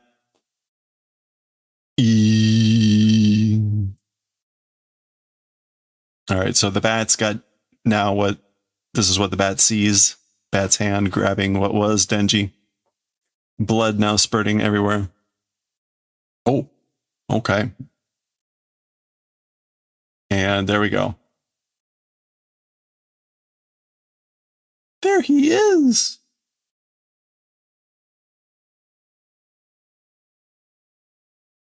All right. And there's not even any sound effects. It's just Chainsaw Man and the bat. Okay, that is the end. That is the end of the... Oh, there's an... Oh. Actually, can we see anything else?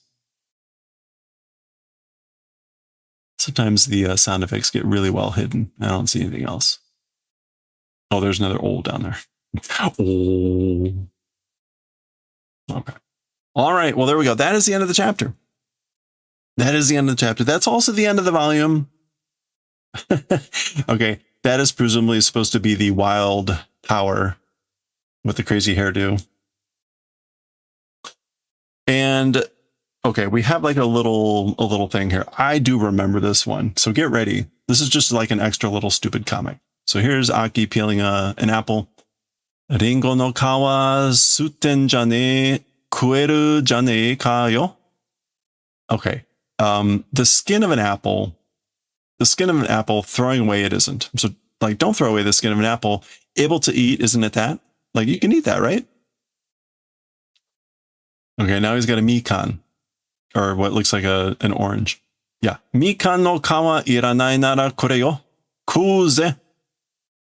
The skin of the tangerine or the mikan, if not needed, if that's the case, give. So give me if you don't want it, if you don't need it. I'll eat it. Ku. Kasabuta kure. Ore kueru kara. Okay. I had to look up kasabuta last time and this time as well. Kasabuta is scab. Give scab. I able to eat because. Sore wa iyada. As for that, it's detestable. Like, no. That's gross. Nande da yo? Eiyo nano ni? Why? It's, even though it's nutrients, it's nutritious. Eiyo. Omae wa donna jinsei o okutte kitanda? Okay, so as for you, with what sort of a, I don't know, jinsei. It's not personality. Just human nature. No. Yeah, human life. What kind of a life were you brought up with?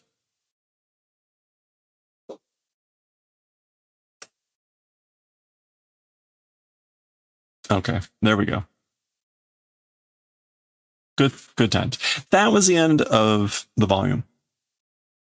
For reals. This book was originally published in 2019. That seems really recent. The book was published in 2020. It's a 40th printing. A few years later, already at 40 printings. So there we go. That is the end of volume 1. That is the end of volume 1. I think there's what, 24 volumes total? Let's take a look at volume 2. Our preview for volume 2. Let me take off the obi. This always gets in the way. The obi is usually a for this has been an advertisement for the anime. which was coming out. There you can see, right? Kaishi. That's like the first first broadcast. Anyway, volume 2 got power on the front. Pochita on the cover. Yeah, oh, there we go. I like the kind of more redux sketch on the back, which is kind of cool. Oh, there's nothing fancy under the covers.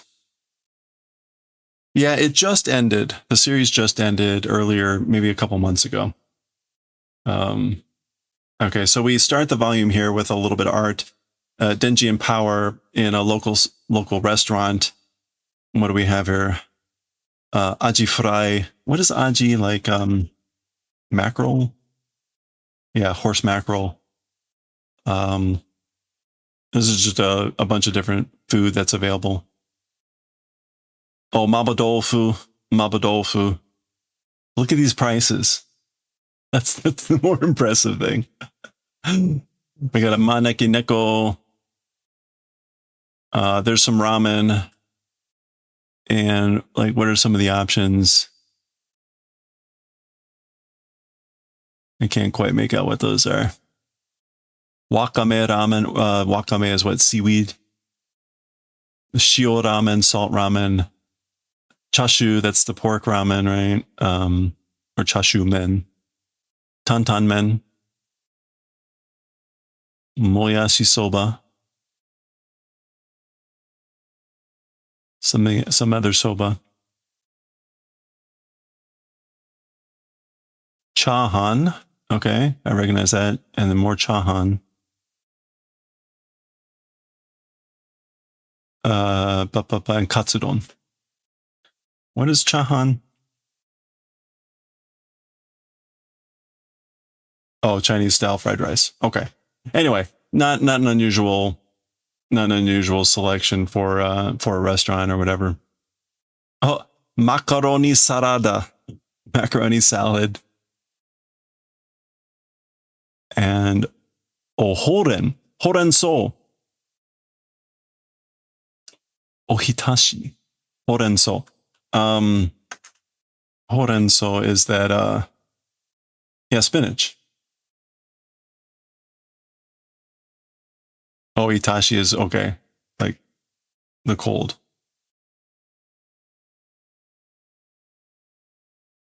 No, okay. All right, well anyway. Oh, hitashi. Boiled greens served in bonito flavored soy sauce. Yeah, okay. So spinach, that's basically boiled and then served with lots of salt. Okay, well anyway, that's just fun to look at some of the extras. Okay, we get our first like character page. There you go. Denji and Pochita featured prominently. We've got Aki, Makima, Pawa, and for some reason the Komori no Akuma. And the story, which we were not going to bother to read. Okay, there we go. There's our chapters for the next volume. We can see we've settled into the 20-page rhythm here. There were a number with a slight difference there. But a number of the first 3 chapters, I think were a bit longer in the first volume, but now we're going to settle into a pretty regular rhythm of 20 pages. So there we go. We'll continue next time. Volume 2, Chapter 8. Next time. Yeah. You like the retro font? Yeah. Yeah, I mean, we got the series has a lot of like retro feel to it. Okay. All right. Let's read some where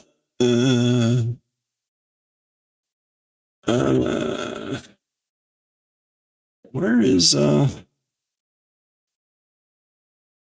here it is. No, where is Kitty? There it is. All right. Fushigi Naka no Kyuu-chan. Hello there. Oh, hello there.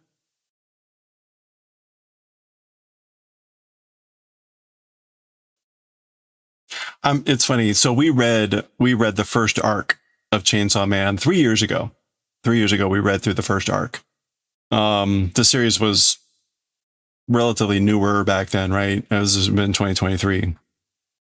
But the where was I going with this?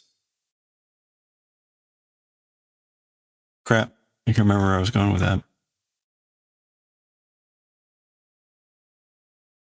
Maybe I'll think about it. Okay, we're doing Fushigi Neko.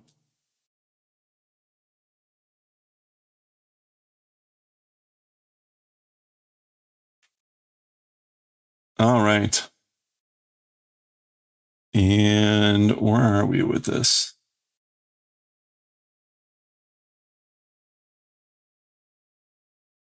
Okay. This is part 13.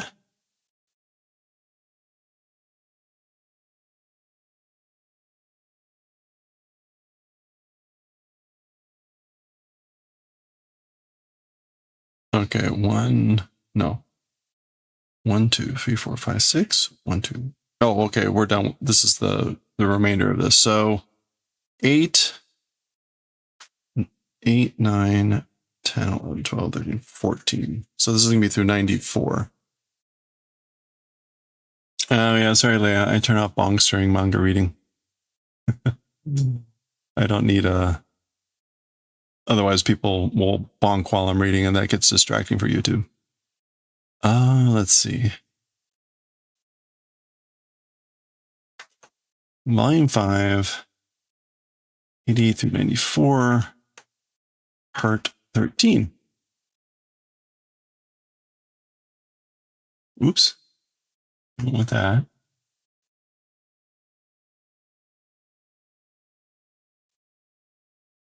Okay. This is harder. This is more difficult because first of all, there's not furigana. So it tests, usually there's not a lot of furigana. So it tests my reading a bit more, but there's often really, really subtle jokes that I find myself often not like getting actually what the joke is. So this will be interesting. Okay.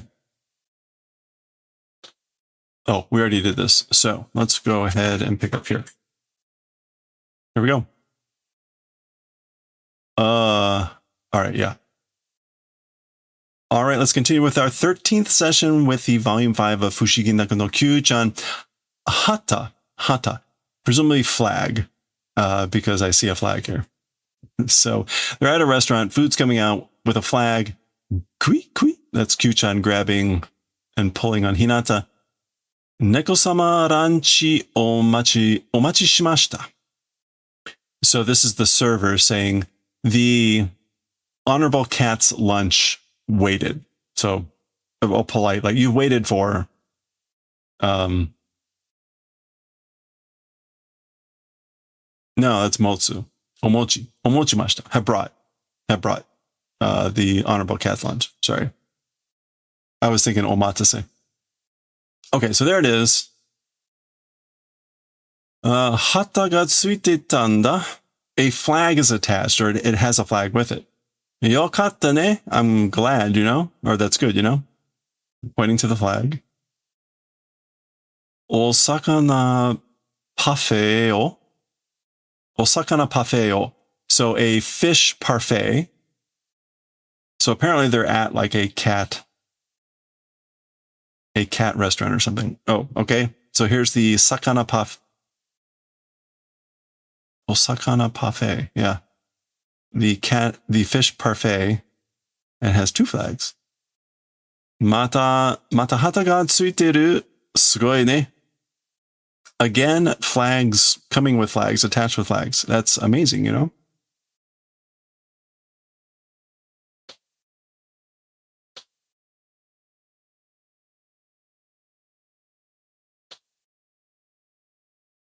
Oh, it says Kodomo sama ranchi means a kid's meal. It usually comes with a little flag in it. It's playing on, Kodomo neko sama. Okay. Well, there we go. So kids' lunches often kids' meals come with flags. Okay, that's why. Thank you. So yeah, but they are clearly, he's ordering for the meal is for the cat. And you can actually see, right, it's got like cat ears on whatever. That's probably supposed to be rice. All right, that's cute. Mazari mono. Mazari, to like mix. A mixed thing. Yeah, like a mixed thing. Mazari mono. G. Okay, Kyuu-chan is staring at this. Chirimen jako ni chichai ebi ga majitte no? Okay, wow. Chirimen is the stuff that's like scattered on top, right?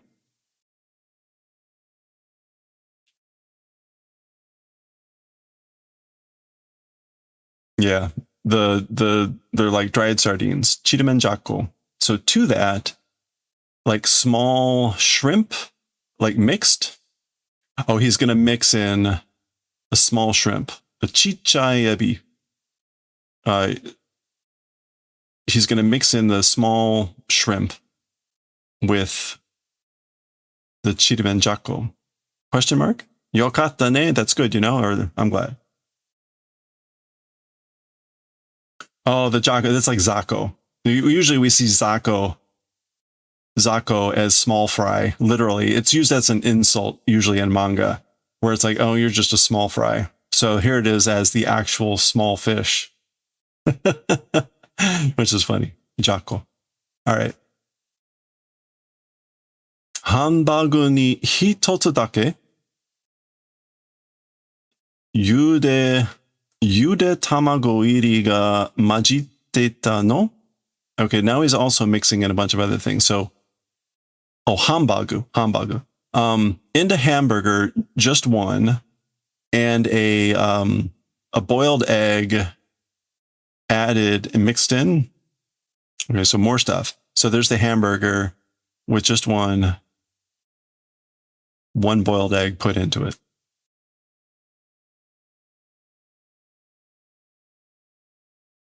Oh, you think a shrimp got mixed in there by accident. Okay. Into the, whatever, a small shrimp was mixed. Oh, I see. Okay. So now into the hamburger, just one boiled egg was mixed in. I'm glad, you know. Or that's nice, you know. Oh, maybe you didn't order it that way, but that was like added in.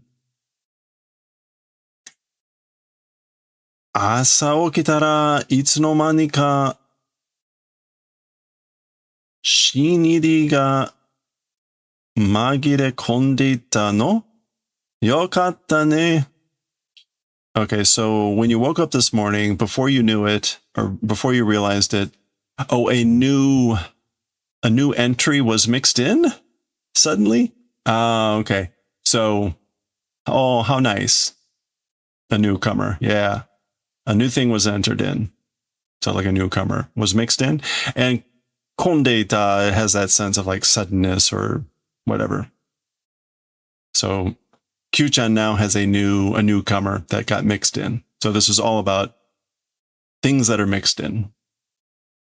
Aw. Okay.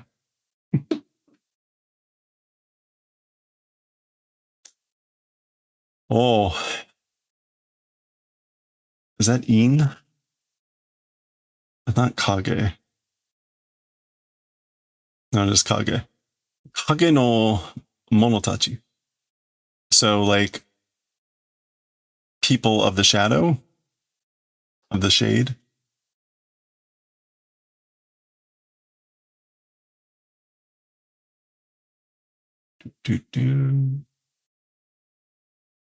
So we got making the cat feel special. That's Kyuu-chan walking. We've met the black cat before. We've seen the cat occasionally. Here it is. Ta. And why? So that's them talking. Biku, shock. Ta. So the cat, I guess, black cat hears this, runs away.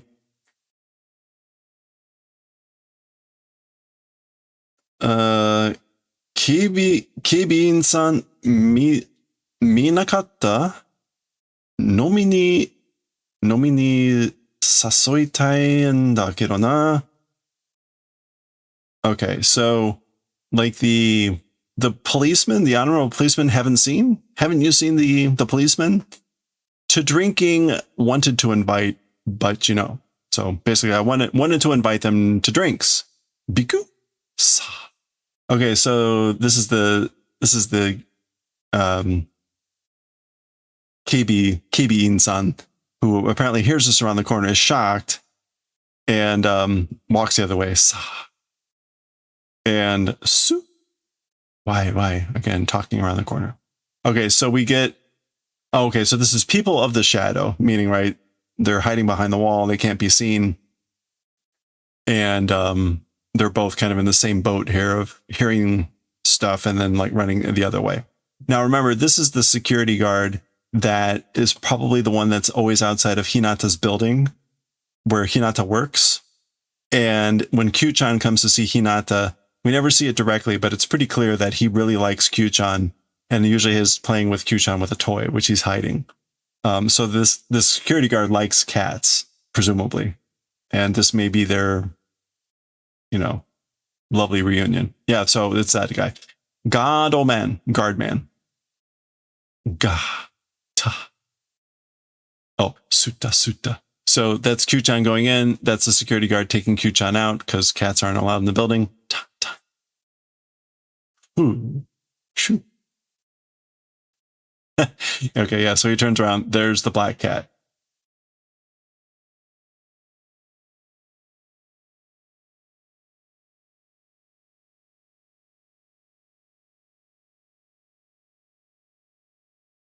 Where you think the cats are in the shadow are trying to distract them to avoid the girl from going? Oh, maybe.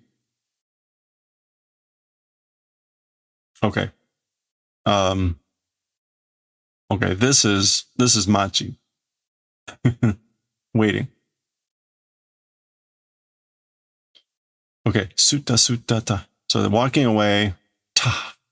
Oh.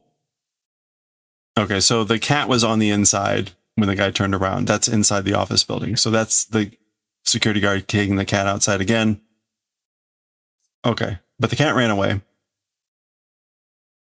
Otsukaresama desu. So that's the security guard changing into his normal clothes and someone saying like, thanks for your hard work, right? It's usually what you say to someone at the end of the day. You got tired, but thanks for your hard work. So he's leaving for the day. Otsukaresama. Okay, and he goes to his bike and there's the cat.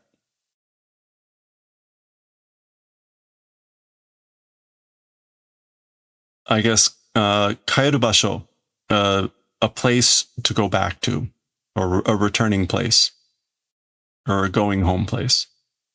Okay, the cat looks a little disheveled. Oi, omae, hey, you. Kya. Yeah, or uchi, home. Nai no ka, not existing. So basically, do you not have a home?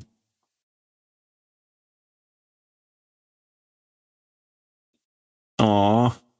Okay, I guess time's passing. Kora. Uni. Hey now. Not quite sure what to make of that. Uni. Yuki no hi wa ie de matteroi to itta daro. As for days of snow, at home, wait, said, right? So I've told you, when it's snowing, wait at home. So this sounds a lot like them in a way. But anyway, so okay, so they've now made a bond. That's cute. Aw.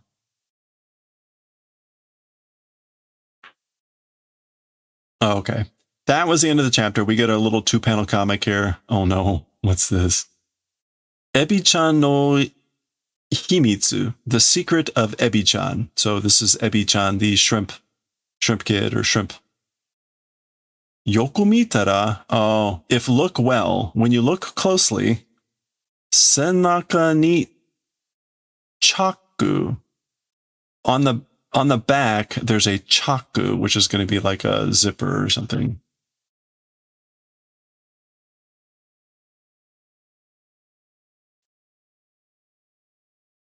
No, chaku.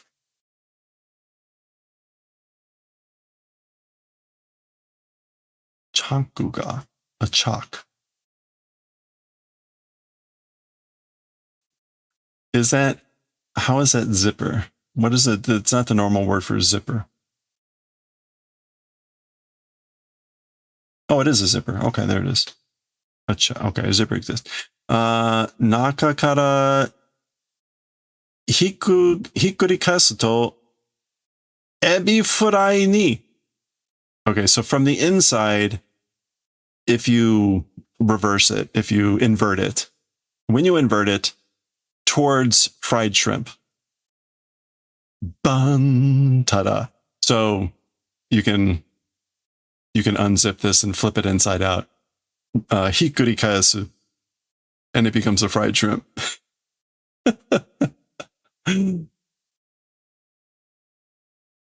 There we go. If your fly is open, people say shakai no mano ga aiteru, the door, the window of society is open. That's pretty funny. Can you correct them? They say aite aru. Don't do that. Okay, that is the end of that section. That is the end of that section. Fun as always. We'll continue with Kyuu-chan next time.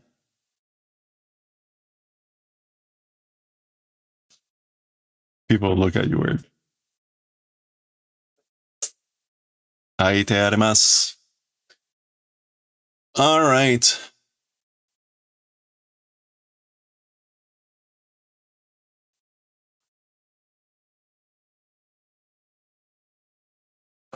Oh, I don't know if I can manage Astro Boy tonight. I think we're gonna have to skip Astro Boy.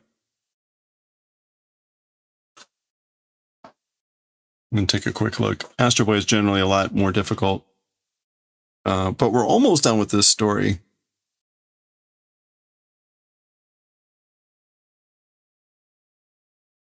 We're still on volume 2, so we've just begun Astro Boy. It's also kind of weird because Astro Boy is not in publication order. So, for instance, in volume 2 here, these stories are like story 40 and 45 or something like that. For whatever reason, Tezuka preferred them published in this order, even though it's not the order that they were originally published. So it's a little bit odd. But anyway, we'll probably finish this maybe tomorrow. I think we got like 2 more sessions on this one. Let me see. 1, 2, 3, 4, 5, 6, 7, 8, 9, 10. I tried to read about 10 pages. Yeah, there's going to be 8 pages on the last one. You got to go, hey, no, thank you. I really appreciate it, Sudachi. I hope you have a good evening. Very helpful, too, and I appreciate that. Yeah. Otsukaresama deshita. Why is a good peach tea so hard to find? I don't know. Oyasumi. Because a good peach is hard to find. That's why. I have, hold on, let me check. I have a decent peach, I think. But I think it's actually, what do you call it? It's decaf, I think. Maybe not.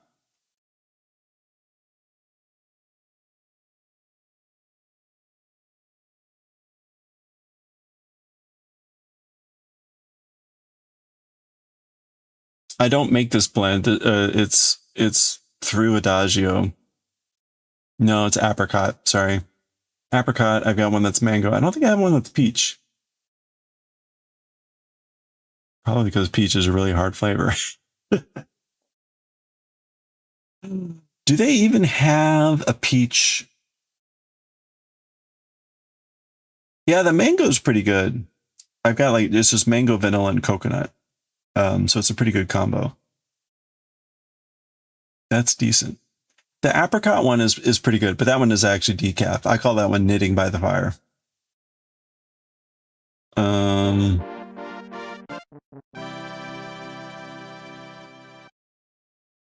Actually, let me just search here to see what they have for peach. Coconut is a tough seller. It's a light flavor. They do have peach black. They have ginger peach, peach Bellini, peach Serenity. They have a rooibos peach and a white peach. I have not tried any of their peaches.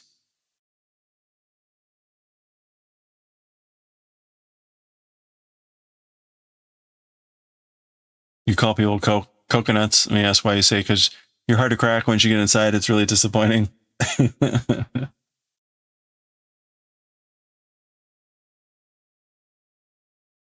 It's funny. I do like coconut as a flavoring. I don't like it as a otherwise. I will take coconut, like what do you call it, fat and whatever. But like I've tried the dried strips of coconut, and I'm just like, man, this doesn't do it for me. But coconut works pretty well in some teas when it's just a light touch. So the in the mango tea, it's just pieces of coconut, and so you get this very light. You don't really get it too much. Yeah, you want to get light beer, you can't. Nice. Oh, did I have it? Let me check my other stuff for see if there's any peach that I did. I don't think so.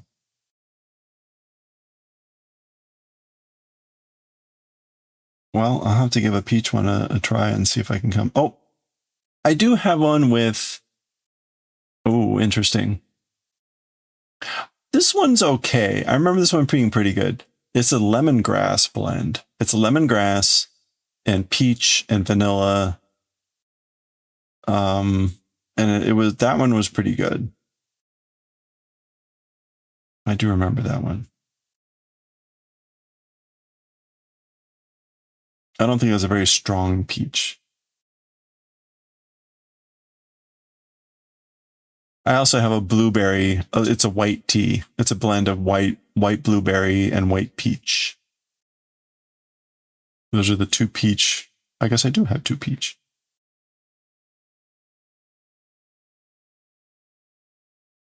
Those are both hidden. I didn't formally put those out as accessible. But I do remember I wrote notes. I'd have to look up my notes to see really what I thought about them. But if they're still on my list, that means that I didn't immediately hate them. And if I was at a point where I was like iterating on a bunch of these, tweaking them and getting new versions. I mean, yeah. Well, let me see. If you had to pick, which one would you want to try? The lemongrass. Hold on, let me get both of these. I'll do that later, but I'll get those. Try to get those samples of those, and I can send those out.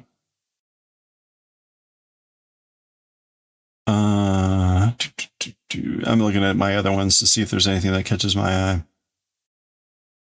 Oh man, there was a really fascinating tea that it used a chili lime green tea. It was a fascinating tea because it had a spiciness that was like a pepper, like a chili pepper. But it was light enough that it was just kind of there in the background. But they discontinued that chili lime, and so it's dead now, which is kind of sad. Oh, no worries. No, I'm happy to send out samples and stuff to see if people are interested in stuff. Let's see. Dante. That was pretty good too. There's this poor Dante with spearmint and ginger root.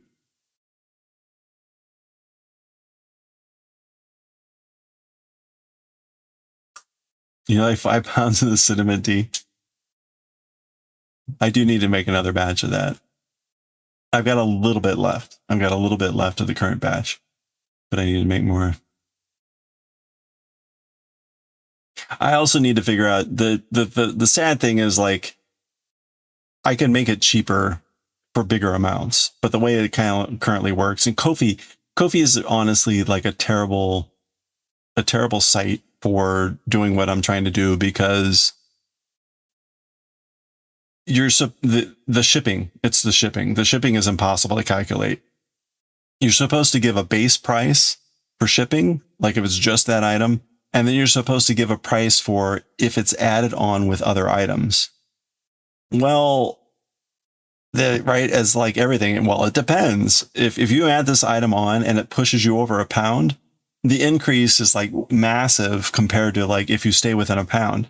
And so it's like you kind of have to just guess, or you have to at least always err on the side of the larger amount. And well, if you do that, then when you get your final order and people have ordered multiple things, they're paying way too much for shipping. So what I found out, like I'm doing with like the PP party stuff, I'm just throwing in lots of extra stuff to be like, here you go. Thank you. Because also then there's no easy way to refund. Like it would be great if I could be like, here's like, $4 back or whatever. But the Ko-fi gives you no way to do that. So anyway, okay. Enough blathering. I'm gonna move on. I need to I'm gonna go to bed. I think actually, what time is it? Oh good, there's Amu.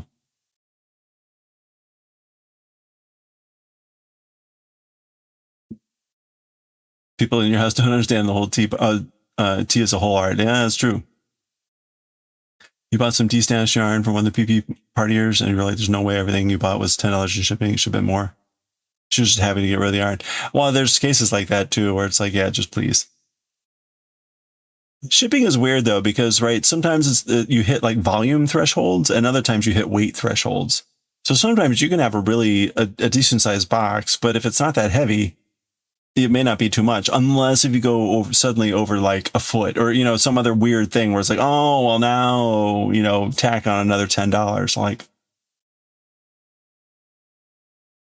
that's the atrocious thing about it. Like it would be nice to have an actual system where you could give in the weights of items so that when it's tallying up the total weight plus your packaging, it could then base the postal fee off of that plus your, shipping material costs. But that's not how Ko-fi works. Ko-fi is much clunkier. So it's just always a mess. But anyway, I was shipped UPS. Oh, okay. I was a Ko-fi shop. Okay. Yeah, it's weird too. I've been using Pirate Ship. To generate labels, and usually USPS is cheaper. But sometimes UPS will be cheaper. But it'll be crazy because it'll be like UPS has an 80% discount, and that 80% discount takes it maybe like 10 cents cheaper than USPS. So it's like, holy crap. Like their UPS's original rate was going to be like, I don't know, $40 and then like 80% off. And it's like what it would have been if you went to USPS. Like, I don't know, that world is crazy. Every time I see like USPS is going bankrupt, I'm like, yeah, I can imagine why. Anyway. All right. That's going to do it for today. Yeah, Pirate Ship has been nice. It's also nice just to not have to go to the post office. Oh, for the teas that I've got up on, for the teas that I have up on Adagio, these are the public blends. But on Ko-fi, they're just under my Ko-fi shop. But there's only like 3 blends on Ko-fi. I think you can get the Kuki Kabuki on Adagio, but I think it may be about the same price, but I can definitely make it cheaper in bulk. And then also I have the Kukier, which uses a roasted kuki-chan, which is not available on Adagio. But hey, yeah, if you try any of them, let me know. It just, Adagio is a little bit weird in, their pricing. You can order they call it a sample tin, and it's like yay big, and they say makes what, 5 cups. It depends. Their definition of a cup is like 2.3 grams in 8 ounces of water. I have figured this out just so that I could figure out my own, like, how do I need to rate things. I tend to brew my tea heavier, so to each their own. So to me, the sample tin maybe makes like 3 cups, but I'm also typically then making like a 12 ounce or I'm using a bigger cup. It's not just 8 ounces. And then sometimes I'll double steep the leaves, which means I'm over packing the leaves.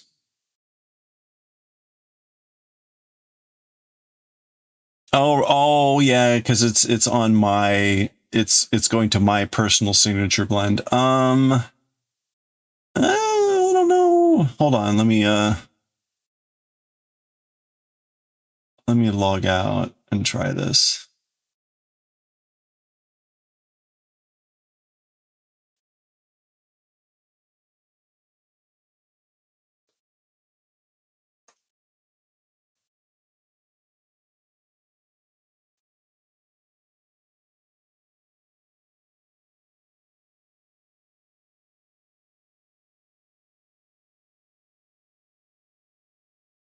Okay, this should do it. No. Fortunately, since I'm not working tomorrow, or trying not to work tomorrow, like I'm not in a rush to get to bed. That'll take you to like the main drop page. Yeah, it's because I was logged in and it was going to my personal collection.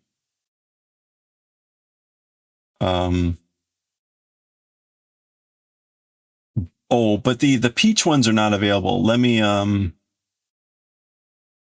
actually turn on the peach ones in case you actually did want to just order that. I was also just going to order them and send them out, but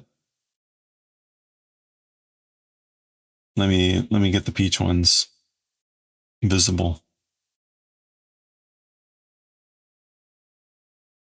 Most of these have art that Adagio generated.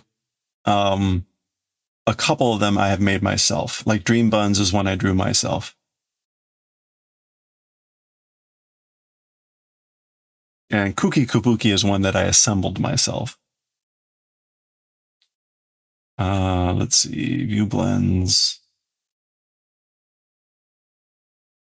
Okay, so the peach ones were Lemongrass, Tiger's Embrace, and Stripes of Serenity.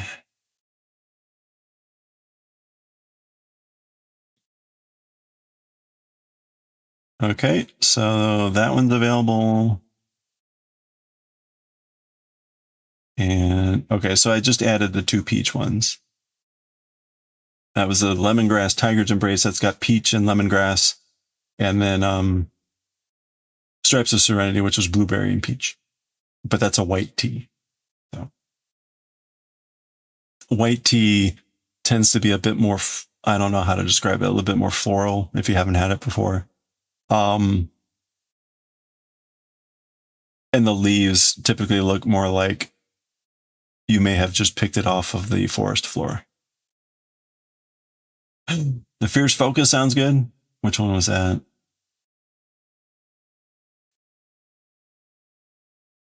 I remember trying that one. I've tried all of these. I think I had recently. Oh, the cinnamon and butterscotch. Yes. Yeah, because the tiger eye there too. the Tiger Eye blend that they have is it's got some chocolate too, I think, or there's cocoa nibs. Yeah, their Tiger Eye is caramel, cocoa nibs, chocolate, and vanilla flavors. So that, along with the butterscotch and cinnamon, is and the orange peel accent, is pretty nice. Anyway, don't go too crazy. Also, I need to figure out. So again, some of these I've turned into making myself. To see if I can build like versions of it rather than go through them.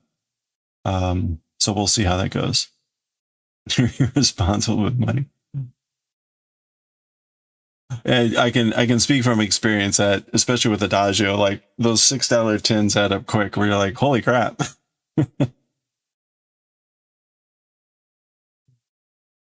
you have I can make more money. Yeah, well, that is true. That is true. Money does sort of grow on trees. They're very annoying trees sometimes, but hey.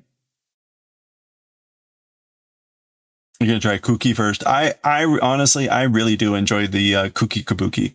I am thinking about renaming it on Ko-fi. I think I'm gonna call it what was it? Chimcho's Chai Cha. So I was thinking about going after a Pokemon theme. Because it's more of like it's got the Kuki cha in it, but the chai is also pretty prevalent. So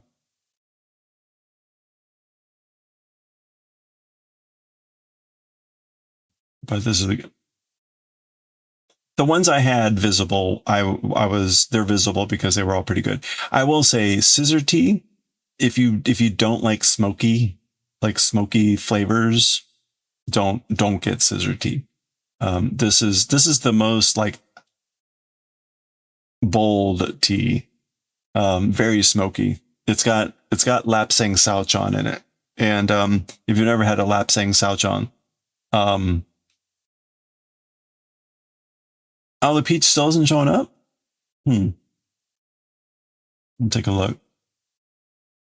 Blends.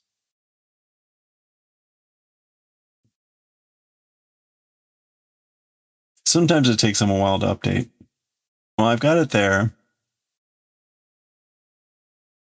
By the way, most of these sales, almost all the sales are me.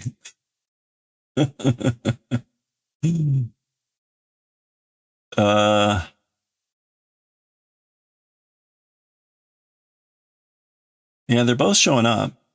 They're both showing up. At least for me.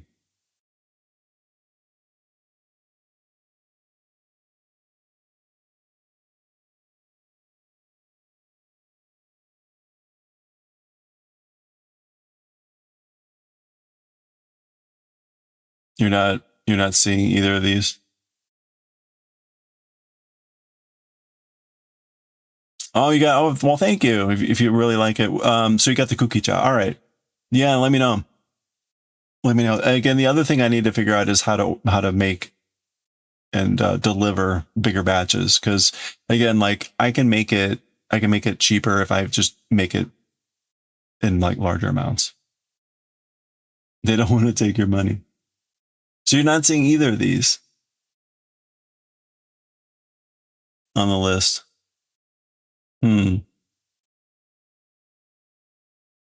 That's weird. I don't know. Let me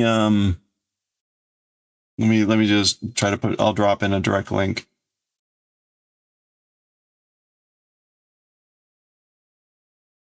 That should be the lemongrass.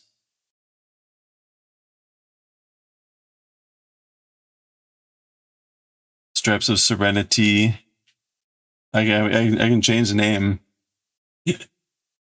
What's this?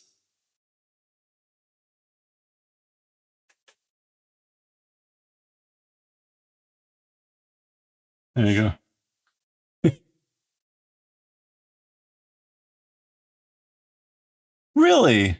That's funny. I mean, it's public. Let's see, right? It's part of this group.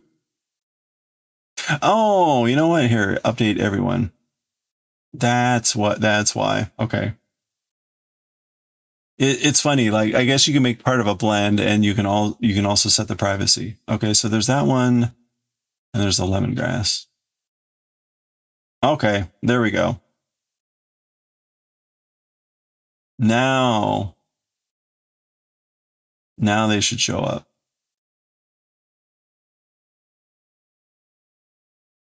Drinking Irish breakfast and tea bags for last month. You need to, oh yeah.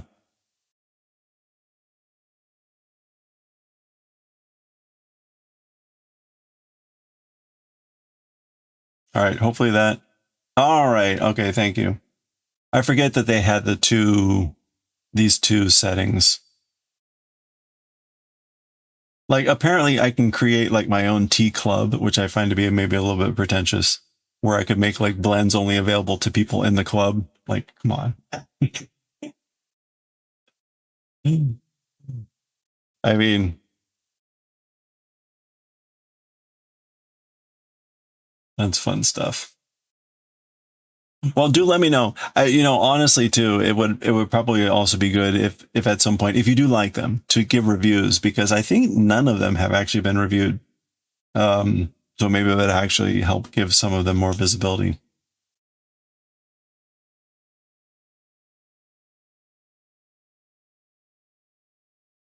And if you don't like them, you just let me know and then I can tweak them appropriately. It's a funny thing about tea, though, right? Like, in most cases, it's all about preferences. So people will just be like, well, this is not quite my cup of tea, literally. So, okay. Well, thank you. Thanks for taking a look at the tea. I do. I oscillate at work. I've got a whole stash of tea at work with a lot of pu'er tea and whatever, but I will still dip into the kuki cha and the cinnamon tea because it's just too damn good. So, okay.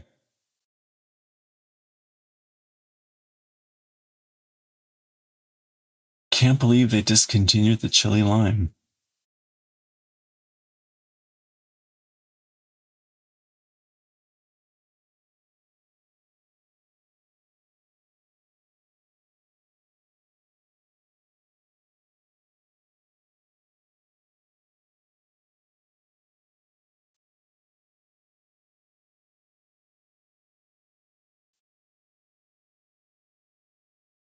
Okay.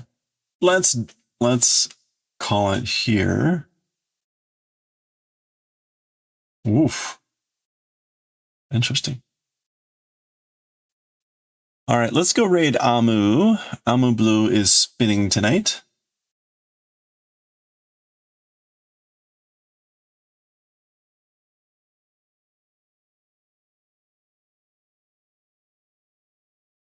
All right. Yeah, you too. Thank you so much. Thanks for hanging out, everyone. I hope you all have a good night. I will be on tomorrow. Hopefully, what do we had? We had a dice tree. We have a noodle tree, a potato tree. Maybe I'll get off my trunk, off my stump, and get those in. Otherwise, we'll keep working on the sheep. Maybe we'll pull out the side duck and finish off the side duck. I also need to think about getting the giveaway stuff done. I do have to do orders and some other things too. So I actually do need to be responsible and start to actually do orders and things that people have done. Positively Stitched ordered two bracelets, which you can't see because that thing's not working. So I need to make those. Anyway, so I need to actually start working through stuff that I owe people. And also there's the, what do you call it? The kanji stuff from the calligraphy for the Moko game. So anyway, that's going to do it for us for today. Thank you again so much, everyone. Have a good, well, hopefully you maybe get an early start to your weekend. If not, hopefully Friday is mostly painless. Have a good one. Stay safe, stay well, stay hydrated. If you're in the East Coast or wherever it's suddenly 60 degrees, stay warm. And I will catch y'all next time. Have a good one. Again, thanks. Bye for now.